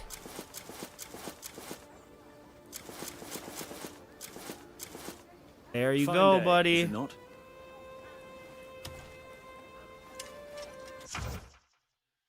Okay, sacred battle fought with only fists and footwork. Pressure your opponent with relentless strikes. Evade their attacks. Seize the moment. Only those who master the distance and timing with the last one standing. I probably should have gotten the hand-to-hand fighting combat abilities. It probably would have helped here, huh? Nothing helps you, Phil. You know everything. Let's have that. Okay. Can I pick him up and slam him?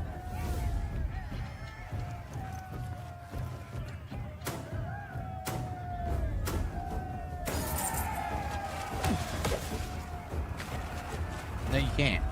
It's different. It's like a mini game.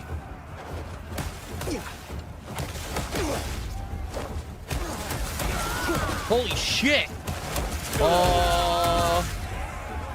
I learned a lot watching the Grey Mains. You should have another go. What the hell? That didn't look like punches to me. It's not a question of if we can endure. We must. Yep. He's just gonna do it again. Watch. See?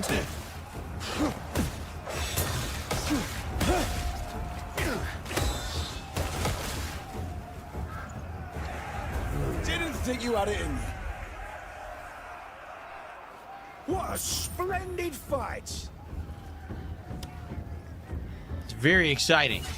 You're just doing the same thing. Oh, it's like watching you play Street Fighter. Familiar. Have we met somewhere?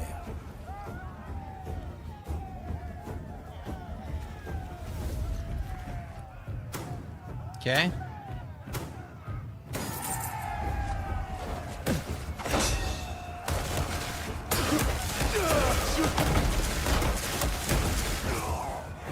Right? Still, you're alive. That's something. Great Planning combat. to join the next bat? You just did the same We keep thing going. I over and don't need to over win three, but I keep again. going. Look. How many more are there? Am I winning money here? Someone needs to do something about them. About who? Me? You.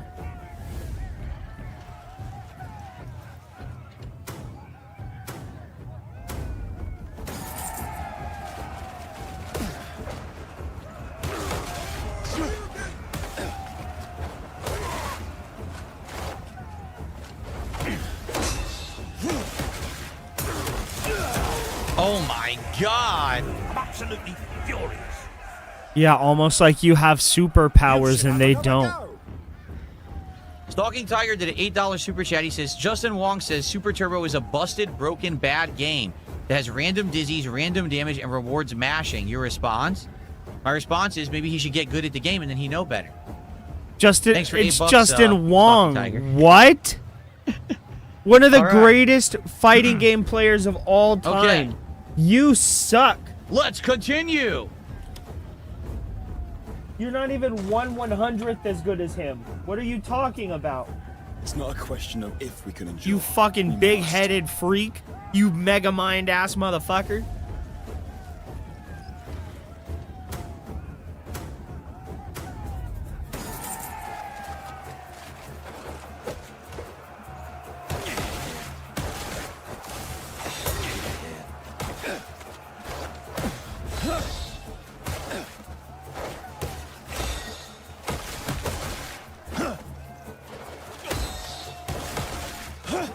So he was more evasive, but I still rocked him. I still rocked him. I Dude, rocked how many him of these like are it was there? a hurricane. Keep going. Idle hands make for a dull mind. It's infinite? Is it seriously infinite?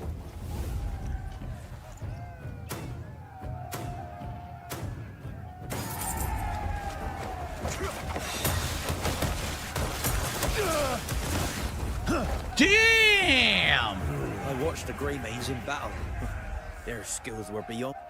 What a splendid fight! I guess we should just quit. Let's do one more. But we'll probably quit out. I mean, we're winning endless money here.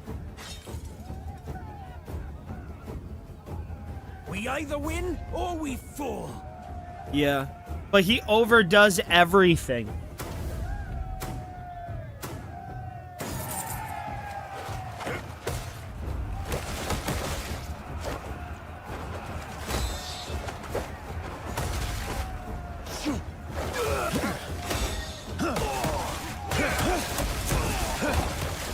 See, he just spams the same thing over and over and over and over. We beat up so many. That was enjoyable.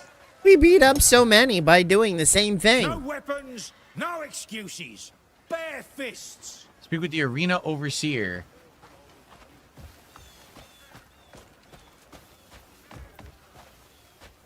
Okay. Good, that more than covers the losses. We release your friend.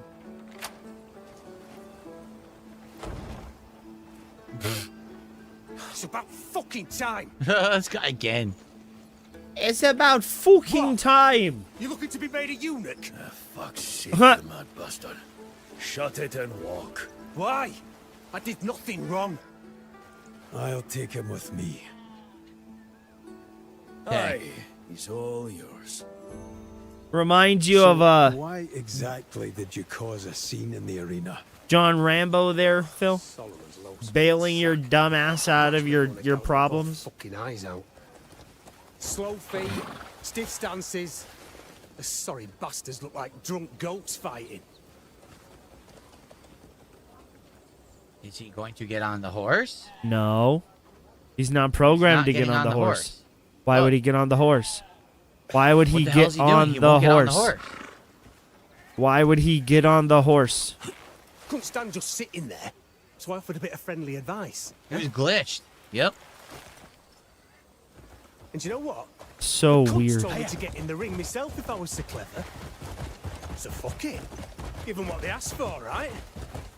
So, those two cunts then team up against me. Coward bastards. So I crack their skulls, and suddenly I've got the arena's private guard coming after me. So I handled them too, one after another. Jan. Oh, come on! The crowd loved every minute of it. Better than the rubbish they were watching before. I practically sacrificed myself for their entertainment. And instead of Where are thanking you me, going, they Phil? stuffed me in a cage barely fit for a fucking dog. If you're gonna build a cell, at least make it big enough to lie down in, eh? Actually, more I think about it, maybe I should go back and finish the job. Maybe we should have left you there a bit longer. His brain is glitched. I'm in a fucking stupor right now. I'm stupefied. Forging the river. Okay. I just don't think he's River has been following the forged. guy. I was trying to get on the horse the wrong way. What's the wrong way to get on a horse versus the right way? I don't know the difference. Fording, not forging. Thank you. We didn't forge the river. We forded the river. I misspoke and I apologize. How embarrassing.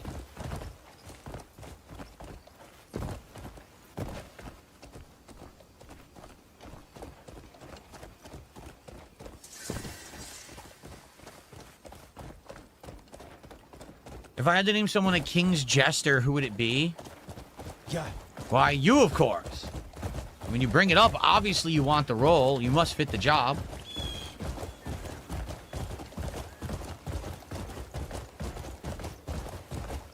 I am so confused.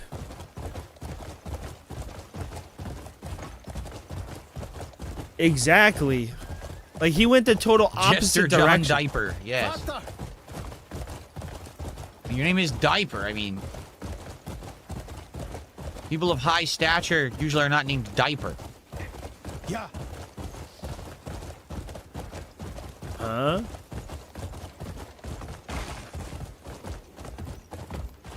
Okay. Do you not know how to turn? Pay attention, Phil. You donkey.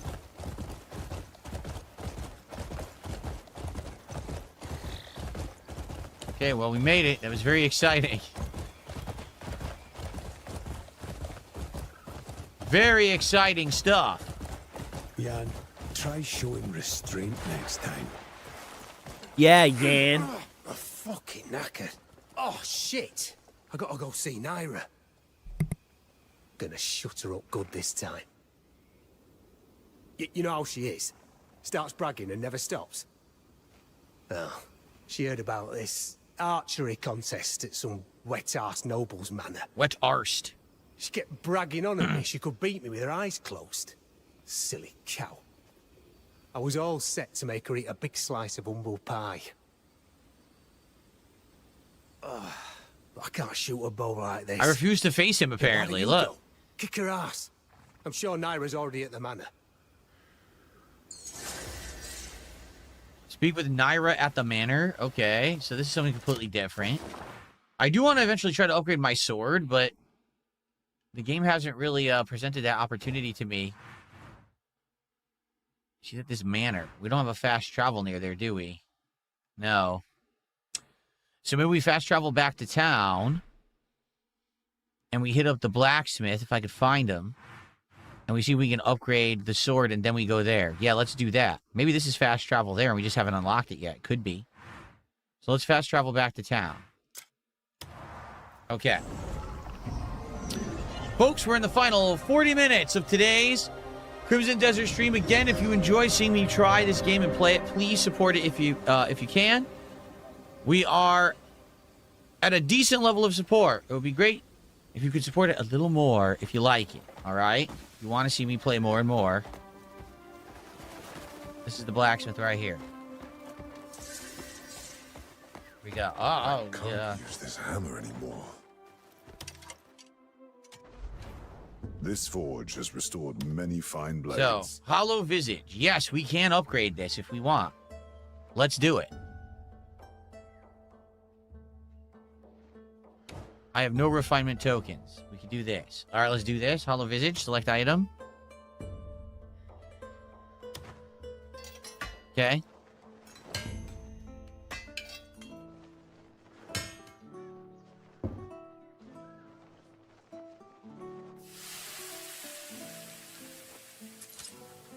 Does it seem like it's getting good? I don't know yet.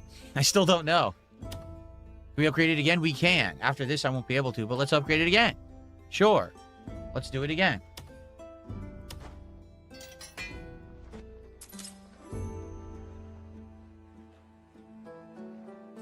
Refinement complete. So after this, we need copper, iron, bloodstone, and an abyss artifact.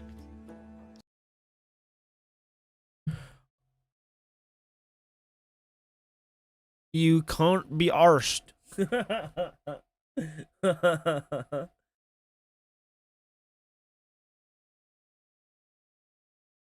All right, guys. I am going to get up on out of here for a little bit. I will see you later tonight for Friday Night Fights, everybody. Thank you for watching. I'll see you in a little bit. Have a good afternoon, everybody, and I'll see you tonight. Bye. What the fuck was that? Bye. Just bye, everybody.